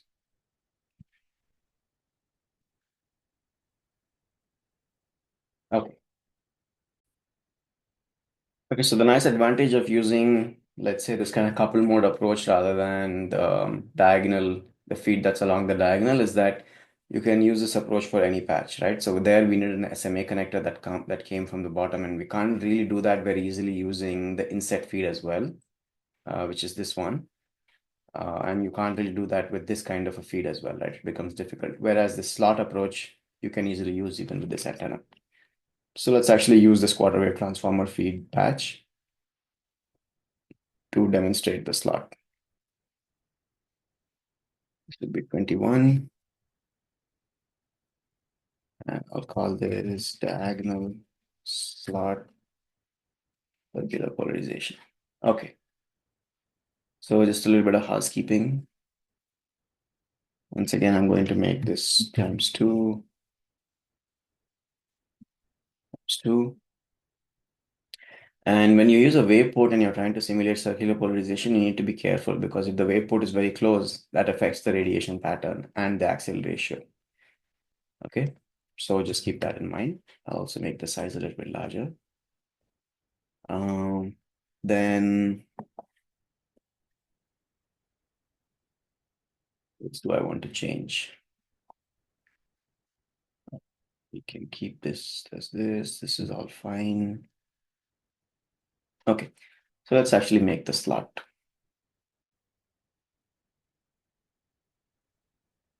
I'll make a rectangle. Hit F3.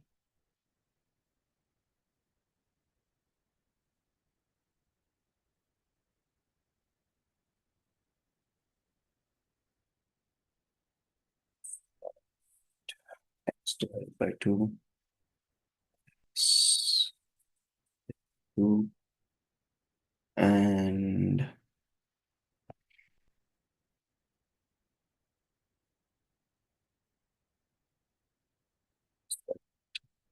slot Y divided by 2. 0. And I already simulated this, so I know approximately these values. Let's make this lambda over 100. And then this will be slot X. And slot. Okay. Oh. This. And then we can rotate this, arrange, rotate, say minus 45 degrees. And then subtract them. Subtract. Okay, so there you have it. So let me go ahead and simulate this, and then we'll see what the results look like. And the size of this should be equal, right? The width and length. Okay.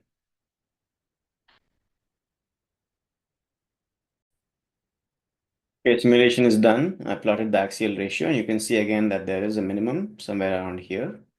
We would like to move that to 10 gigahertz. So once again, we can rely on optimization. You can see actually there are the two modes that are somewhat coupled here, right? Um, Even in the Z parameters, you can look at showing up with two modes. The reason you have these other resonances is because there's this big transmission line in the middle. Okay, so what I'll do to do the optimization is similar to how I set it up in the previous case. I'm going to set it up here, quickly show you how to do that. So I'll select the side surfaces and say edit surface, move faces. We call that optim 1. Edit surface, move faces along normal 2. Uh, should also be millimeters, okay. And then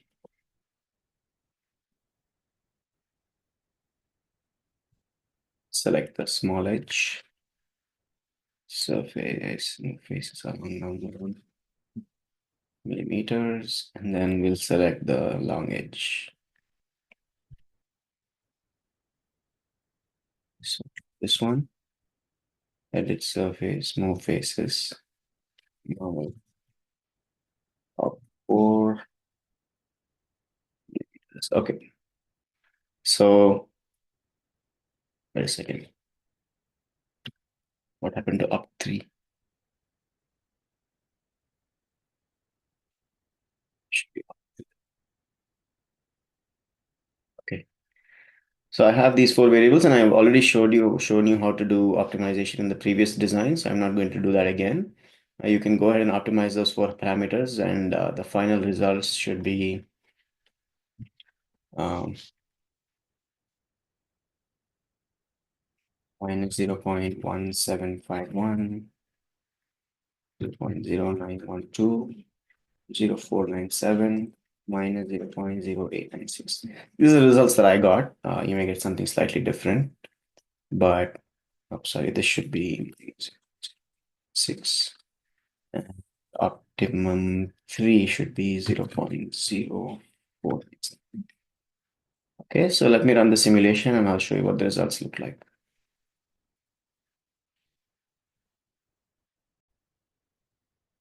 Okay, so you can see the results. It's close to 0 basically, the axial ratio. And again, S11 is slightly worse. It just shifted because optimization doesn't optimize for S11 as well. So you can do that, of course, to optimize both values, S11 and axial ratio. Okay, now that we finished discussing, I think I'm going to stop discussing circularly polarized patches at this point. There's one more topic in patch antennas that I'd like to cover, and then we'll move on to other antennas. So let's do that. So this idea of using mode splitting to achieve circular polarization is kind of cool, but this mode splitting can also be used to generate wideband antennas, right? Because essentially you have two coupled modes that are close to each other, and the overall bandwidth is slightly larger than any of the, not slightly, actually double or even more than double than any of the individual modes. So that essentially brings us to wideband patch antenna design. So I'll call it wideband multimodal patches. I mean, that's one of the reasons that patch is so popular is because it's so versatile. Probably the most number of research papers have been published on antennas in patches. So,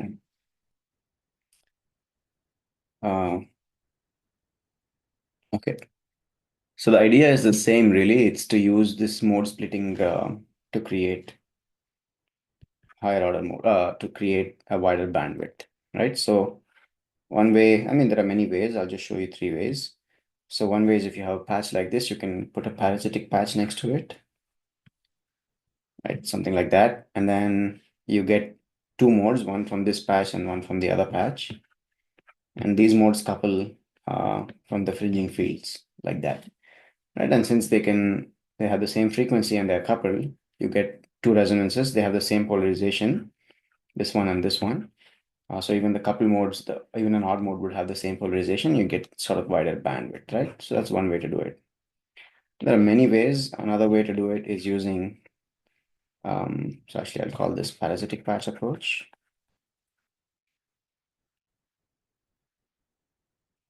Another way is to use a stacked patch. So you have a ground plane like that. You have one patch in the first substrate, and you have a second substrate and a second patch above it, right? So only the first patch is connected to the feed. So maybe you have a feed like this. Once again, you have essentially one mode coming from the first patch, this one, and another mode associated with this patch. And then they're coupled, of course, very strongly here. And that creates your mode splitting. My personal favorite really is what is called the U-slot patch. And there are reasons behind that, which I'll explain. So U-slot patches, you have a patch antenna, and then you cut a slot in the shape of a U, like that, inside the patch. So all of this is metal, basically. So this also is multimodal, and the reason is that the patch itself has a resonance, and the slot, so if you consider the slot cut out in a parallel plate, infinite parallel plate, then that has its own resonance. And you can show that when you couple them, which is the slot cut into a patch, then you get two modes, and that actually gives you very wide bandwidth. Okay, so this case, it's not as good because you have a larger area that you need, right? So this one requires more area, and that prevents you from making it into an array, right? Because you've already taken up the neighboring element space to make the parasitic element. So that's one of the downsides. In this case, you need more layers, although the area, XY area is the same. So you need like a multi-layer PCB, and that can become expensive, but you can make arrays with this. One downside, of course, is that the coupling between neighboring elements becomes very large because you have very thick overall substrate, and that propagates as substrate modes, right? So that can be a problem with that. Whereas in a U-slot patch, it doesn't require more area, it doesn't require more layers, and that's why I really like it, is that it's sort of an elegant design, right? So it's the same area and same number of layers. All you do is cut out a slot inside your patch, right? And that comes for free, basically, in terms of manufacturing cost at least. So that's my preference. That's why for U-slot patch. Okay, so you can find this video on my channel where I already discussed how to design U-slot patch antennas. So that's why I'm not doing it again here to avoid redundancy. So let's go ahead and take a look at the design in HFSS. I'll just copy it here and we'll look at the results. Well, I've already done that, so maybe I won't do it again. I will include it um, in this file, which I'll provide uh, in the description below, where you can download all these files from.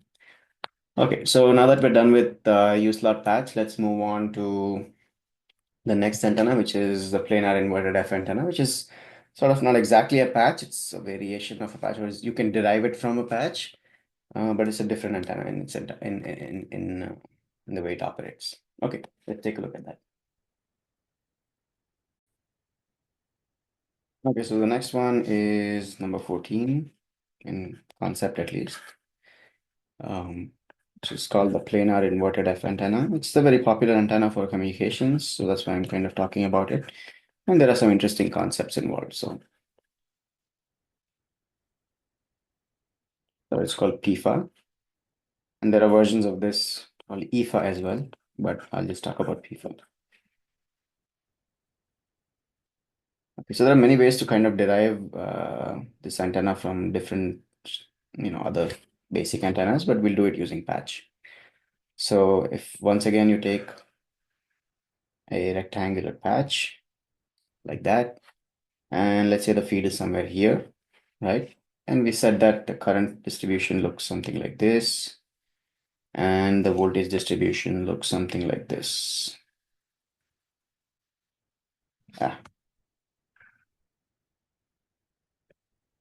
something like that, right? So clearly you can see from this that at this point or in this line, you have a short, right? So what you can do is you can create a short here, an actual short, and then doing that will let you kind of get rid of the rest of this patch, right? So you can get rid of this, and that has essentially miniaturized your patch, right? So that's exactly what a PIFA antenna really is that it's a half patch in some sense, right? So if you go back and look at our circuit model for a patch, we had something like this. You have a feed here, and we said we have a transmission line on one side that goes to one fringing capacitor, then another transmission line on the other side that goes to another fringing cap, right? And that's the capacitance of that radiating slot at the edges, the fringing fields. We said one side is greater than lambda over 4, the other side is less than lambda over 4. And that's why when they are brought in here, one of them becomes an inductor, the other one becomes a cap. And then that's what gives you the RLC. So what we're doing here essentially is that the side that's greater than lambda over 4, we are cutting it down like that, and then placing a short, which is not exactly a short. Every short has a little bit of inductance associated with it. Because of course, if you look at the cross-section view of this, it looks something like this. So you have your feed here. Um,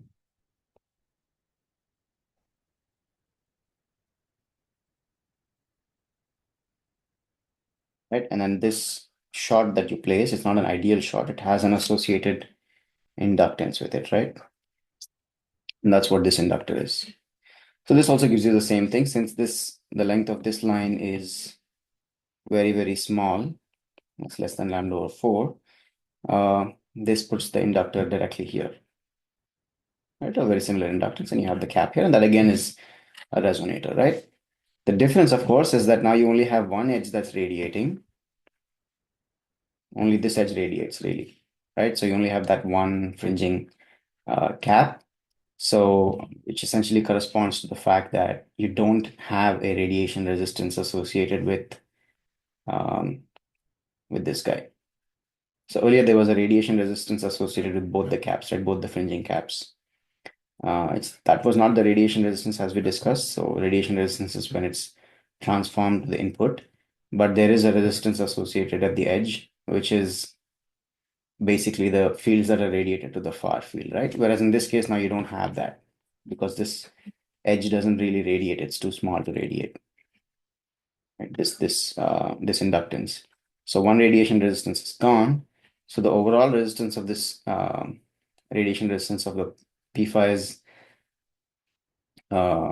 larger, right? And that's why it has a narrower bandwidth as well because the Q is higher.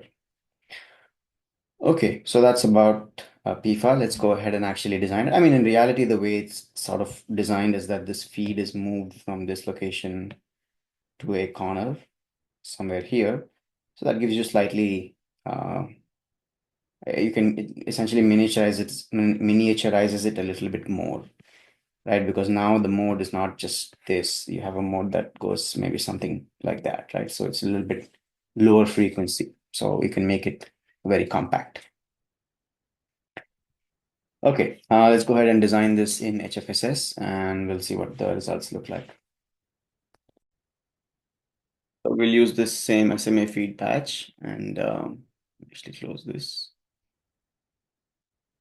And design it from there. So, okay, we need to make a few changes. The first thing is that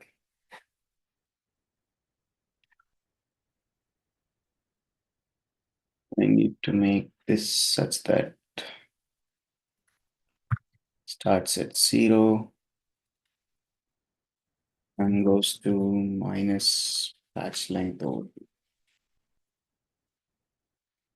Okay, that's good. All right.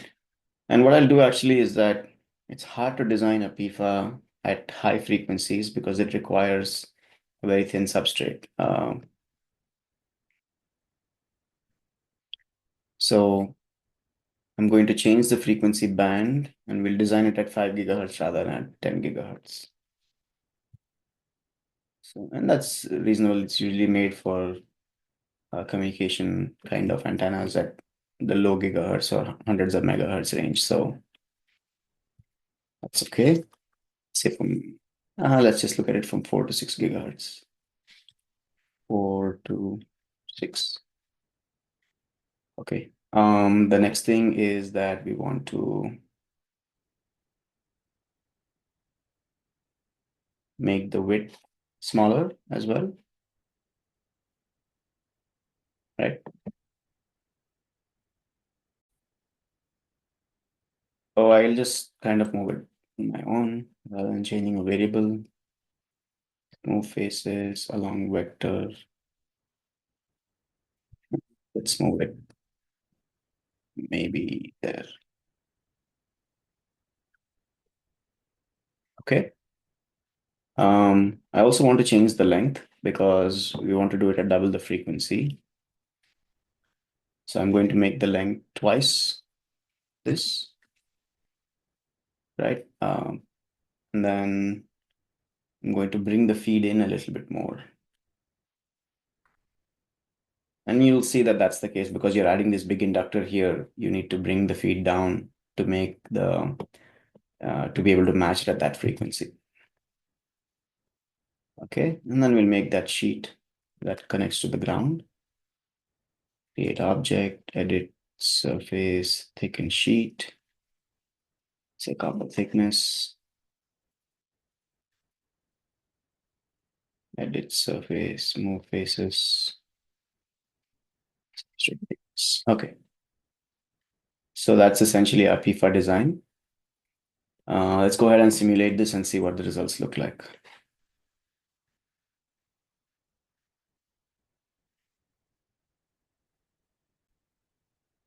Okay, simulation is done. And you can see that I had to actually change this as well, but that's okay.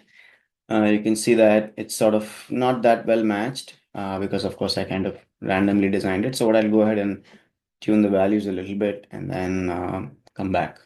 So let me do that. Okay, so what I did is I made a few changes to the PIFA design. I first of all moved it to the center of the ground plane. And it's always important to remember that the ground plane location and size matters a lot when you design these kind of patches or antennas over ground planes. So move that and I changed the patch length, width, and width from the parameter that we used, which is this one, or this one. And then I also changed the feed location. And one last thing I changed is the analysis setup. So I changed this to 5 gigahertz and then simulated it. Obviously, you have access to this design, so you can look at the different changes. And the S parameters are close to matched, close to 5 gigahertz. And of course, you can tune this a little bit more with the patch length. So the gain looks nice and round, and it's slightly lower than a patch, right? Peak gain is around 3.3. So that's about it about patches, I think. I'll probably stop here. We've covered a wide variety of patch antennas. And the reason I spent so much time on patches is because they're very, very popular and very versatile, right? It's also very useful for uh, PCB design and on PCB and on chip antennas. So, okay. Next, let's move on to a few wideband techniques. So one of the downside of patch is that it's somewhat narrow band, and we looked at how you can also make patches broadband. But a more interesting, there are some limitations as to how broad you can really make patches. but there are techniques on making antennas ultra wideband, even though they are planar. So we look at a couple of techniques. So the first one we look at is a Vivaldi antenna. So let's do that. Okay, so the next antenna that we look at is the Vivaldi antenna. So that's number 15. And it's a very popular antenna for wideband applications.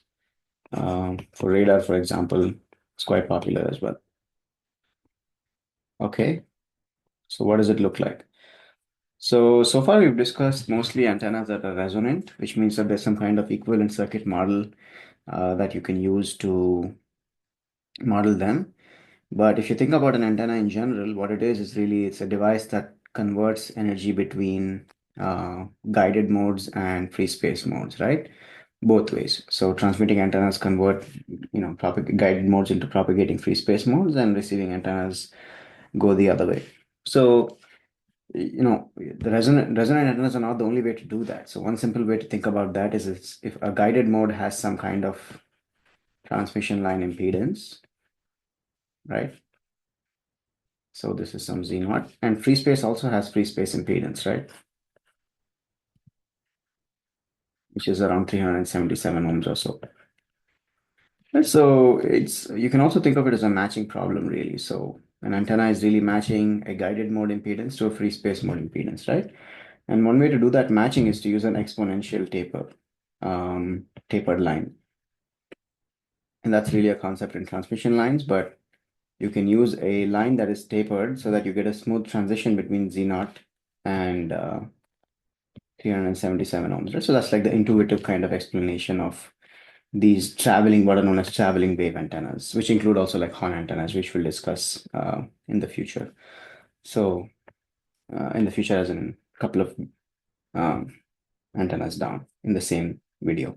Okay, so if you use an exponential taper, then that's essentially what you get, right? So this is free space, and this is your transmission line, right? And it's known that exponential tapers have a very good, very wideband performance because it's a very smooth transition. So there's no reflections, essentially, or no strong discontinuity, so no strong reflections at any of the boundaries, right? So that's one way to think about Vivaldi antennas. So what the design actually looks like is you have a slot line. So slot line like this, and the slot transitions into an exponential taper like that. Okay. So I should move this down. And you can excite this slot from a microstrip line. So the microstrip line maybe comes in something like this.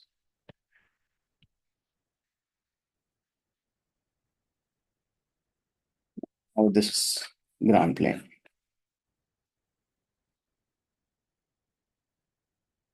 And of course, you can make it more broadband. Essentially, the bandwidth is limited by two factors. So one factor is this transition, right, between the microstrip to slot, and that limits the bandwidth. Another limiting factor is the size of this aperture opening, right? That limits the lower end of the bandwidth, really. So to make it more broadband, essentially you need to make a broadband transition between a microstrip and a slot line, and there are many ways to do that. One way is to use a flared line, something like this.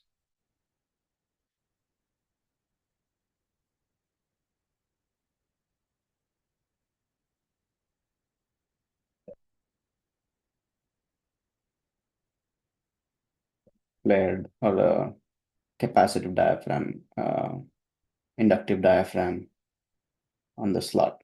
So a circle like that, right? And these kind of transitions are a separate topic really on how to design these transitions and why they are broadband. Intuitively, you can think of them as, you have separate lines of different lengths, and we kind of talked about this before, that are connected in parallel. So that's what makes it somewhat broadband. And it's the same idea for the inductive. I'm calling it inductive, but I haven't explained why it's inductive, but this is kind of an inductive loading, right? Anyways, so in our case, we'll deal with the simpler case of just using a simple microstrip to slot line transition, which looks something like this. And we'll see also that if this is properly designed, this can also give you very wide band performance. So that's essentially the intuitive kind of explanation behind Vivaldi antennas. So let's go ahead and actually design one in HFSS. I'll show you how to draw it and design it in HFSS.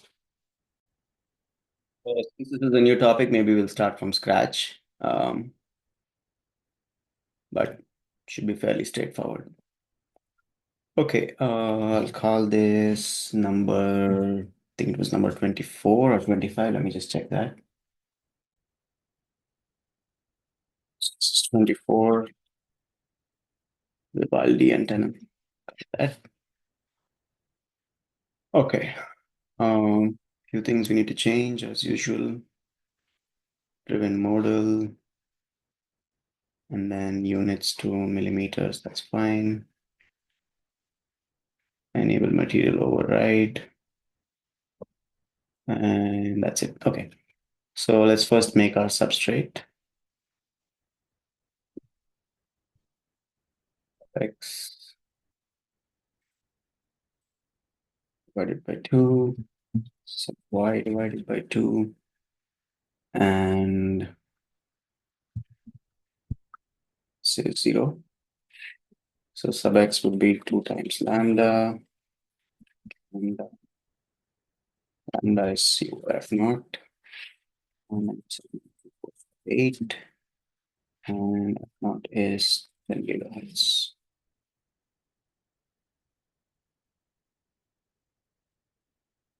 Why is it not okay with 2 lambda? Okay. Right. So x, y, and substrate thickness 0.508 millimeters. Okay, that's what that looks like. Let's assign a material to it.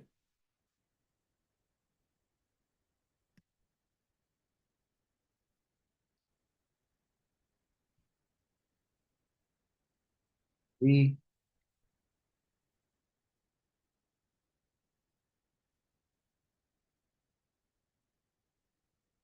okay.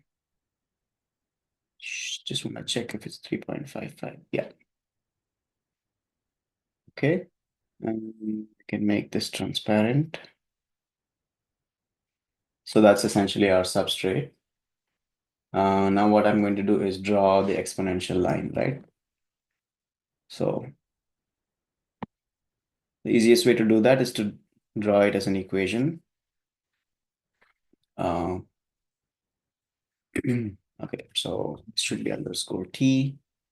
This can be slot width divided by 2.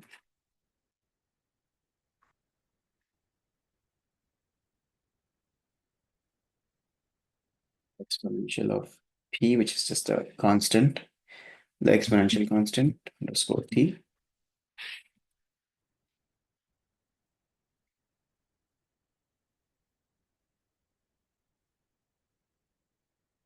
The slot width, I'll set it to 0.1 millimeters and p to be 204. Okay, then this should be substrate thickness, and we'll start and stop from 0 to the antenna, which is the length of the antenna, which I'll make half the substrate width. So there we go. So you see that that's the line. So now what I'm going to do is sweep this line, sweep along vector, and I'll sweep it from here all the way to there. And then hit OK. So that creates that. And then what you can do is select the top surface, create object, and then intersect these two objects. So that creates the top taper, right? And then I'll edit surface, thicken sheet, copper thickness, 0.35 millimeters. Okay, and then we'll assign this to copper.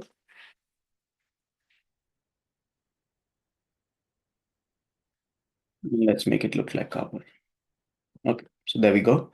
So that's our first half. And what I can do is duplicate it about the origin. So you need to be careful that you select the origin and not some other point. Duplicate it in Y, and that creates our exponential taper. So now we need to create the feed part on this side. That's fairly straightforward. So I can even do it manually. Minus sub x divided by 2, sub y 2, 0. And this should be sub x. So x divided by 2, sub y, and copper thickness. Right, so there we have it. You can unite all these three. Oops. Let's hide this guy. Unite these guys. No, something's wrong. Yes, of course, this should be substrate thickness. Okay, there we go. So if you unite these, there we have it, right? So this is our exponential taper. So now what I'll do is I will create from here a slot line, right? So this should be 0, comma, minus slot width divided by 2, substrate thickness, and slot length. I'll say 8 millimeters. And then the Y size is the slot width. Should be of the thickness. Okay. So now we can go ahead and subtract these. And that creates our slot. Again, I've simulated this before, so I know exactly what the length of the slot needs to be. All right. The next thing we need to do is we need to create a microstrip line that comes in here and excites this port, right? So let me actually do that. Okay. Let me actually just make it like this. All right. So the x position should be minus substrate x divided by 2. Y position should be minus line width divided by 2 plus line y. And this should be 0. So line width is 1.15 millimeters. For this substrate, I know that that makes it 50 ohms because I've simulated this before. Line y 5 millimeters. And then the x size should be the line length.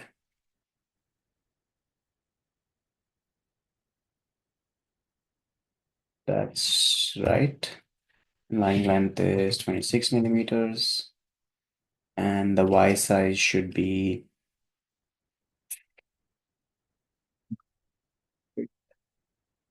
minus of copper thickness. Okay. So you see that we have a microstrip line now, right? There you go. It's not complete yet. What we need to do is we need to make a right angle transition here, right? So what I'll do for that is I'll select this face and say edit surface, create object, edit surface, thicken sheet, line width, and then edit surface, move faces along normal, line length 2, 8.5 millimeters. And that creates a nice overlap. But it's very important to keep in mind that when you make right angle transitions, you should use a mitred line. You can read about what that is. Essentially, that this extra piece here creates a capacitance in the line, which can cause some reflections back.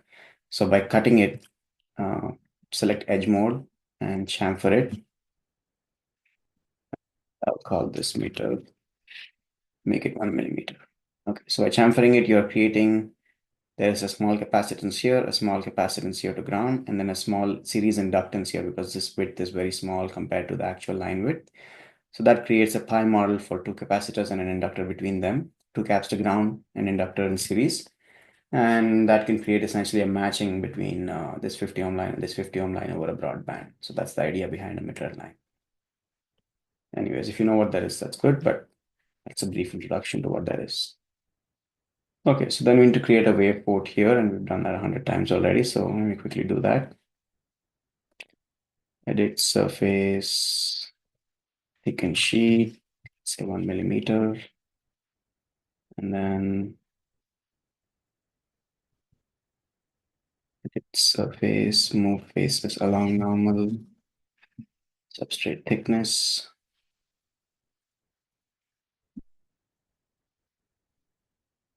Edit surface, move faces times 5. Surface, move faces along normal, substrate times. Okay, so that creates our waveport backing at least. It doesn't need to be that thick. Sine excitation, port, waveport, sine material, PEC. Okay, so we have our substrate. We have, oh, this should be copper.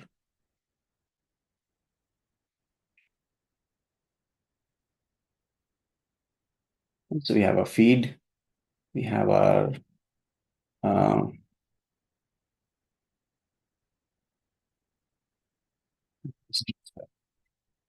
so we have our microstrip feed, microstrip to slot line transition here, and then the Vivaldi, right? So let's go ahead and simulate this and see what that looks like. So I need to create an open region, and I'll create it at 10 gigahertz, and then add analysis. So 10, 20 passes, two converged passes. We'll go from 1 to maybe 20 dB. Okay, so let me go ahead and simulate this. And we'll see what the results look like. Okay, simulation is done. So let's take a look at some results. If you look at S11, it's very broad band. It goes from like 5 to almost 17, 18 gigahertz, 17 gigahertz. We can look at the far field pattern.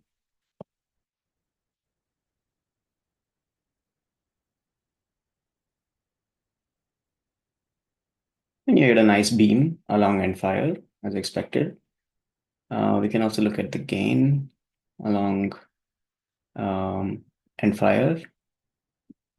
Or let's just look at the peak gain. Peak realized gain over frequency. Oh, sorry, I did not save it.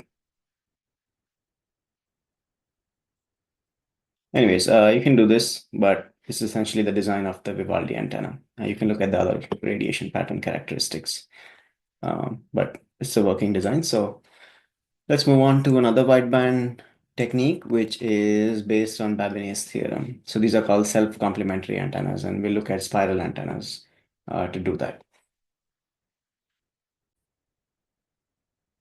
Okay, so the next one is 16, which is planar spiral antennas.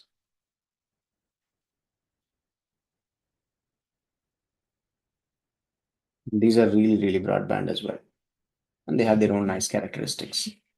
So Babinet's theorem is a theorem in electromagnetics or applied EM, which one of the consequences of it, Babinet's theorem or Babinet's principle, says that if you have two antennas, planar, and they have self-complementary designs, which means that wherever there is slot in one antenna, there's a metal in the other one, and back and vice versa, right?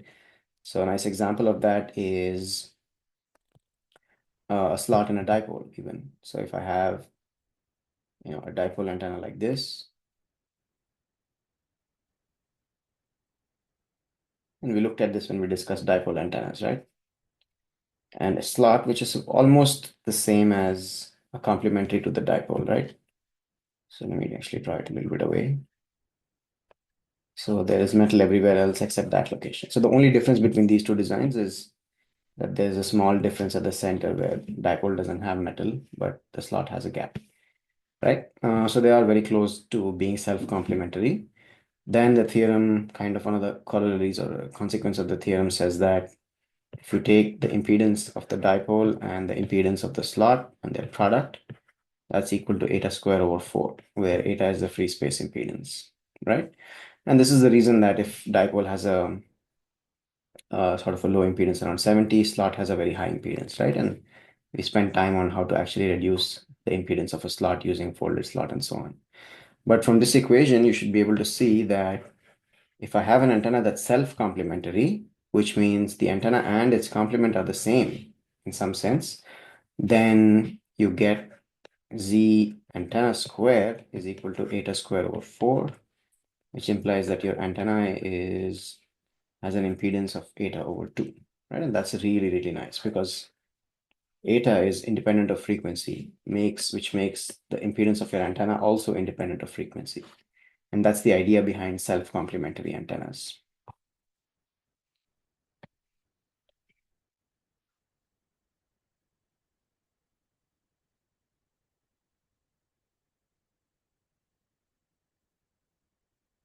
Other ways to kind of evaluate wideband techniques like this, but this is one way that works well. Okay. So one example of a self-complementary antenna is a 90-degree bow tie. If I have a bow tie antenna like this, right, it's complementary design. So like if I fill all of this in, its complementary design is something that looks like this, right? So all of this is metal, all of this is metal. I have a slot now like that. And of course, you still have metal around this. So it's not exactly self-complementary, but it's close. You can see that rotating this antenna by 90 degrees gives you something that looks something like this, right? And they are very similar. Of course, if you make this bow tie very large, infinitely large, then it becomes exactly self-complementary. And if you have no gap in the middle, right? And then the bandwidth is really infinite. But since you don't have this exact complementary design, you have a low frequency limit coming from the fact that you've truncated it here, and the high frequency limit that comes from the fact that you have a gap here. You get a limited bandwidth, right? And we discussed bow tie already before, so I'm not going to do it again. But the more interesting case that we can talk about here are spiral antennas or planar spiral antennas. So what they look like is there are two designs that are typically used. So one is Archimedean spiral.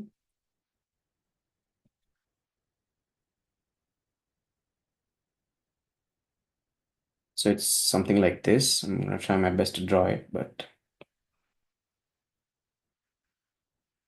so you have one arm like that, and the other arm looks something like this. Okay, and the reason it is self-complementary will become clear when we actually draw it. Here I have very thin lines, but if you make them thick, you can see that the gap between these two spirals also form its own Archimedean spiral.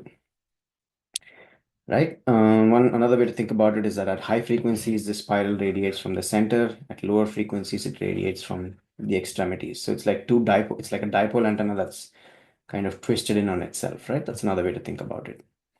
It's very nice because it has a very broadband radiation pattern from the fact that it's self-complementary. Once again, the width of it or the length of these arms determine the low frequency limit, and the gap in the middle determines the high frequency limit, right? So that's one way. Archimedean spiral, basically the one kind of property or design rule is that the width of the line remains constant.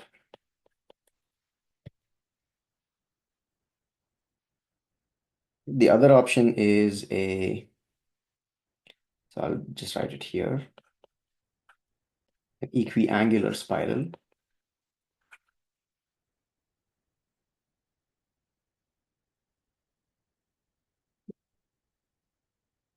That looks, again, this is not a very good drawing of it, but it looks something like this. So it starts off thin and then becomes thicker and thicker and thicker like that.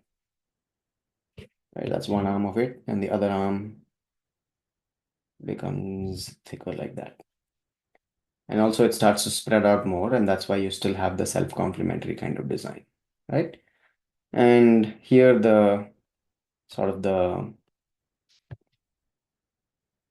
property is that the width, the line, is proportional to the angle. So as angle increases, the width also increases. So these are the two examples that we'll consider in this case, the Archimedean spiral and the equiangular spiral. Drawing them is actually not that trivial, but luckily for us, MATLAB has a really powerful tool, a really useful antenna tool that we can use to draw them and then export the drawings to HFSS. So let's quickly do that.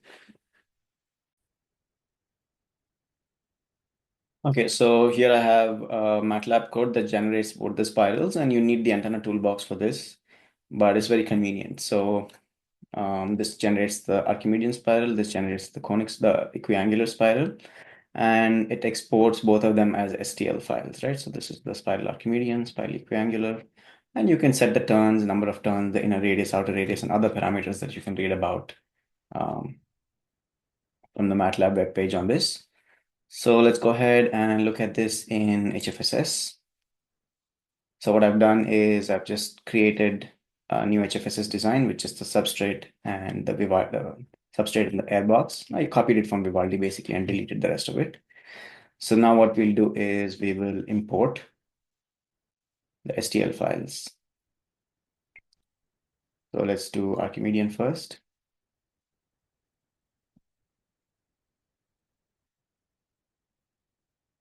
Uh,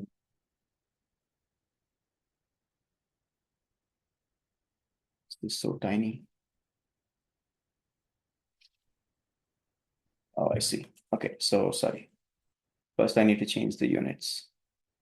Let's make it meters, and then we'll import because that's how the STL file was exported. Okay, there we go. Okay, so that looks right.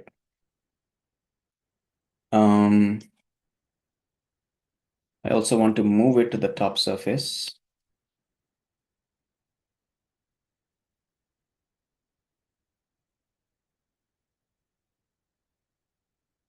Right, thicken the sheet. Edit surface, thicken sheet, of the thickness. Let's make sure it thicken in the right direction. Yes. Okay. Um, copper. There are many ways to feed this. I mean, you can feed it using a twin pair line from the middle, but in this case, we'll just use a lumped port excitation. So how do you actually do that? So what I can do is I can create a line here like that, and then say, change it to a rectangle of maybe 0.1 millimeter, let's call it. Okay, maybe that was too much. 0.2 millimeters. All right, so then I'll edit surface, thicken sheet, minus copper thickness.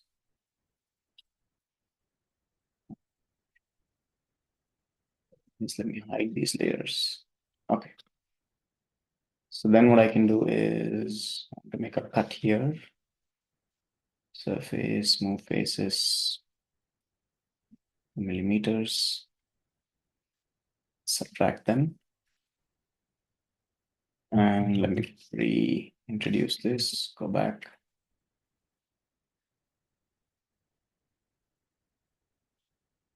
Use this as our wave port, lump port.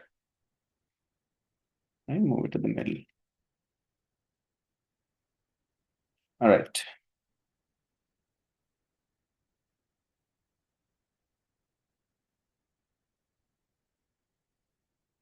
Do that. 50 ohms. And that's about it. So let's simulate this and see what it looks like. The simulation is done. I simulated it from 1 to 30 gigahertz. Actually, I increased it a little bit. Let's take a look at the results. So S11 is very well matched. I did change the input impedance to about 100 ohms.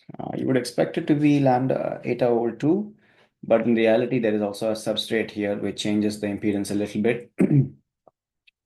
It's not air, right? So that's the difference, and that's why it's slightly lower. But anyways, so it's matched all the way from like close to 1 gigahertz, 2 gigahertz, way beyond even 30 gigahertz. And if you look at the gain, realized gain, peak realized gain, it's fairly constant. And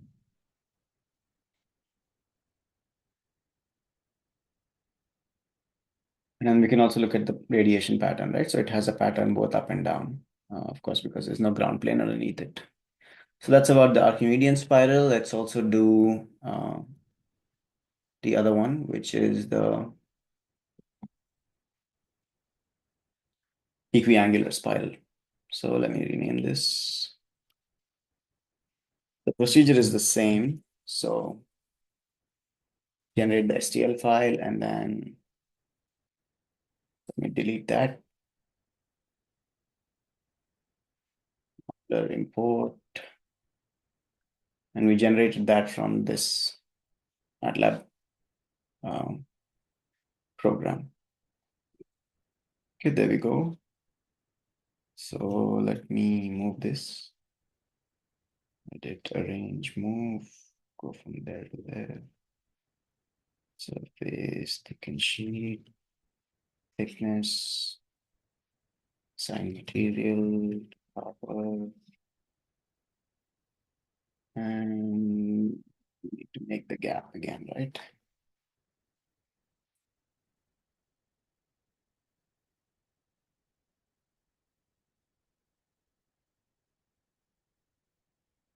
These type rectangular with 0.2 millimeters.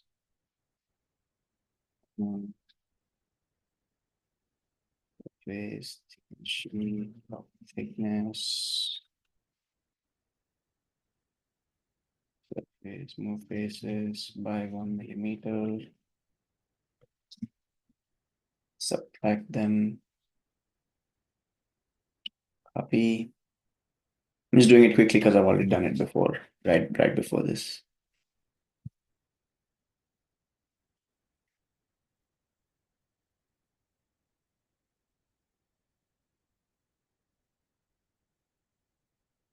Okay, and then we'll assign excitation.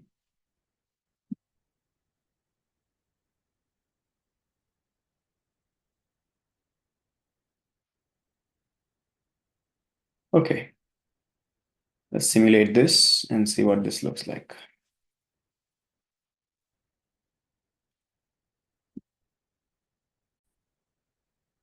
Okay, simulation is done. One correction I would like to make to the Archimedean spiral results is that the realized gain I plotted without dB, so that's why it was a bit weird. And now you can see that it's very stable, right? The gain over the frequency, it's close to 5 dB. So let's go back to equiangular spiral, look at its results. So again, it's fully matched from close to, I don't know, 2 gigahertz, way above 30 gigahertz. Very similar results to the Archimedean spiral, just a slightly different design. And even the gain, if you look, it's sort of close to 5 dB over the entire band, right? So these are two very nice designs of ultra-wideband antennas. Of course, the downside is that you have a beam going up and down, and there are ways to mitigate that. So what people do is that they add cavity backing underneath it. So of course, once you add a cavity, it's no longer, it cannot, it doesn't obey Babinet's theorem anymore because now it becomes a 3D structure. But there are other ways to analyze spiral antennas which don't rely on Babinet's theorem. And based on those techniques, at least, this approach still can produce wideband antennas. So using a cavity-backed spiral is a very standard technique to generate ultra-wideband antennas, which we won't really talk about much more here. Okay, so now that we're done discussing some wideband techniques, the next thing I would like to talk about is horn antennas, which are again a huge class of antennas. We'll do a few of them and then we'll see some interesting results there. So let's do that. Okay, so the next one should be number 17. Oops. Number 17. And we'll start with the simplest, which is the pyramidal horn antenna. A lot of time can be spent on deriving all kinds of equations for pyramidal horns. Since this video is focused more on design in HFSS, I'm not going to do that. I'll just briefly introduce kind of the basic idea, and then we'll go ahead and do it in HFSS. So there are already dozens of videos on how to draw horn antennas in HFSS, but I'll still do it just for the sake of completeness here. So the idea is that you take a rectangular waveguide, and that has, of course, its modes, right? So the fundamental mode looks something like this, right? And then you transition that into a larger aperture that radiates into free space, something like that. And then that becomes the horn, right? It's not a very good drawing, but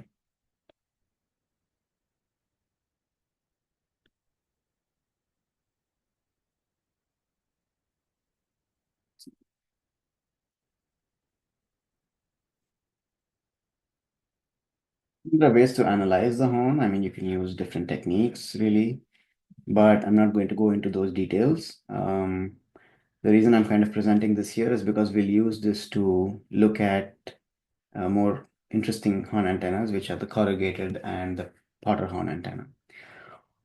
Okay, so I mean, it's fairly straightforward. You design a waveguide and then you can assign an aperture width and length, and then also the length of the taper, W, and the dimension is like that. Right, and based on the size of the aperture, you can determine the gain, but also you need to make sure the length of this antenna is long enough so that you don't have a very sharp transition, because that can introduce some side lobes, right? And the downside of pyramidal horn, and we'll see it in simulation as well, is that it has side lobes in the E plane. And the reason behind that is the mode, right? So the TE10 mode looks something like this. It has a strong electric field in the middle, which becomes weaker and weaker towards the edges, right? So it's zero out here and out here. So if you look at the magnitude of the electric field, it is sort of strongest in the middle and zero on the edges in the H plane, which is, so this is the H plane. So H plane is the plane that contains the K vector and the H field vector, right? And the E plane is this plane. Whereas in E plane, the magnitude is constant, right? At least in each cut. And so you get essentially, if you look at the E plane magnitude, it's a square, it's like a rectangular window. And the H plane magnitude has some kind of a tapered sinusoidal window, right? And I mean, it's well known in antenna theory that the far field radiation pattern is a Fourier transform of the near field currents or the near field. So in the near field, if you look at the electric field in E plane, it has a rectangular window, which means in the far field, it should become a sinc function, right? Something like that. Let me actually do this down here.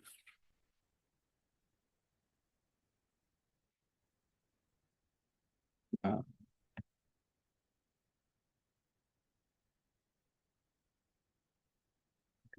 Stay consistent on the colors.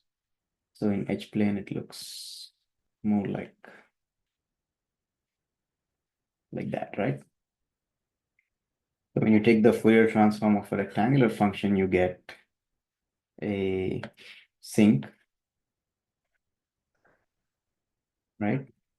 Whereas this looks almost like an exponential taper. So Fourier transform exponential is again another Gaussian, right? Exponential as in Gaussian. So Gaussian goes to Gaussian and rectangular goes to sinc. And that's the reason why you have these side lobes in the E-plane, whereas there are no side lobes in H-plane when we look at the radiation pattern of this pyramidal horn, right? And that's one of the downsides, is that when you want to use it as a feed for a reflector antenna, you don't want to have these big side lobes on the side, because that can cause some unwanted multipath radiation to the far field. Also reduces the aperture efficiency. So we look at techniques to reduce that, but it's important to kind of understand where it comes from, right? So you have these edge currents essentially. Another way to think about it is that there are strong edge currents that propagate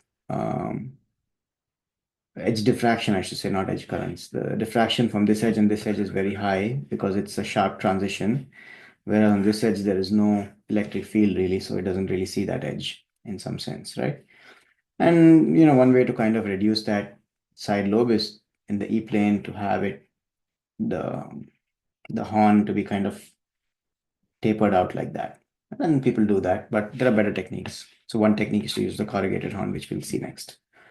So let's go ahead and quickly draw the pyramidal horn and take a look at its results. And then we'll come back and discuss other techniques. Okay, drawing a pyramidal horn is very simple. So what I've done is I've made a copy of this Vivaldi and deleted all the Vivaldi components. So I just have an air box now. There you go. So what I'll do is I'll go ahead and start drawing it. It's very simple. Make the rectangular aperture for the waveguide. So this would be minus WR width divided by 2 minus WR height divided by 2 and 0. So this is 0.9 inches. So I've taken these values from a standard gain horn antenna online, which you can easily find. If you have your own, you can also design that. There are also ways of design equations on how you can design a horn antenna for a specific gain. But since simulations are so fast, it's really not that hard to do it, even using some tuning. But typically, at least in my research or in my work, I use horn antennas that are already made. I don't make my own. So I'll just get the 3D model or the design diagram from their website and then simulate it myself from that. Right? So that's what I've done in this case as well. I picked a standard gain horn antenna online, and that's where I've gotten these numbers from. Okay, so that's the rectangular waveguide aperture. Then I need to make another one similar to this for the antenna aperture. Aperture width, aperture height, and the aperture length. This is 2.595 inches, 0.047 inches, and 4.3 inches. Aperture width, aperture height. Right, that's the second one. Okay, what I'll do is you can do it different ways. So maybe we can just say thicken sheet minus WR length. And I'll make it equal to lambda. And then I'll select this face, say surface, create object. And hit object selection, select this face and this face, and then say edit surface connect. And that makes the inside of the horn. So then what we can do is select all these faces basically. Let me actually unite these two things. Unite, select all faces, and then deselect the front and back face. And that makes a horn shell. Edit surface, create object, edit surface, thicken sheet, thickness, and then make that visible. Assign material.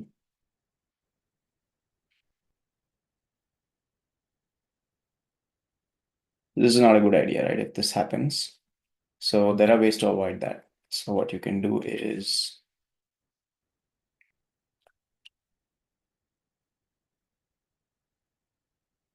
edit surface, thicken sheet,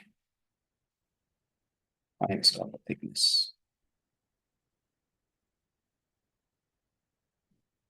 Right, so now there's an overlap.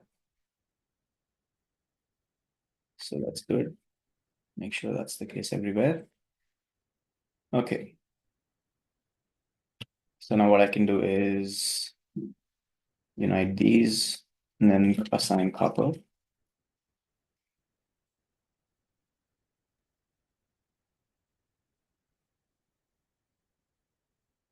Select this face, say edit surface, create object, hide it, delete the internal structure, and we will assign a wave port. Assign excitation port, wave port, and it'll ask you if you want a backing. You can say yes, a 1 millimeter backing is good. Okay, that's pretty much it. That makes our horn antenna. So let's go ahead and simulate it. Non-manifold edge. Yeah, that's what happens when you have kind of layers overlapping. Okay, that's an easy fix.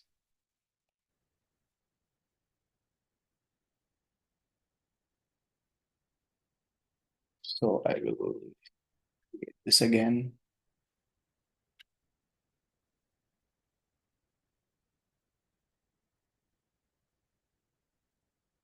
This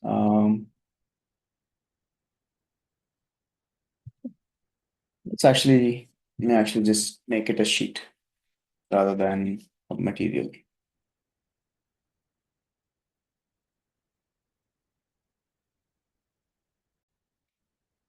So what I can do instead is first unite them. So let me deselect this, edit surface, create object. Let's delete this internal material. So now you have this big sheet. First, I will unite them and then thicken it. Surface, thicken sheet, proper thickness. There we go. That should solve that problem. Nice. And back to assigning this copper. Close, analyze. So let's see what this looks like. The simulation is done. So if you look at S parameters, it's obviously well matched because this is a wave port. It's not normalized to 50 ohms. That's not really that important. What's more important is the gain. So if you look at the gain pattern, you see that in E plane, there are these side lobes, right? And that's what we talked about. Whereas in H plane, they are very low. Let's actually take a look at that more explicitly. So I'll add a far field setup.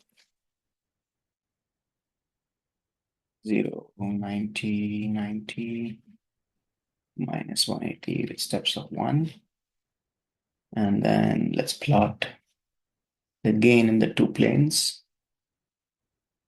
Class adaptive is fine, my sphere. All right. Okay, so you see that this is the E plane because it's phi equal to 90. And there are these side lobes, right? And that's the downside. I also want to show you the cross pole, which is also something important to take a look at. So we can look at, you can use the Ludwig definition or just a regular cross pole. So in E plane, the copole would be E theta, right? And we can use EY, for example, dB, and I should select E plane, the E plane, near port, and you see that it's pretty high, right? Whereas the EX component would be the cross pole, and that's pretty low. What's this? Oh, sorry, I should say dB.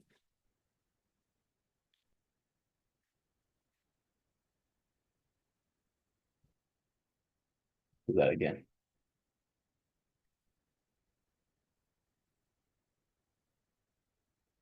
EX dB add. Okay, of course, because of these nulls here, it's kind of skewing the entire plot.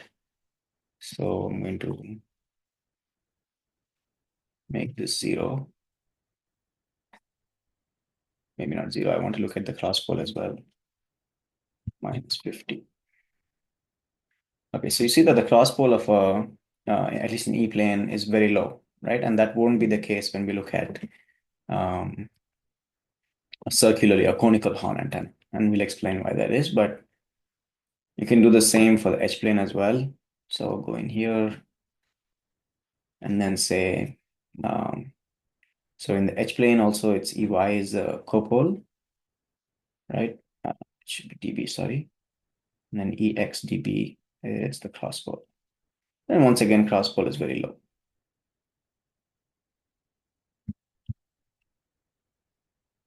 Right? Even in H plane. And we'll see that that's not the case for a conical horn. Actually, conical horn in H plane, the crosspole would be somewhat high. You can also use this Ludwig's third definition of co and crosspole is also widely used. I'm not going to discuss it, but that's another way to define it. It depends on the coordinate system and the kind of sphere that you use.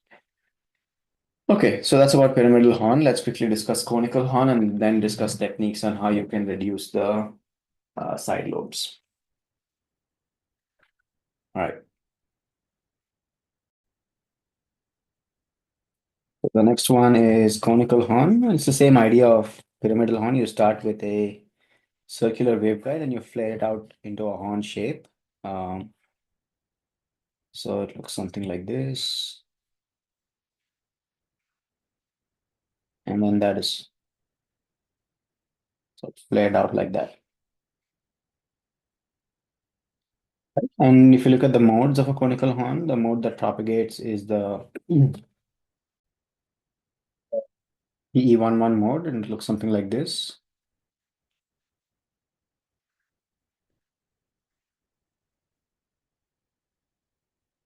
It becomes weaker and weaker as you go to the edges.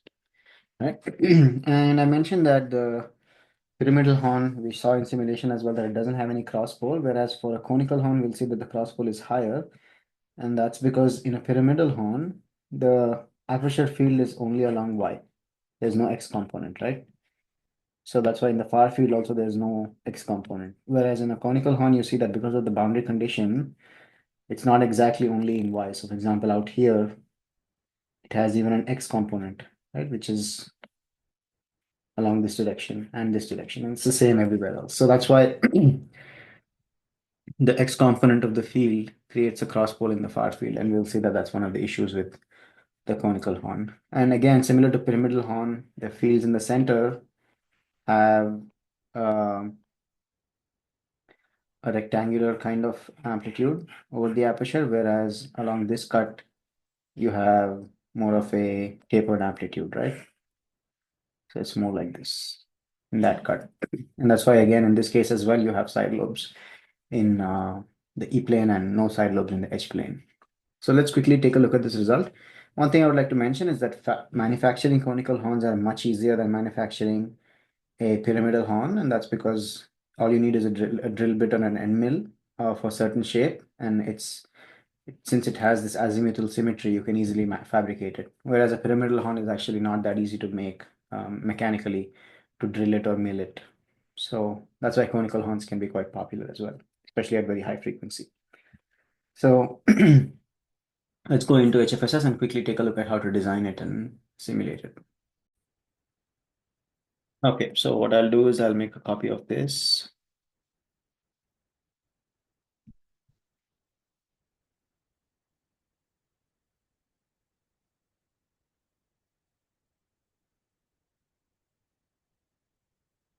We can delete this guy. We don't need it.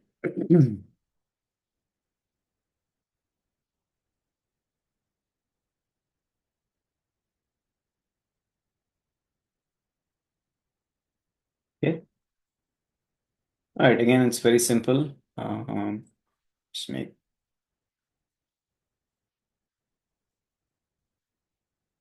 circle for the waveguide. So this can be 0. Radius is circular waveguide radius. So that should be CR at 0.45 inches, let's say. And um, the aperture, okay, that's pretty much it.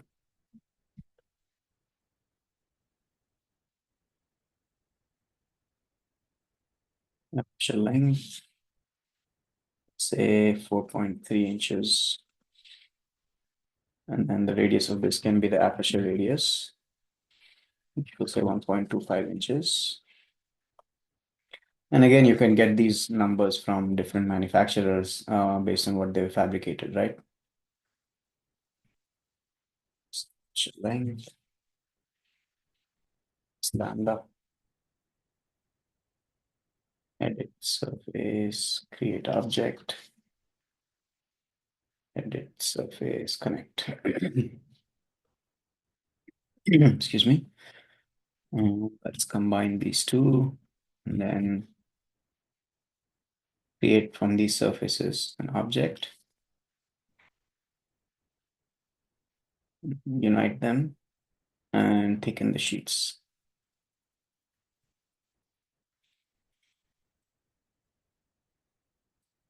Okay. Sign material, copper.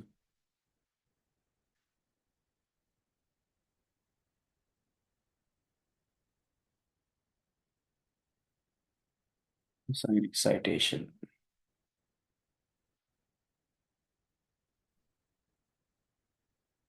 Report cap. Then we can delete this. Make it look like copper. All right, that's pretty much it. So now we can go ahead and simulate. We'll see how the results look like. So one thing I should mention when setting up conical horn antenna simulations is that it's good to select two modes here because you have two degenerate modes, and make sure that you select align modes analytically using a coordinate system. If you want to align them to specific axis, so in this case, the y-axis and the x-axis, right? And you can select this vector to be, in this case, the vector should cut the mode into two halves, and I've selected the vector to go from this end to this end. Okay, and then I ran the simulation and we can look at the results. S11 looks good. You know, it's a waveguide, of course. It has a cutoff region and then it's matched after that. This is what the 3D gain pattern looks like. And you can see there are some side lobes in one cut, and not that much in the other cut, right? And that shows up a little bit out here. And you can see that there is a cross pole, right? Much higher cross pole compared to um, the pyramidal horn. And we spoke about why that is when we talked about the antenna a little bit earlier. Okay, that's about it when it comes to conical horns. So we saw that, there are advantages and disadvantages of using both of them. Conical horns are more popular at very high frequencies, so at very high millimeter wave or sub-terahertz frequencies, because it's much easier to manufacture them than it is to manufacture pyramidal horns. So, okay. The next thing we'll discuss is corrugated horns, and they are very popular too because they get rid of that side lobe issue that I spoke about. So let's see how they work.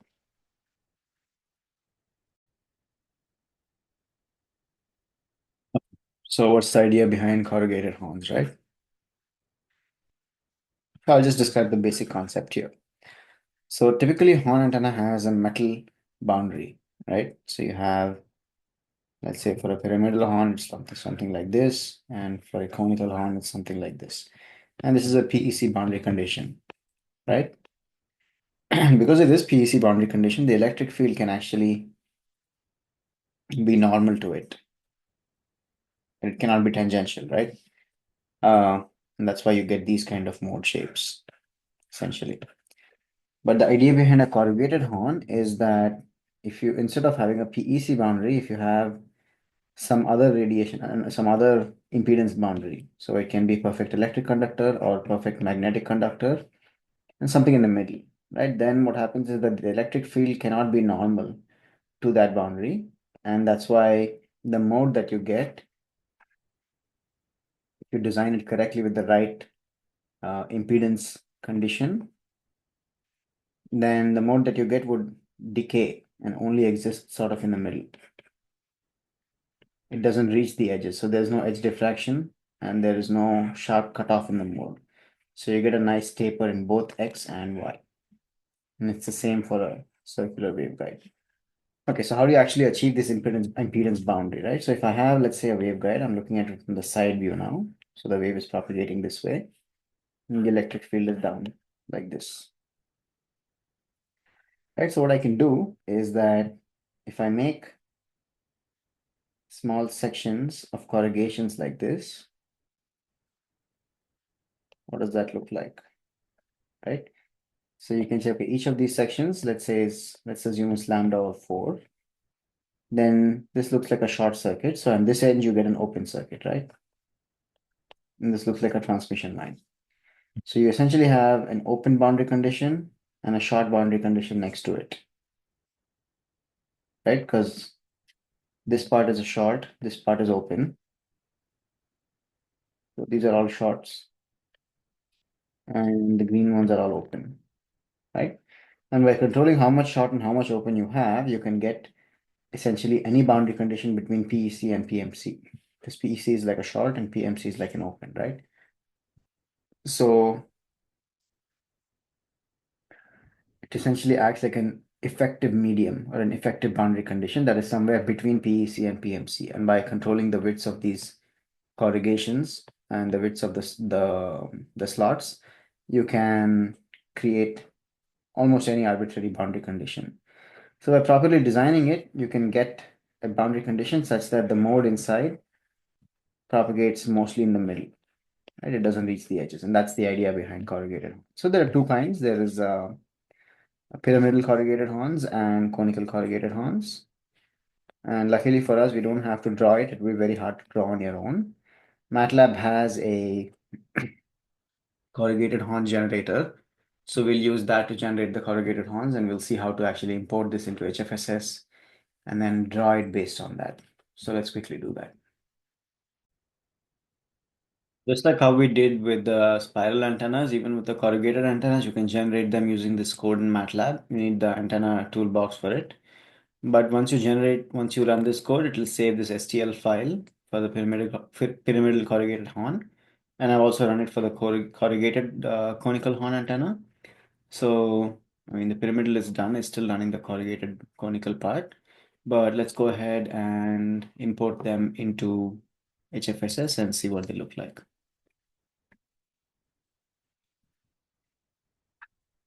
So let's say pyramidal corrugated horn.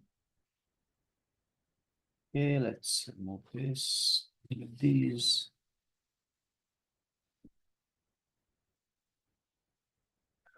Okay, so that's what STL file looks like, but there is a big issue with it, which we need to fix. I guess this is still running. Okay, the big issue with it, which we need to fix, which is the fact that the STL file doesn't have a body inside.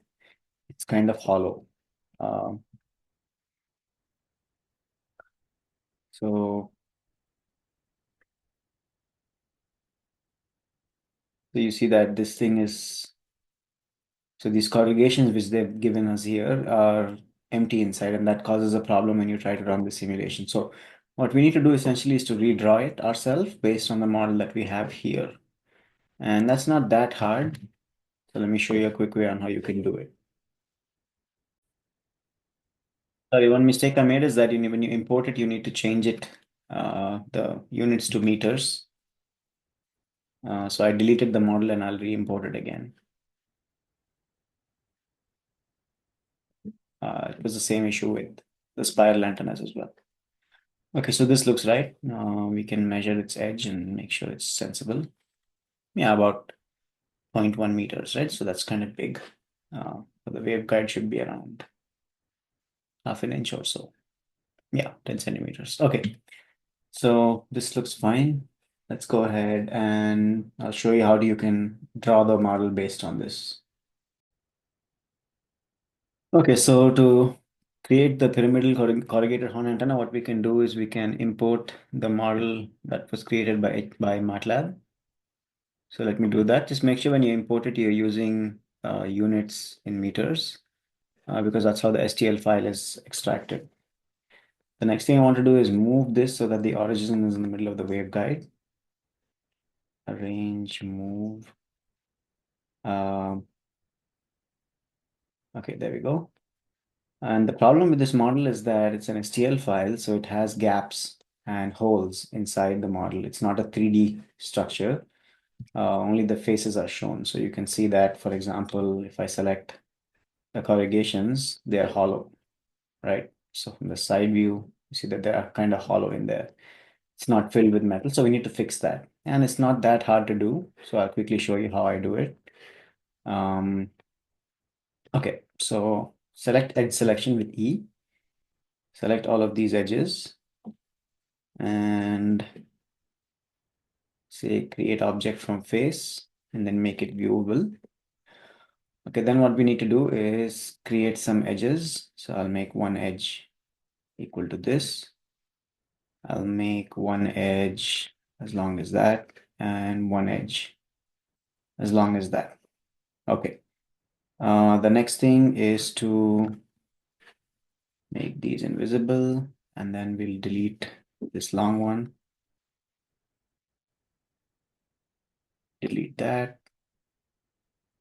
Delete these. Delete these. And okay, so now we see the edges that we've made, right? And now what I want to do is I want to sweep these edges. So I'll select this, all of these guys, and then say edit, sweep along vector, and I'll choose this vector from this edge to this edge. Hit OK. So that creates a sweep. And then I also want to sweep this one. Sweep along vector, and we just go halfway. Okay, so that's what that created, right? And this is essentially one corner of our pyramidal waveguide. So I can unite them. And if you look at it now like this, you see that maybe it's a little bit hard to see from this video, but essentially this has created our corrugated edges, right? The edge of this corrugated pyramidal horn. Okay, now what I'll do is I'll just use symmetry to quickly make copies of it. Mirror, mirror in Z. And then I can select these two, edit, surface, connect. Okay, that's an issue. It won't connect these because of the way they're drawn. So what I can do is instead delete this. Don't duplicate, and I won't unite it. So they're individual faces now. And I will go ahead. It also has a feed here, which we need to delete. We forgot about that. Okay, so I have these faces, which are separate. I'll duplicate them. And then you need to connect each one separately. Edit, surface, connect. This one and this one. This one and this one. To connect.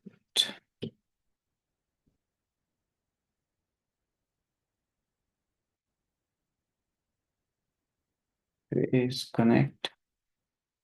And that's the last one. So that created our corrugations, as you can see now on one side, right? Okay, so what I'll do is I'll copy all of these, Control C, and then just go back. And then I'll duplicate now with respect to Y, and then paste. Right, so now I've created this copy of these guys basically, and went back so that I can connect now these two. Edit, surface, connect.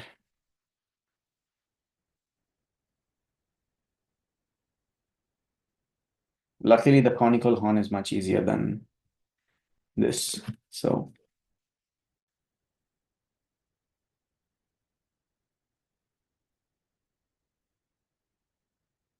this,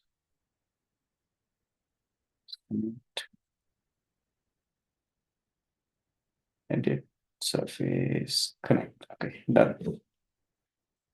Right, so now if you look at our model, it looks something like this. So now you can actually see the corrugations clearly, right? So you have corrugations in one cut and in the other cut. Okay, now to make the full waveguide, it's very simple. You just select all of these guys and then duplicate, mirror them with respect to X. Okay, that's not correct. Edit, duplicate, mirror. respect to Y, sorry.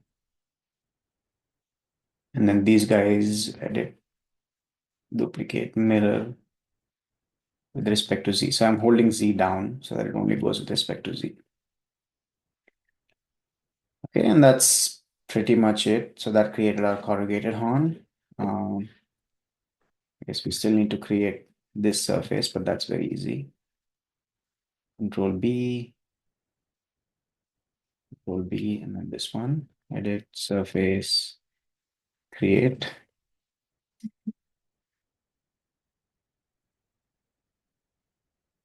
Actually, we don't have to do that.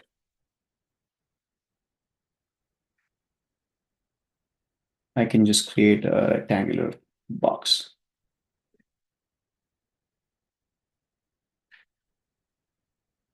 Okay, so let me hide this. And then let's select this, hide that, and then hide this. And now we can unite these guys along with the box we just made.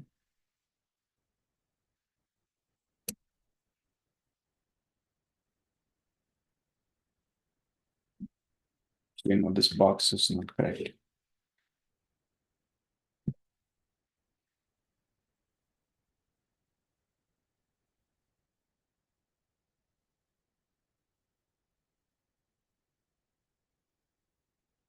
Select the faces.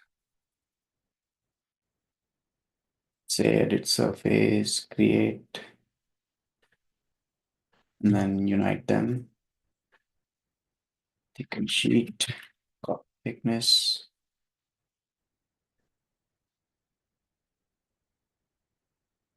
Maybe a little bit more than copper thickness, 5 millimeters. 1 millimeter. Okay. So now I can delete that internal box. This one. And I'm left with nothing but my corrugated horn now. All right, so this is what I started with. I'm going to delete these. And I'm left with this guy now. So I can make all of this metal. Let me unite it into one structure. And then make all of it metal. Okay, so there you go. That's your corrugated horn antenna. Copper. And we can assign a wave port on this side. XY. Oh, I guess YZ. Assign excitation port, wave port.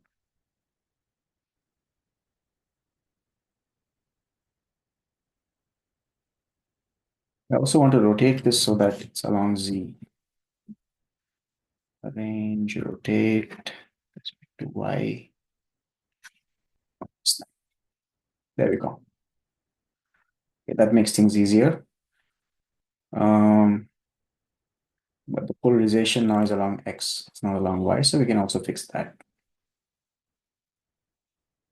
About Z by 90 degrees. Okay, so now it's along Y. So that's the corrugated horn. You can go ahead and simulate it and see what the results look like.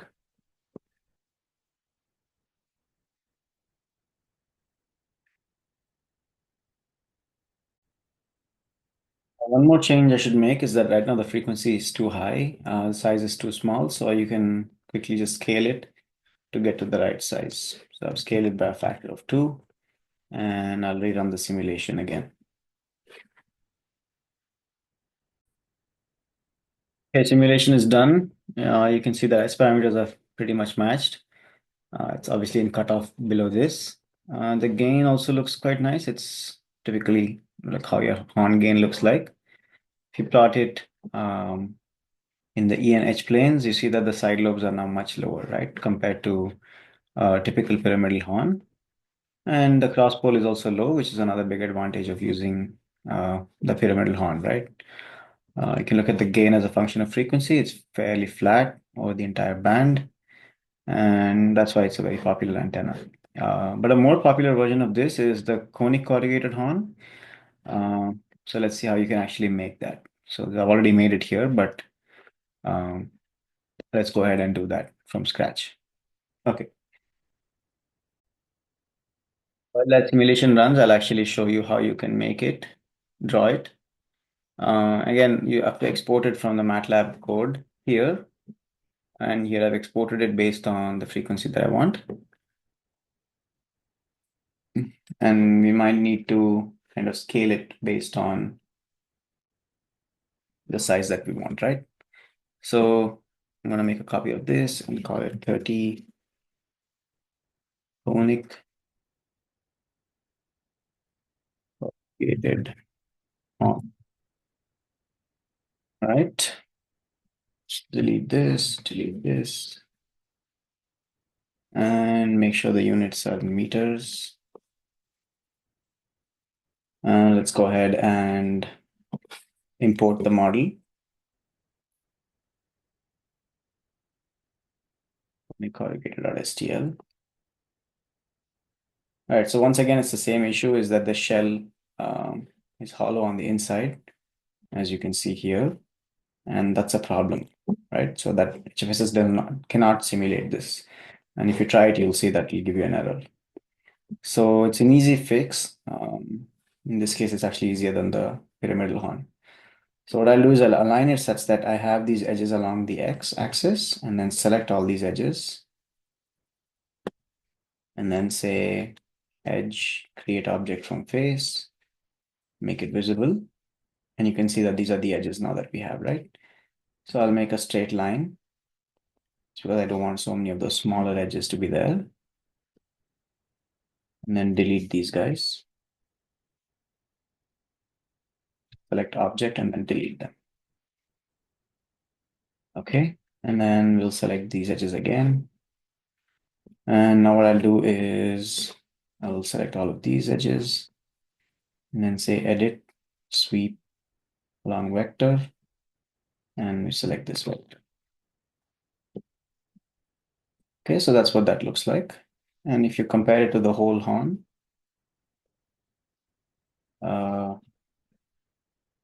you see that they fill up those gaps basically, right? Okay, I also want to sweep this.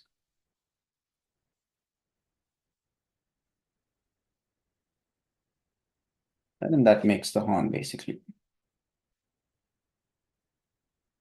All right, one more thing I would like to do is to create another edge for this conic part here. So I'll select that and I'll say move in plane. That's the XY plane. So select that point, and that point. And now I can actually go ahead and delete this. I don't need this anymore. This is the feed. I can also delete that. And then let me sweep this along a vector. And maybe that's good enough. Okay, so that essentially gives me the cross section of my corrugated horn. And I can unite them and sweep them around the axis. And this is the y-axis, 360 degrees. That's it. So that gives us a nice 3D model of our corrugated horn antenna, right? And I can rotate this.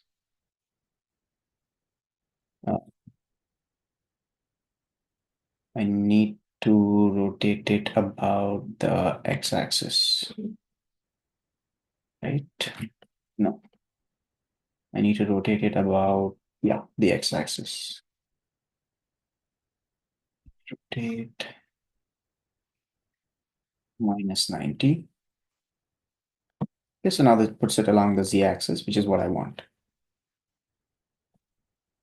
Okay, that's just so that you can plot things easily with respect to theta and phi. So that gives me my port.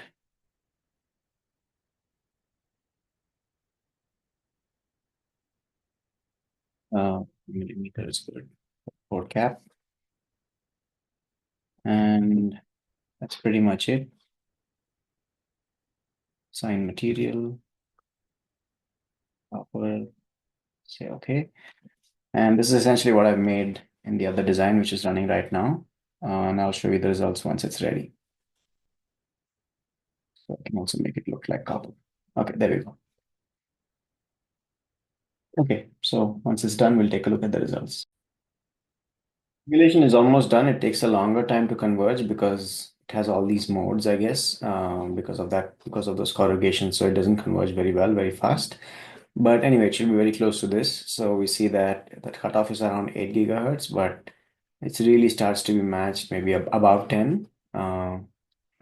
So if I'm plotting here at around 12 gigahertz radiation pattern, you can see that it's a very nice pattern with almost no side lobes, right? And that's exactly what we're going for. So in ENH plane, you can see there's almost no side lobes. There is some back radiation um, because the fields come out from behind here and propagate back in that direction along the surface of the outer conductor, right? Anyway, so gain as a function of frequency is also very nice. It's a stable gain above 10 gig and very broadband, right? So it's a nice antenna overall, I would say. It's very broadband, has very low side lobes and so on. But the problem with it, of course, is that making it is very, very difficult, right? You have to make these ridges. So that's also the case with the pyramidal corrugated horn, as fabricating them, especially at high frequencies, is very hard. So one very elegant solution to this is the Potter horn antenna, which we'll take a look at next. It's a very simple design, but and very easy to manufacture as well, but also gives you very low side lobes. So let's see how that works. So I thought probably the best way to kind of show you how a Potter horn works is to make a few slides rather than draw it out. So here I have what it looks like. You have a circular waveguide which tapers out to a section, and there's a small step, and then a straight, another larger, very straight circular section. And this can be slightly flared as well, and we'll see what that does.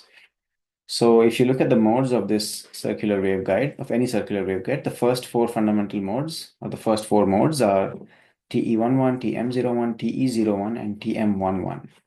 And if you pay close attention, TE11 is an antisymmetric mode, which means that if you rotate it by 180 degrees, you also need to flip the arrows to get it back to where it was, right? Whereas TM01 is completely phi symmetric. You can rotate it by any angle and it remains the same. The same goes for TE01 mode, which again is completely phi symmetric, which means you rotate by 1 degree or 100 degrees, it doesn't matter, you get the same mode.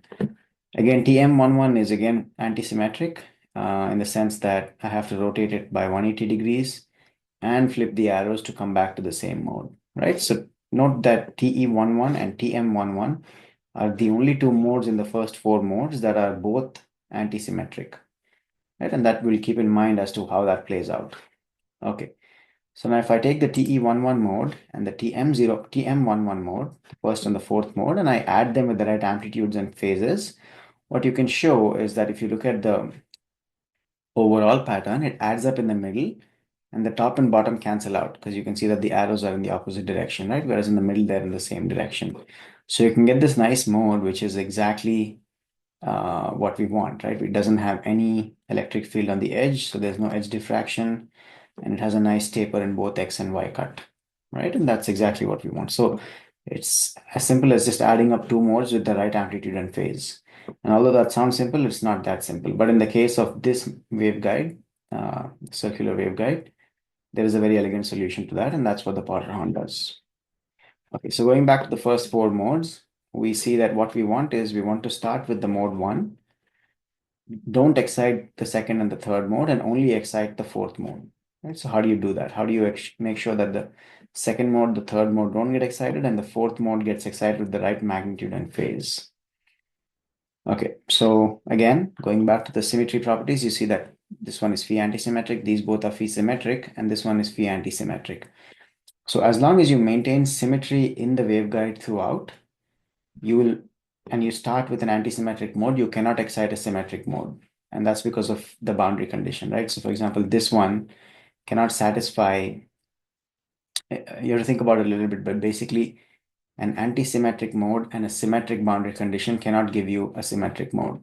It can only give you an antisymmetric mode. Yeah.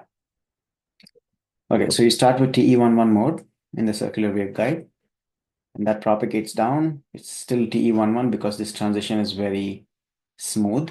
right? Over here, higher order modes are cut off. And in this region, maybe somewhere here, the higher order modes can propagate, but they don't get excited because you have a very smooth transition, right? And once you come to this edge, there's a step. And the step essentially is phi symmetric. Because the step is phi symmetric, it cannot excite the second and third mode and only excites the fourth higher order mode. And the modes higher than that are cut off. Right? So you can excite this TM11 mode with the right amplitude based on the height of the step. So if the height of the step is 0, amplitude is 0. If the height of the step is higher and higher, more and more mode conversion takes place from TE11 to TM11. And then these two modes are not excited again because of the symmetry properties of the step, right? It's completely phi symmetric. So for example, if you want to go from this mode to this mode, in this location, this mode is pointing down, this mode is also pointing down. Whereas here, this mode is pointing down and this mode is pointing up. So it cannot generate this mode from this mode unless there is some symmetry breaking in phi, right? In the waveguide structure, which is not the case here. Same goes for this one. So you only excite TM11 as long as it's perfectly phi symmetric. And you excite it with the right amplitude. But how do you get the right phase relationship between them? Now, once you start propagating from here, these two modes propagate at different speeds. So the beta essentially is different. And since the beta is different, the phase progression along the waveguide is different for both the modes.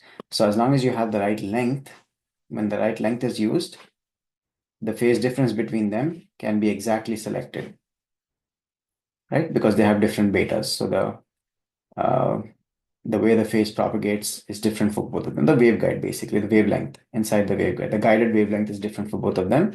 So by making this length appropriately long, you can have the right phase relationship between these two modes.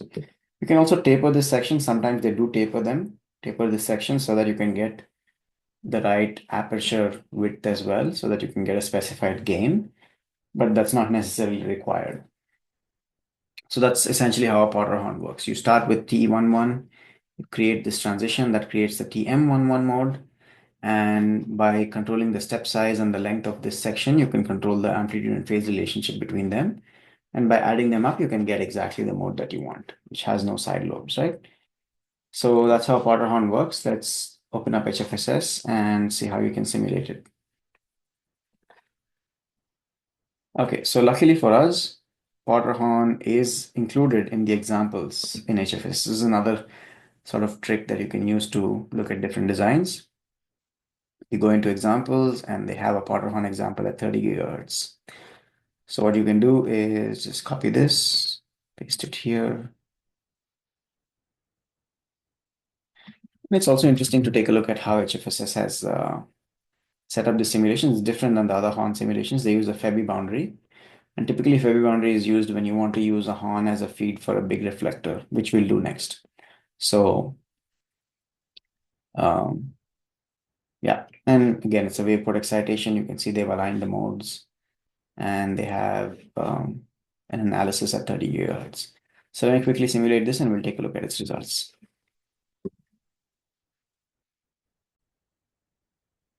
The simulation is done. We can take a look quickly. So you see the 3D pattern directivity is very nice. It's very clean, no side lobes. That's what the beam width looks like in ENH plane. Radiation pattern, that is. Again, you can see it's very nice pattern, right? It's completely free of side lobes. You can also look at S11. In this case, it's sort of matched, very well matched at around 30 gigahertz, right? So, I mean, that's what makes this antenna so popular, is that it's very nice and very easy to fabricate too, because all you need is a milling machine, right? You don't have to have a very complicated sort of end mill for example, for the corrugated waveguide. Here you just need an end mill that has this shape, which is easy to make, and then you can fabricate it. So I've actually fabricated a Potter horn at 80 gigahertz, not myself, but designed it and got it fabricated and tested it. It works very well. So that's the big advantage of this design. Okay, so probably this is a good place to stop this video. I've already spent maybe several hours talking about different antenna designs, and hopefully it's very useful to all of you. I did not cover all possible antennas, of course, or all possible standard antennas. There are some that I've left out, which are log periodic and maybe Yagi-Uda and ridged waveguide horns. And I'm sure there are other examples that I've left out. I also haven't talked about reflector antennas because I plan to do a separate video on them and also on lenses. So I'll do lenses and reflectors in a separate video. And when I talk about arrays, we'll cover Yagi-Uda and log periodic as well. And of course, there's, helical antenna, which I haven't really talked about, which you can draw using this tool that you have here. And maybe we'll talk about it in a separate video, but helical antennas are not as popular as they used to be, and that's the reason I haven't really covered them much. I haven't really covered them in this video. Okay, so hopefully you find that useful. If you have any comments, leave them in the comment section below. If not, hopefully this was useful to you, and I'll see you in the next one. Thank you.